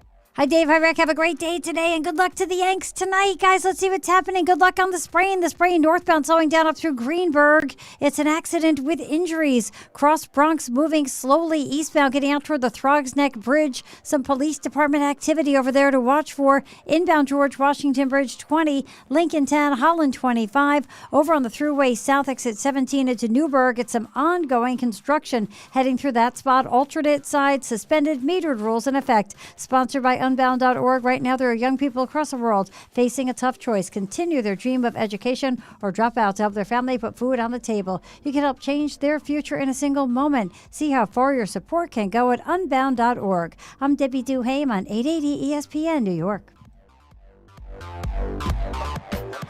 Sportsbook. Yo, Ballybet stacked for football season. When it comes to sportsbook apps, it's undefeated. Ballybet. Check out that brand new parlay zone. Here's the kickoff. Build your bets and place them right on your phone. What?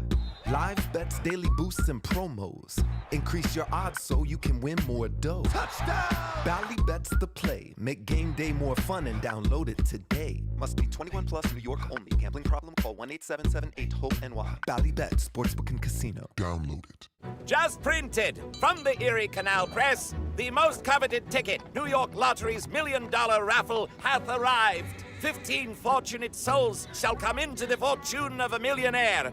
Translation, the $1 million raffle is here, and 15 winners are going to become millionaires. The New York Lottery commemorates 200 years of the Erie Canal with your best odds of winning $1 million. Limited tickets available. Ask your local retailer today. Please play responsibly. Must be 18 plus. Gambling problem? Call 1-877-8-HOPE-NY or text HOPE-NY. Your fantasy roster is set. The smack talk is heating up, and this season, ESPN Bet is giving you more ways to ride with your squad. Introducing the ESPN Bet Fan Center, where you can instantly link and bet on your fantasy teams right in the ESPN Bet app. An enhanced sports betting experience only from ESPN Bet, the sports book for sports fans. Make the connection today with ESPN Bet Fan Center and the ESPN Fantasy app. ESPN Bet Sportsbook. Download the app today. Must be 21 plus. Gambling problem? Call 1-800-GAMBLER. Terms and conditions apply. See app for details. Whoa, it's you, the Capital One Bank guy. That's what they call me. Mind if I get a selfie? Yeah, sure thing. Say no fees or minimums on your Capital One checking account. Wow, that's a keeper. So, where are you heading? I'm off to spread the good news that Capital One helps people keep more money in their wallet with no overdraft fees. Oh, you're the best Capital One Bank guy. Hey, mind if I get a selfie? Sure. Say, Capital One, what's in your wallet? Terms apply. See CapitalOne.com/bank for details. Capital One N.A. member FDIC.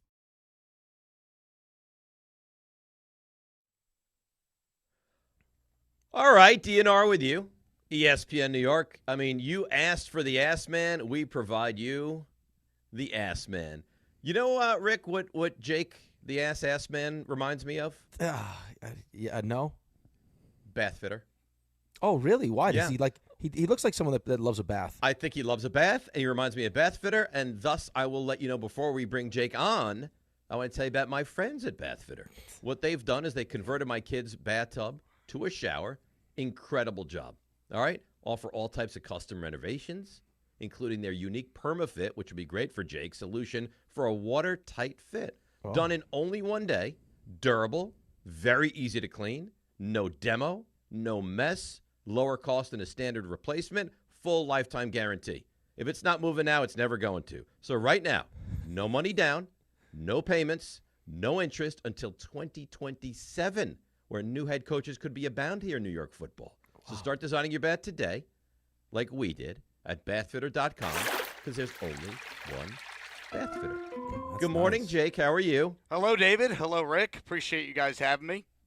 You're already defeated, aren't you? Oh, I've been defeated. I mean, the second game of the year when they no-show after this team celebrated a moral victory because they were competitive against Pittsburgh in Week 1. That was the first, oh, my God, do we have a real problem? And then since then, it has only gotten worse. Their best performance was the first game of the year, and the last two games in particular against either mediocre or bad football teams, however you want to define what the Cowboys are and the Dolphins who stink, it's been a joke. It's been unacceptable. They have not scored a touchdown in the first half of a game since Week 1. They have 23 penalties the last couple games. They couldn't tackle. They missed 13 missed tackles in this game in the first half on Sunday. So, yeah, I mean, it's a disgrace. They're 0-5. They're the only team in the league without a win. Their defense, which still has talent on it, has 8 of its 11 starters back year over year, has went from overrated a year ago to downright historically inept. So, yeah, I am absolutely disgusted. It didn't make it matters any better that after the Jets get their asses kicked by Dallas on Sunday, then I got to sit there and watch the Yankees and Max Fried get shellacked immediately after. So, I've been disgusted for a while now. But, yeah, I'm 100% down in the dumps about the Jets for sure. How could you not be? Well, I mean, you have to be. Let me ask you this, though. So David mentioned earlier in the show that you have some real concerns about Aaron Glenn. Now, is it to the point where you really think there's a chance that if this continues to look as bad as it looks, that we're talking about making a coaching change after year one? What would prevent the Jets from looking at this team if they win, Rick, let's say 3 games or less, from feeling like they need to Gerard Mayo Aaron Glenn? I'm not rooting for that. I want Aaron Glenn to be the guy. It's a great story. He's a former Jet. He wants this job. I understand all that. But everything that he has said that he was going to change, and that bravado and that cockiness that he showed in the offseason, we're going to win now and going forward, when asked about if this is a rebuild, and then completely walking it back yesterday when Samini gave him a softball opportunity to basically, follow up on those comments and change the whole narrative there, and he chose not to. He basically was like, oh, what coach says they don't want to win. Between that, cleaning up the penalties, saying they were not going to be undisciplined, claiming the whole player is accountable, yet Michael Clemens is still out there, yet you have Isaiah Williams, their kick returner on Monday night. After he muffs the kickoff, he then is out there on punt return and fair catching at the 2-yard line. There's so many things that he has said that don't jive with so many things he has said that has not jived with what we've actually have seen on the field, Rick. So I don't want it to go that bad, obviously, but this team is picking near the top of the draft. How could you have any faith in this regime making the pick at a quarterback position? So I think it's at least on the table, and it's sad because that's how bad they have played, which even warrants this conversation on October 7th in the first place. So what needs to happen for you to change your view the rest of the season? Win games. Win games. So it's wins, or is it how it looks? Well, I think it's both, Dave, but I mean, this team needs to win football games. I mean, how early can you remember the Jets being in a spot where they're all alone at the top of the draft this early in the season? Usually it takes weeks before you could really separate yourself from the other bad teams in the league. They're the only team in the league without a win. To me, that's what it comes down to. The expectations were low this year, and I think why Jet fans are so disgusted is you can't even hit the lowest of expectations. You can't even clear that bar. So yeah, I'd like to see some wins. I don't know how else to describe it. The moral victory stuff is not going to get it done. I don't care if you had a fake comeback against Tampa, or you technically only lost by a score against Miami. If you're watching these games, you're seeing that the New York Jets are averaging less than 7 points per game in the first 3 quarters, and then Justin Fields turns into Patrick Mahomes in garbage time to make these final scores look a lot closer than they actually are. I want to see progress. I want to see a team that doesn't beat themselves, a team that is not seemingly getting out-coached schematically every week. I mean, this is as bad of a Jet season as we have seen since the Gase year. And Adam Gase didn't have any talent, but at least his first year after starting 0-4 and 1-7, he went 6-2 the rest of the way, and they actually won 7 games. This team's not sniffing 7 wins the way they have played so far. Right, but I guess my question to you is, because I don't think that, it's tough for me to make the comparison with New England and what happened with Gerard Mayo, because it felt like the entire time Mike Vrabel was going to be Mike Vrabel wanted to be the Patriots coach, and they wanted Mike Vrabel to be the Patriots coach. We don't have anyone which is waiting in the wings that we could move off Aaron Glenn. This was supposed to be the guy, the culture changer. Now I'm going to ask you the question. I know what my answer is. Did we overrate the talent?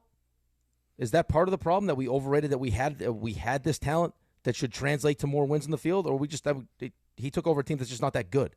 Well, I think it's convenient now that we're saying, oh, the talent, it might not be as good, because going into the year, what did we all say about the defense, for example, right, Rick? They have a former first-team All-Pro at all three levels of its defense, Quincy Williams, Sauce Gardner. They chose to pay $36 million to invest in Brandon Stevens. They chose to sign Andre Sisco, who can't tackle, can't do anything right, to a $10 million contract. They chose to retain Michael Clemens and Tony Adams and Isaiah Oliver. They chose to extend, re-sign Jamie Sherwood. So these are some of the moves that they chose to make. And it's clear Robert Saleh maybe wasn't a great head coach. In fact, we know he wasn't. But a lot of the guys that we're seeing on this defense that were at their best with him, they've completely regressed under Aaron Glenn and Steve Wilkes so far, which to me is a major concern on that side of the ball. And then on offense, I think we understood that this was not going to be like a prolific offense, but they chose to go into the year without a legitimate wide receiver too. They want to be this ground and pound ball control offense, which makes sense, and at times they've been able to do that, but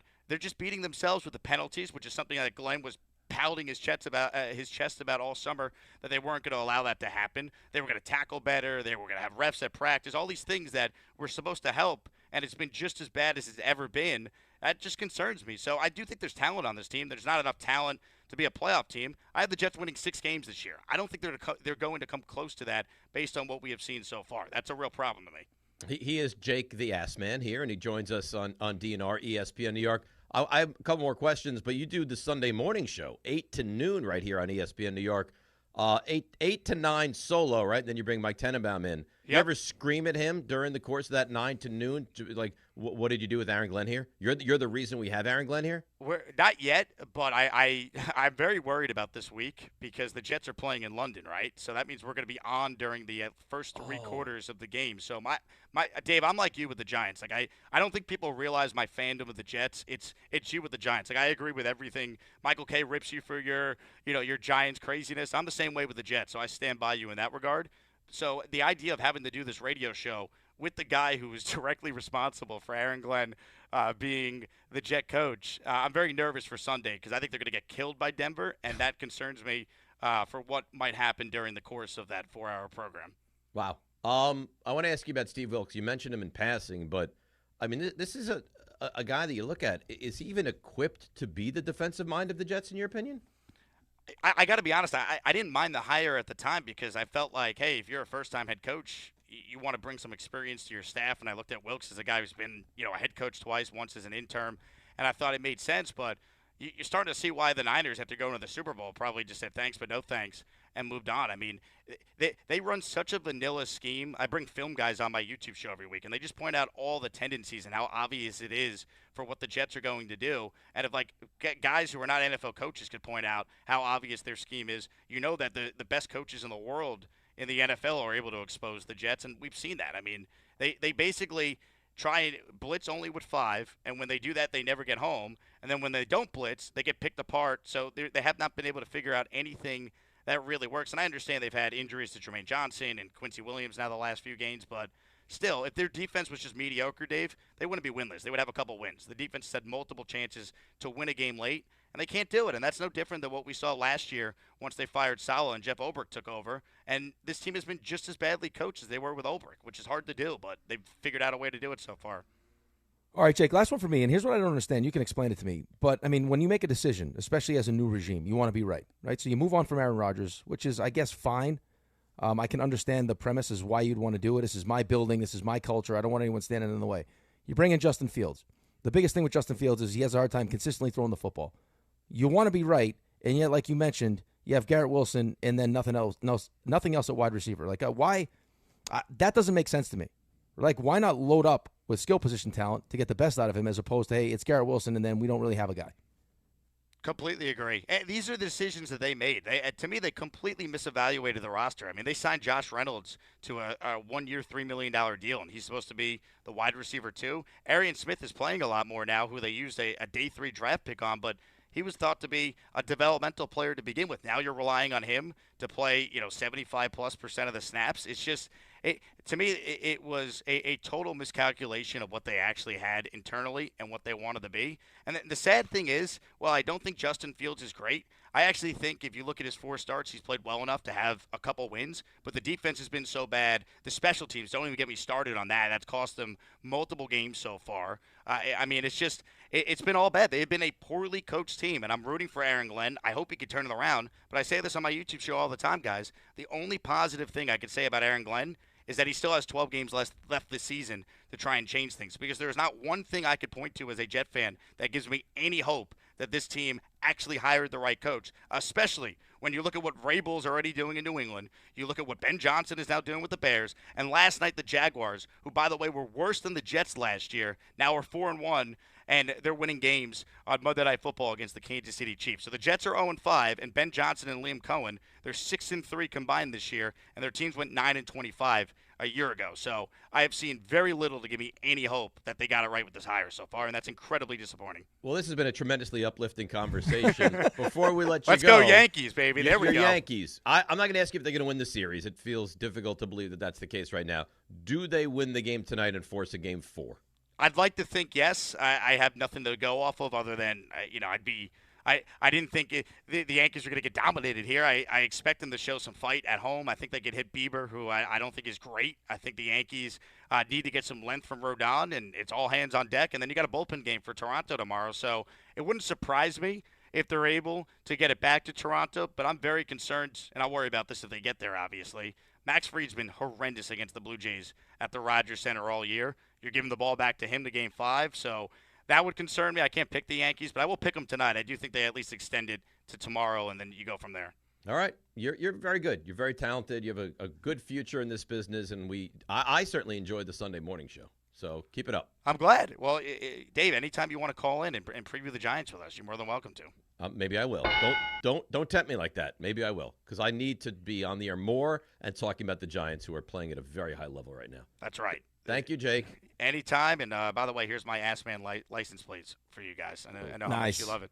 I don't know if that's going to go. This is my great. favorite. But you know what? We are what we are. All right. So let's take a break. We'll come back. We'll get to your calls. We'll put a big bow on this show and hand it over to Bart and Carlin. It's DNR with you right here on ESPN New York. At Uline, the prevailing opinion is How much time? if you don't live it, you don't believe it.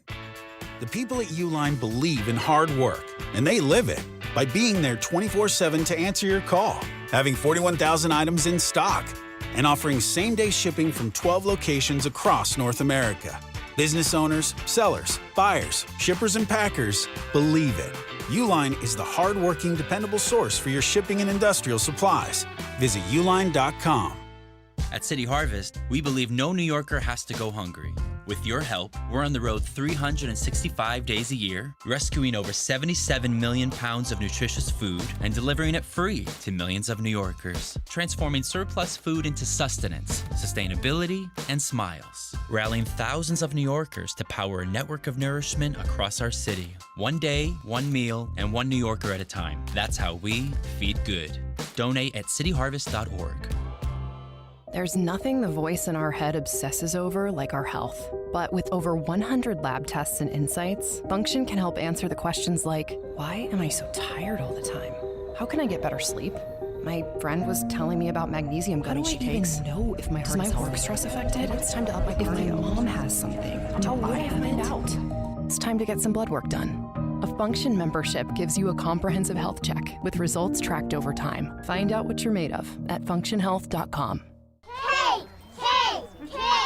My dad is bringing home the best birthday cake ever! It was my 5th birthday, and my dad was bringing home the cake.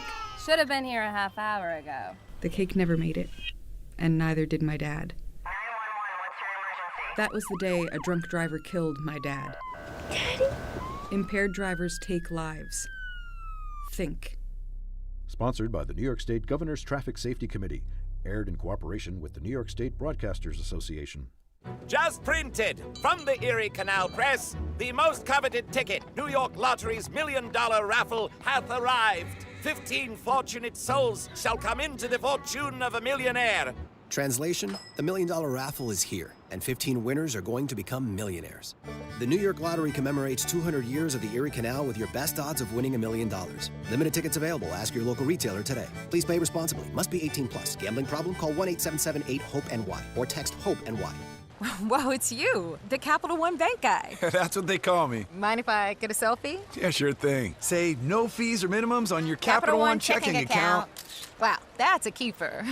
So, where are you heading? I'm off to spread the good news that Capital One helps people keep more money in their wallet with no overdraft fees. Oh, you're the best Capital One Bank guy. Hey, mind if I get a selfie? Sure. Say, Capital One, what's in your wallet? Terms apply. See CapitalOne.com/bank for details. Capital One NA, member FDIC. Feeling stuck on your own 10-yard line in the career game? Maybe it's time to just go for IT.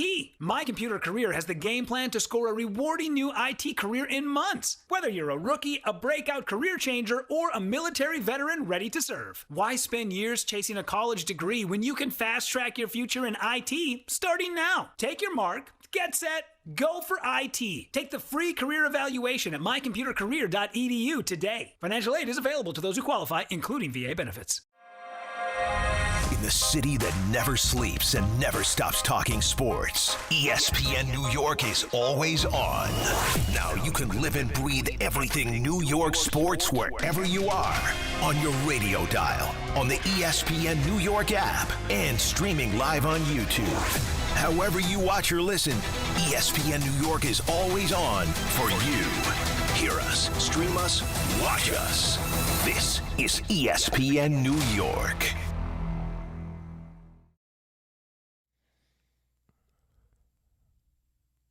Oh, you see what he's done, don't you? And this is what kind has he of the Rangers' unofficial theme song. Raymond's fired up. I know, he should be fired up. Why'd you take your hat off? I got a headache. And you feel like the hat makes the headache hurt worse? Well, I took it off, and I don't feel like putting it back on because my head feels a little bit better right now. Okay, you're not going bald. You got some hair up there. No, I'm not going bald. No, look good. It's all right. I got a couple emails that I'd like to read to you. Firstly, on your picking games before Friday. Okay. Chris Lawrence says, guys, how about for the football picks, why not allow each person to get to choose one and only one game before Friday? That's inclusive of Thursday Night Football. That way everyone has at least two picks that are, unveiled on Friday's show.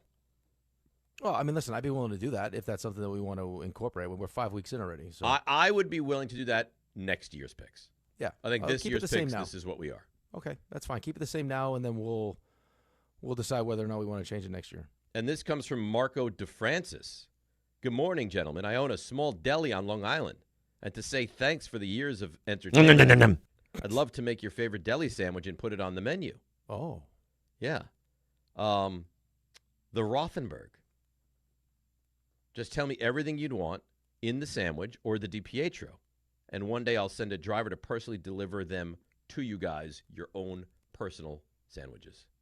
I think I know what the Rothenberg would be. I think we've discussed this before. The sanguine. I think we've discussed this before.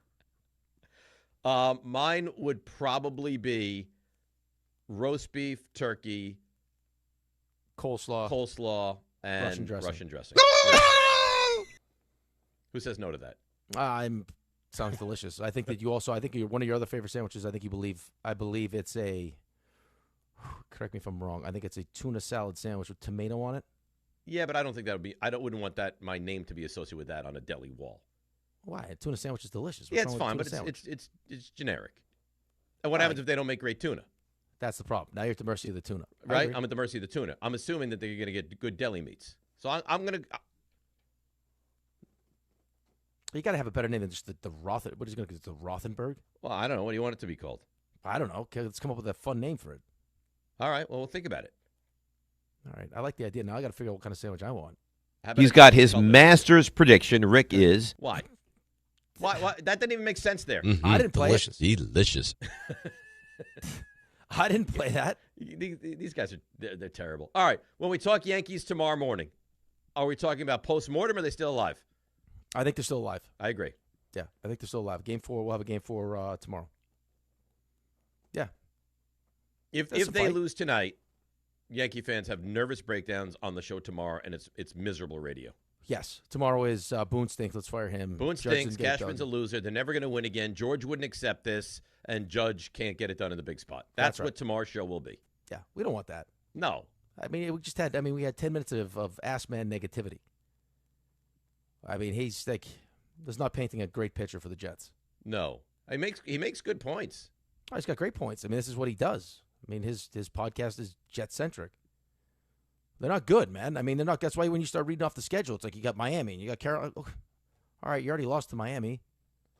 I mean, what about what you've seen from the Jets makes you believe that they have a chance to beat these teams, even bad teams? Nothing of what I've seen from the Jets. I just know that the teams that they're going to be playing are also terrible. Right, but you're a bad team that also plays bad football. I mean, you cost yourself games, and you don't create takeaways. You're right. You turn the ball over. You take too many penalties.